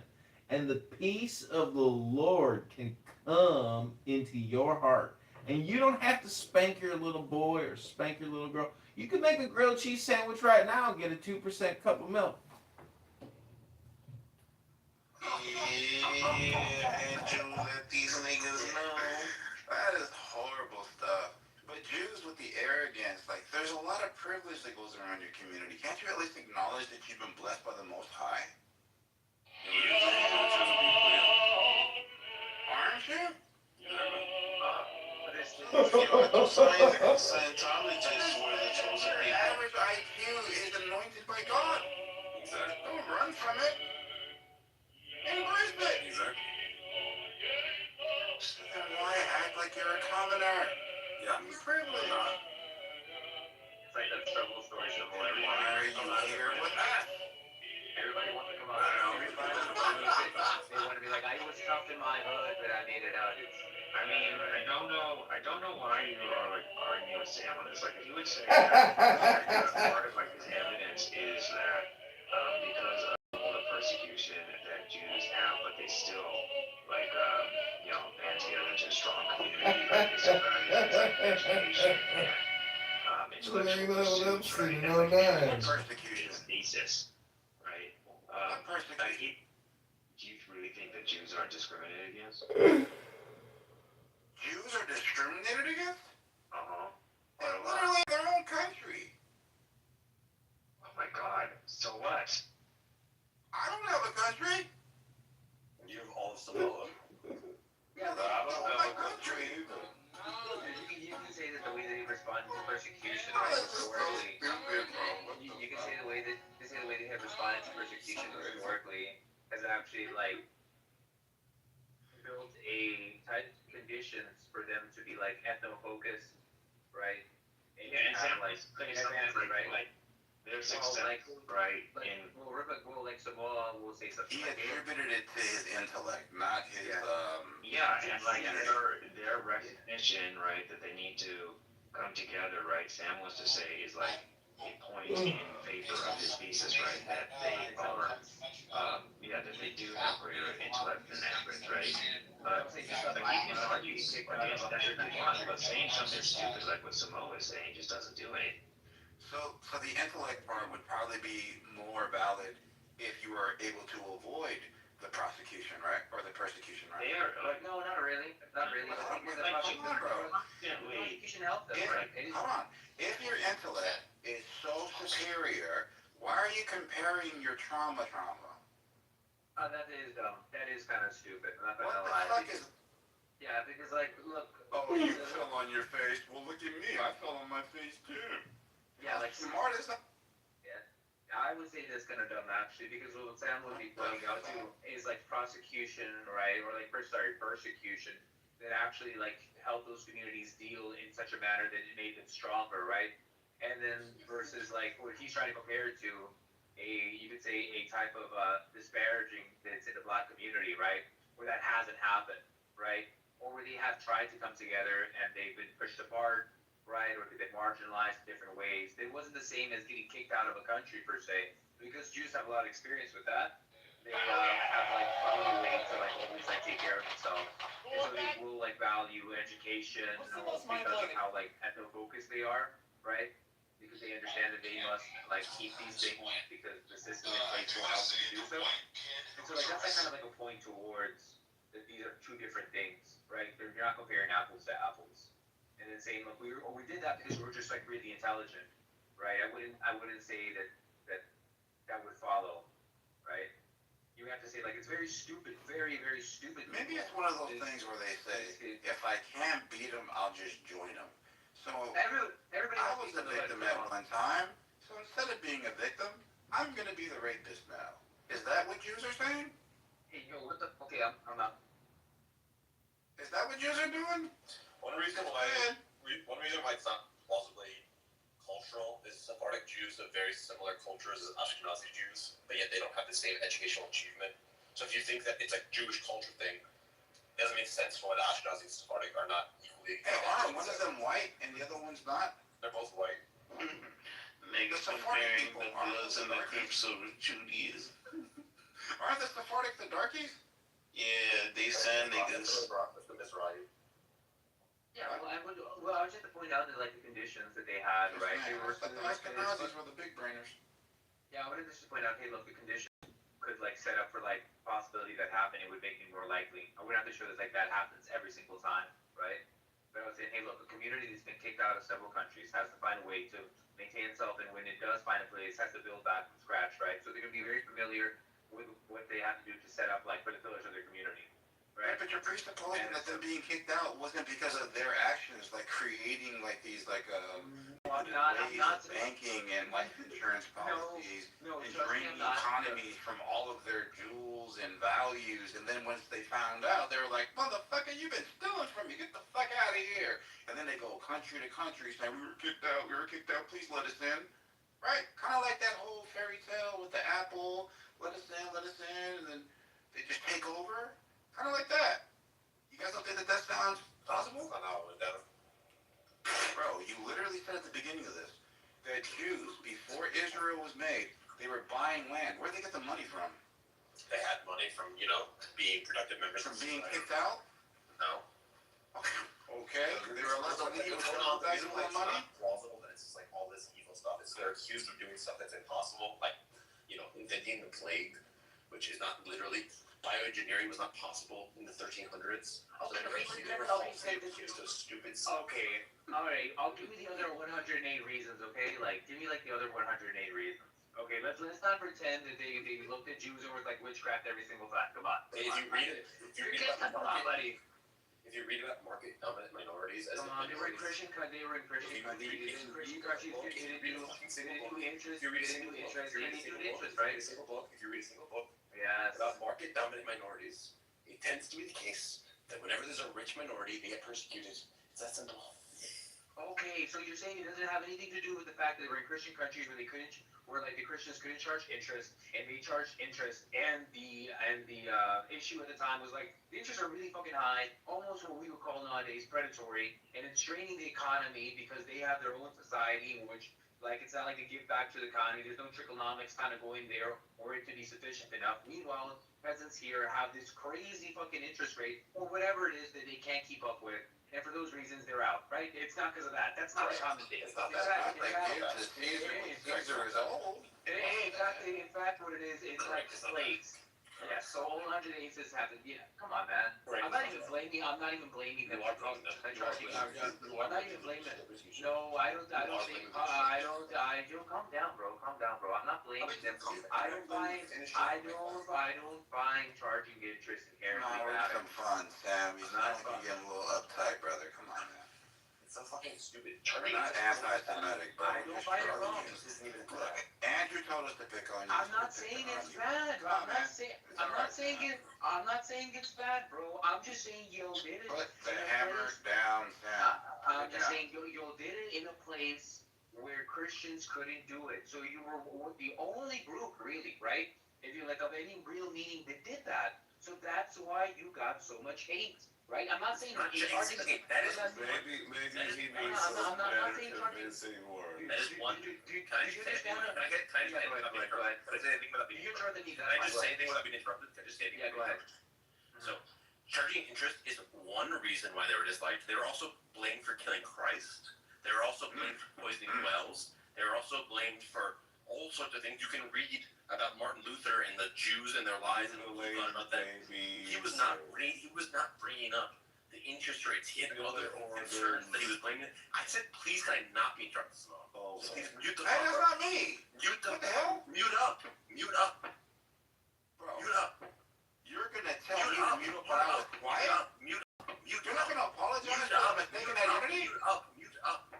So now you want to sit here and act as if your mistakes don't get. All right, we're supposed to just not remember that you just fucked up. Mute up. Are you gonna apologize? Mute up. That's horrible. I didn't say that. I didn't mention nothing about the Caribbean. Now you make a mistake and now we're supposed to just gloss over. All right, let's let him finish because he's having a panic attack. Let me finish my thought. So I didn't interrupt you. Jews are accused of many things. The interest thing is only one small thing, and most of the stuff like poisoning wells and like inventing the plague and all this other crazy stuff was just made up. And usually what would happen is some rich nobleman would get into debt with some Jews, and instead of wanting to pay the debt to the Jews, he said, "Oh, well, I could just persecute them, so I don't have to pay my debts, and I'm out of jail scot-free." That's a very common thing that happened. So it's not like there's this like, oh, they're just mad about interest. Sometimes it was just rich noblemen that didn't want to pay their debts. Sometimes it was just people that were dumb superstitious peasants coming up with fucking conspiracy theories. So it's not just the Jews are being bad bankers and then people hated them. No. It was mostly that they were a rich minority and they had lots of theological grievances against them, and so they came up with dumb conspiracy theories. The end. Gotcha. The way they got rich, right? They came in, and the way they got rich by going into other countries was by what? Being very ethnocentric, not assimilating, right? Charging interest, right? Which I don't think is bad. So don't come off mic and say charging interest is bad. That's fucked up, right? Okay, I'm not saying that, right? And when you go into any country, right, and you don't assimilate, right? Yeah. But the idea that Sam is not acknowledging that Jews were so smart that they were able to see whole countries, whole populations of people that were easy to deceive with their banking practices. Seems like you guys are predatory to me. Boys are fucking dumb. It's not fun. I'm telling you some. Y'all, you dumb fucking peasants get jealous. Bro, you can't even rap. Then you act like a motherfucking bitch. Do you think you can kind of like get on beat? This is why you'll own the record labels and you're not the artist, okay? You Christian. Yeah, this is how we live it. We got the money. We got IT. Oh my God. Love being Jews. This is that person.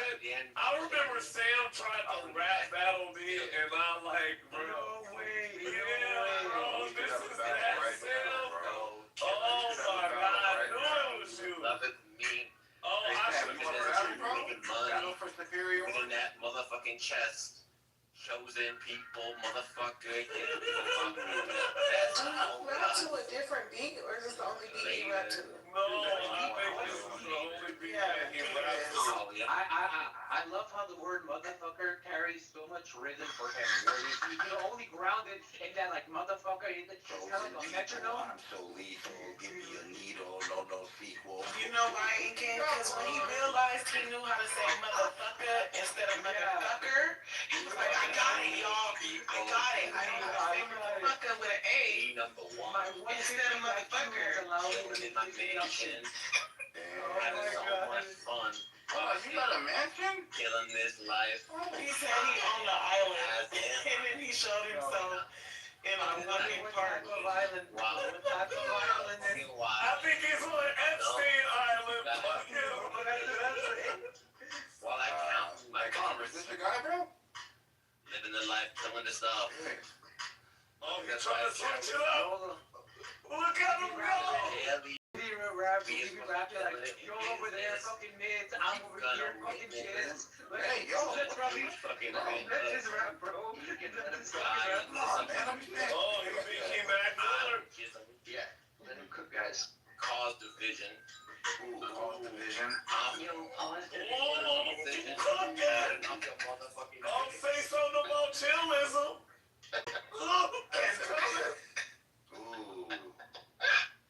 Come on, bro, you gotta stand. I love how he didn't use motherfucker after we pointed that out. And therefore he's like beat the really drop. And now he changed the beat. Come on, man. No, Sam, you can do it. Take another rap and put your back into it. He had it for using as a background to keep a Sam got integrity. Sam will Sam will drop a flow, but then he'll put some beat on it and he'll let you go, Kendo, and he'll eat the beat up for you. So. Sam, I understand exactly what you're Let's do it. All right, Kendo, it's all you, baby. You guys, let's We're not doing this again, man. Sam, go ahead. No, Sam, go ahead. Go ahead. I want to. Bro,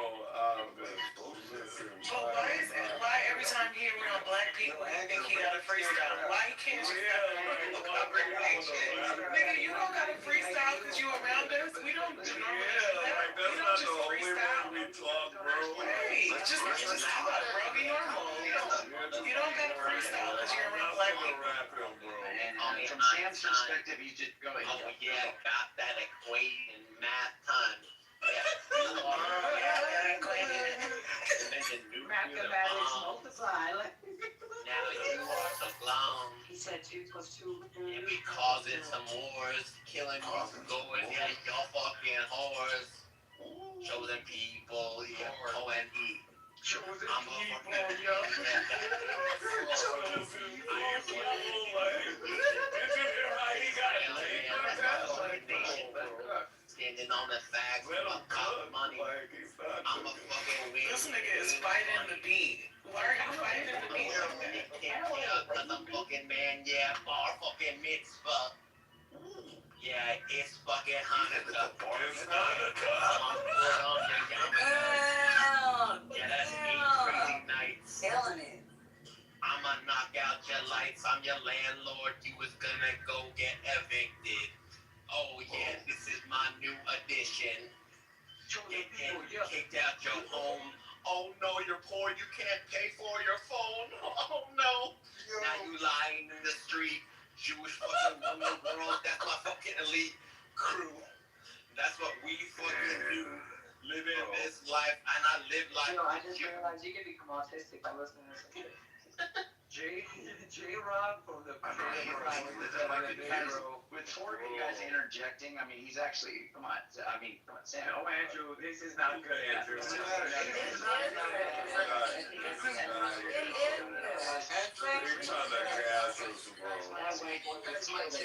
This is not good, but this could be a chart topper. Sam? I wonder why he's a chart topper. I wonder what forces were put it at number 1. I know, like, No, maybe the Jewish people that own the label that feel sorry for Samoa, don't let them do that in this room, bro. Can we not turn this into a rap room?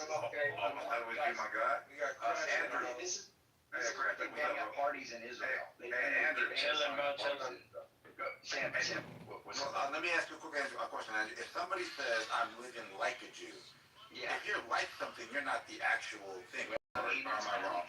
It's kind of true. Unless, like, you might say, like, I was really doing bad for a while, so I wasn't living like a Jew. Now I'm actually living like a Jew, right? You might say something like that if you did a contrast thing. That might make sense. Let me just take Lions. But if you are a Jew, there's no way in hell you could ever not be a Jew. Well, no, it's not that you're not being a Jew. Like, for example, like, if I'm of the Trump family. You can baptize and not be a Christian.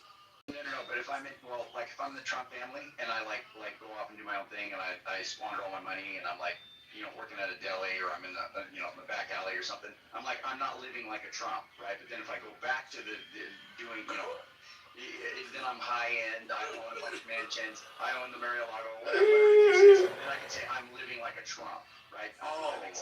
Yeah. So you're doing the same thing that he did earlier when he said that the ethnic Jews weren't as good as the religious ones. No, I'm not doing the same. I'm saying that you contrast it to you could. Donald Trump came out with sneakers. What are y'all talking about? Don't you remember when, like, Obama was people when Fox News saying he doesn't look like a black person, right? So, Donald Trump got money and He's not living like a black person. Sneakers are white or black. Anybody else talking that he's not living like a black person, I'll never freaking debate for Trump ever again. he's not living like a black person? God, I wish I was He Trump. had t-shirts, motherfucking sneakers and shit. Y'all don't remember? You can't dangle some shit like that. You can't deny your Our president just isn't living to the standards of a black person. He got Negroes in the brasserie don't make him black. That's crazy. He was the first black president. What? Hey, Stan, you there, bro? Let's get these bars out, bro. The bars. Yeah, I know. That's right. Why you gotta activate these characters, man? Like, just no. Oh, Pockets is here. Yo, Pockets. Landslide activate. Yo, Ken, I got a whisper. I got a whisper. Because I'm saying the fact Andrew, I cooked their ass. Mola and ink agreeing is crazy. Yeah, that is some horrible stuff. I need to go on mute. Okay, hit it, bro. I could not believe it was so. Someone else will drop the bar. No, we don't. Yeah. Crash against Spooey. I want someone else to drop the bar. It's already done my bar. No. Well, Play the beat and Crash you go. Yo, listen. I'm a talking Nate when I hit my chest all day, every day. Yo, Oh my you God. was a bitch. Sam Rose, when he coming through, I'm here to win. Yo, she wolf, shut your ass up. Spitting on these bars, and I came up on the stage, and you know what's up. I got these black fucking Nikes on my feet, and I'm on top, and you already know. I'm not a fucking cop, yeah. President. You sound like you were warning yourself like a Hey, this is not one of those ghetto ass rooms. If y'all want to do this ghetto ass shit, go to another room. Yeah, for sure. Yeah, it's just crazy. I'm not gonna lie. So one. This is I won the rap battle. Yo, that PTR. You admit that I won the rap battle? That PTR speaks bestiality, though. She wolf, that shit. You You guys admit that I won.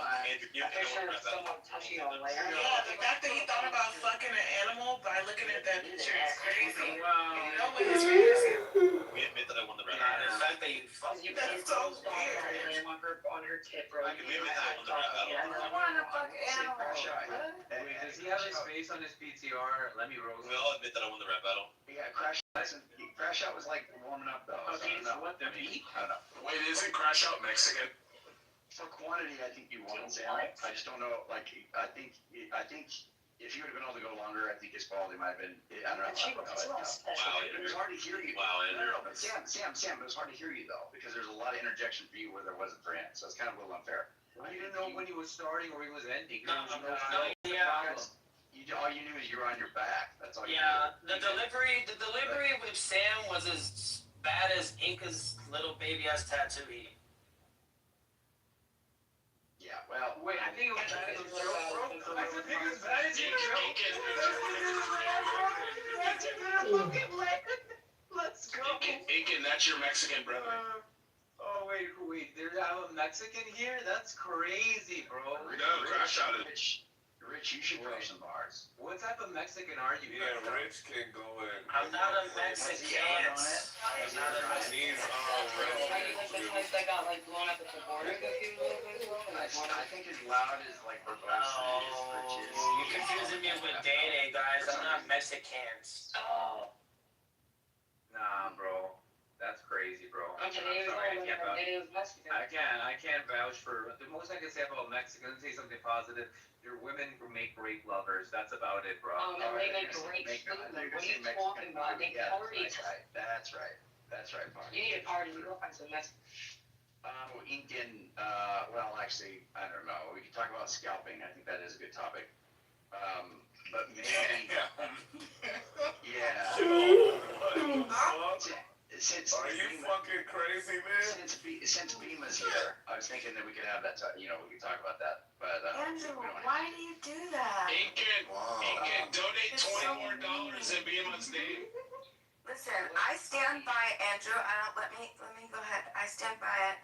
Don't rehash it. He wants to stop right now. Look. I can't believe y'all in your pimples need a shot punch in the head. I don't. No, it's not even worth it. It's not even worth it. No, I got called out, so I just have to. Aiken, what's the only good pimple? First of all, I love Aiken. Okay, I don't think that Aiken is a bad guy.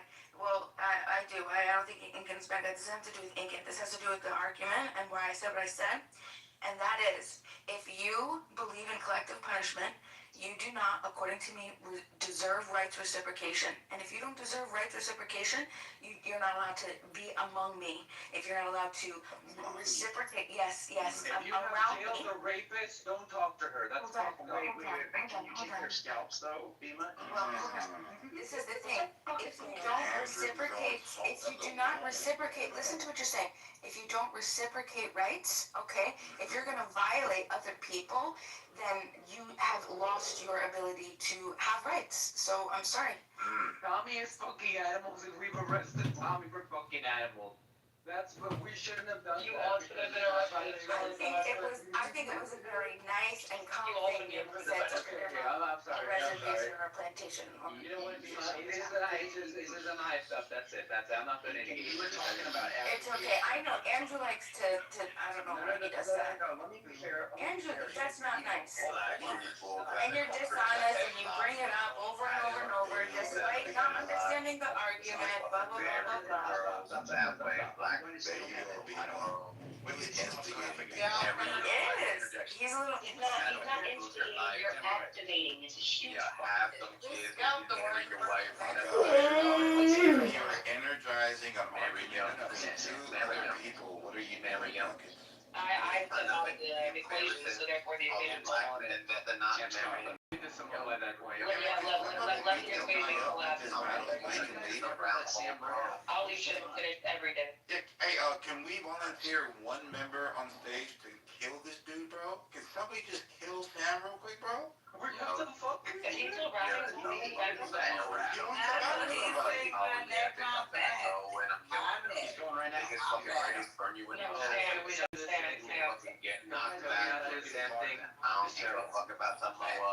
There's only so much rage I can handle, bro. Fucking family. That's the fucking remedy. You just have no rhythm. I like you, right? But you are. Every time he pauses, he goes, well, look how your shoes stop, bro, and it's annoying as fuck. Fuck this bitch. Just remind me that there is a devil out there. Can you line my name and please? And then we use the word can. Thinking.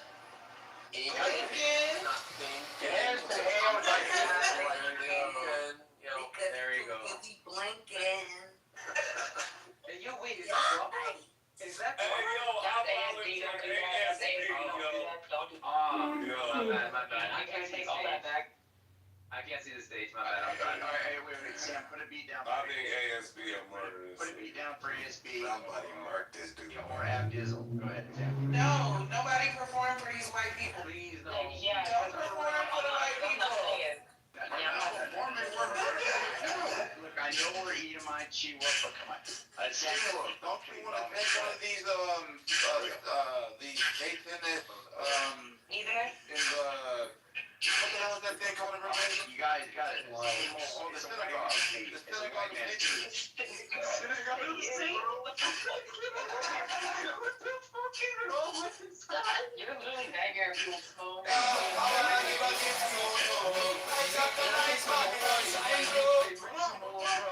He's my favorite Samoa so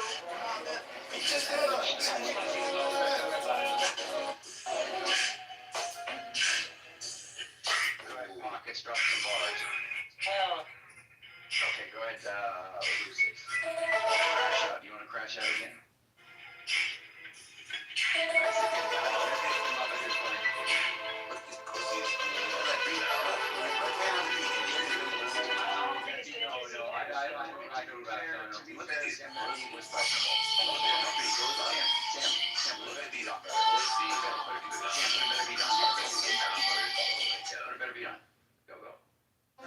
Got these fucking pussies in.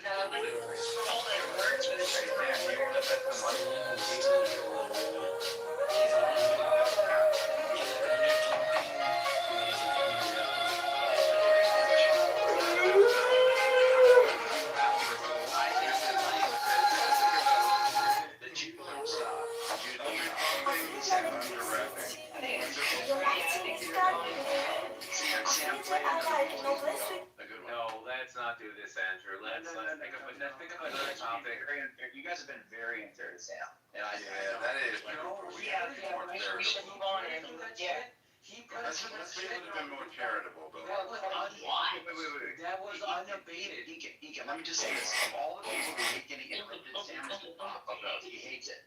He's been trying to drop bars, and you guys, 6 people are talking while he's going. Bro, the only bar that's dropped is whatever you Come want to on, stop bro. it. The Jews haven't experienced any charity. Let him go, bro. Come on. You're Jewish, Sam? Oh, my bad, so go ahead. Okay, but why every time he come in here around black people, he gotta prove to us that he rap, that he know how to rap? I don't go around Jewish people and try to prove to them to spin the dreidel the fucking fastest, okay? I don't fucking get around Jewish people and fucking act like I know how to make the best mouthful off suits, dude. Just shut the fuck up. We don't fucking care. That's true. I never go around Jewish people. Yeah, I just want to say that's true. I never go around Jewish people and pretend that I know how to make wet tuna soup like sludge. I don't do that shit. Probably because they won't let you in the gate. People never go around Jews and pretend they know how to like count. Yeah, that's true. What are you talking about? They know how to count to 6 million. I'm a go and make you motherfucking theater. I'm the fucking one on the trail. I'm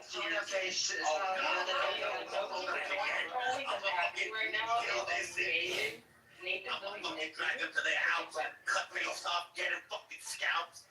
Fuck this Indian. Come decide. Yeah, that's my fucking choice. Yeah, I decide. Got a fucking smallpox blanket and I give it to his fucking kids. I'm a fucking killing bitch and I'ma make it motherfucking quit. Fuck you. I colonize your entire fucking continent. Then I eat your fucking ass like a condiment. Fuck you. I'm a fucking what? That's fucking amazing. Yeah, come on, motherfucking cradle. At the end of the day, Spit on your ass out.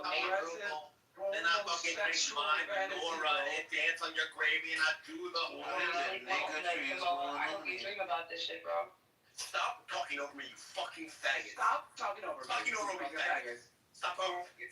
Oh, man. Stop talking over me. The nigga Get out of my house. That's a lot of niggas going on. Faggot. Stop talking over me, I don't faggot. know why they hating on you. Alright, we're gonna do ISO on the. Don't mute me, Andrew. Why are you going to mute me, bro? I muted everybody. Go.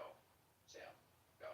I was rapping and they were fucking talking over me like a bunch I know, dude. I was trying to argue for you. Go. You guys are but fuck faggot, savage, and low IQs.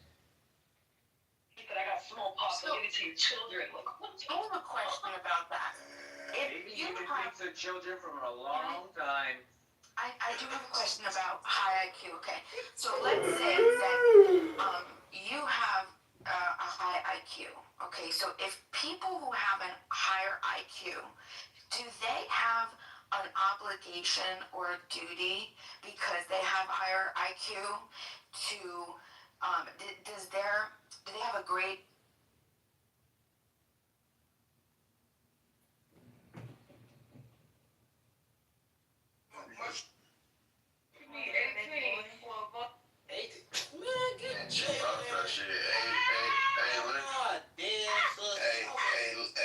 I got some praying for you for the 15, man. Oh, no. 18. That's almost 2. Who the fuck? Oh, I'm not even. I forgot her fucking page. For Christmas, I'm finna She was over there. Now, they don't want the weed at the same time, okay? For Christmas, I'm giving everybody some weed. Yeah, 1800 though for a blow. Like, You know what? that was getting sold. Don't get your shit done again. Keep playing. What? Yeah. Bring what the fuck I said. Like, what? Let me find fast like ski. Hey, Miss Badass. What's wrong, ski? It's not ski talking. What the fuck? It's being trained, man. What you want, ski? You gotta look me up so you know who you're talking to. Dang. I know you not ski, no talking. I'm crying. Please, so you can know who you're talking to. Hey, what's the name? Okay. ATL.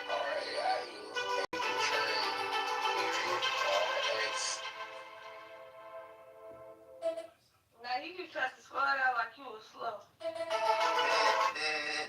don't even know what he said, because I wasn't even just listening.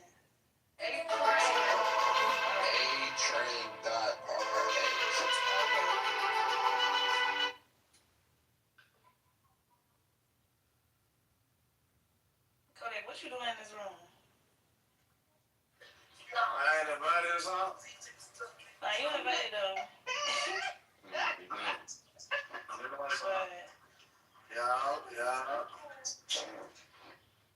But what I'm saying is, I'm saying, I'm valid, man. Y'all want to see, put me out.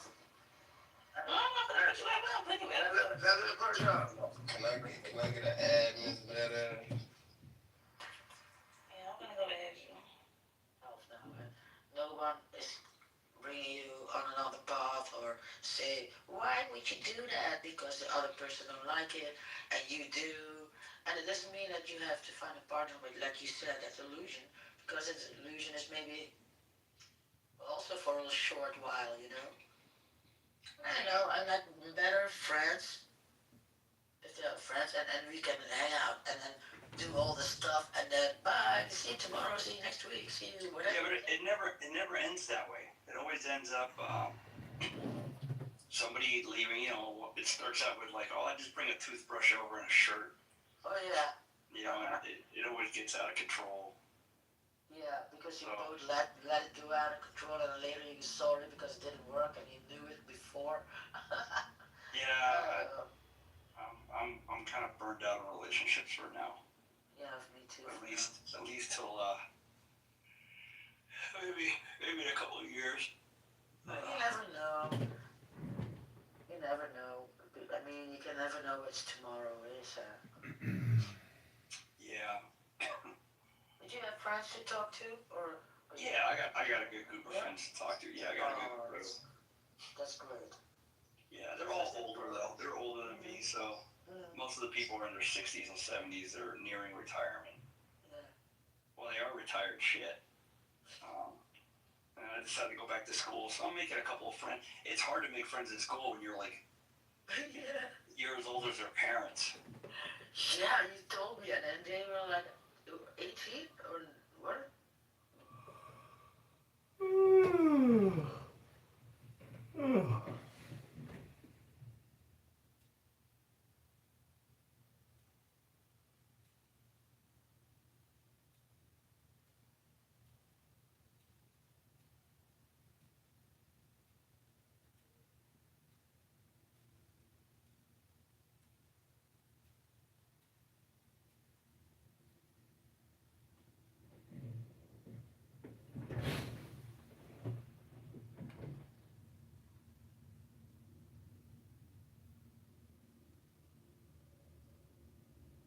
No way.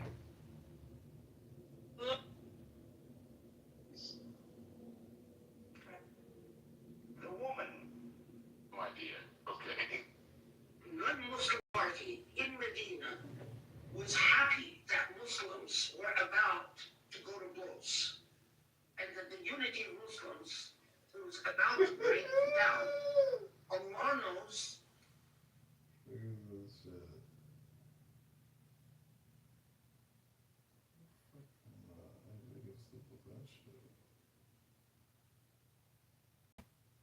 You know?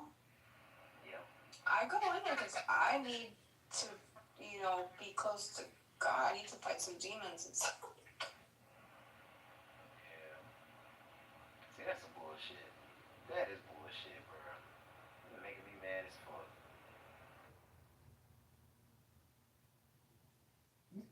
It kicked me.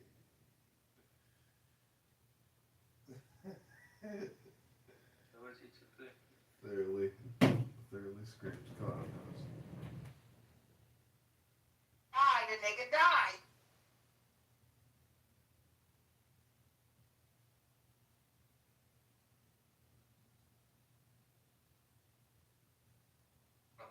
I don't want to talk about this with y'all. Why the fuck did you even? Clearly, you wanted us to know that. And that's exactly right. That's exactly Why not just say initially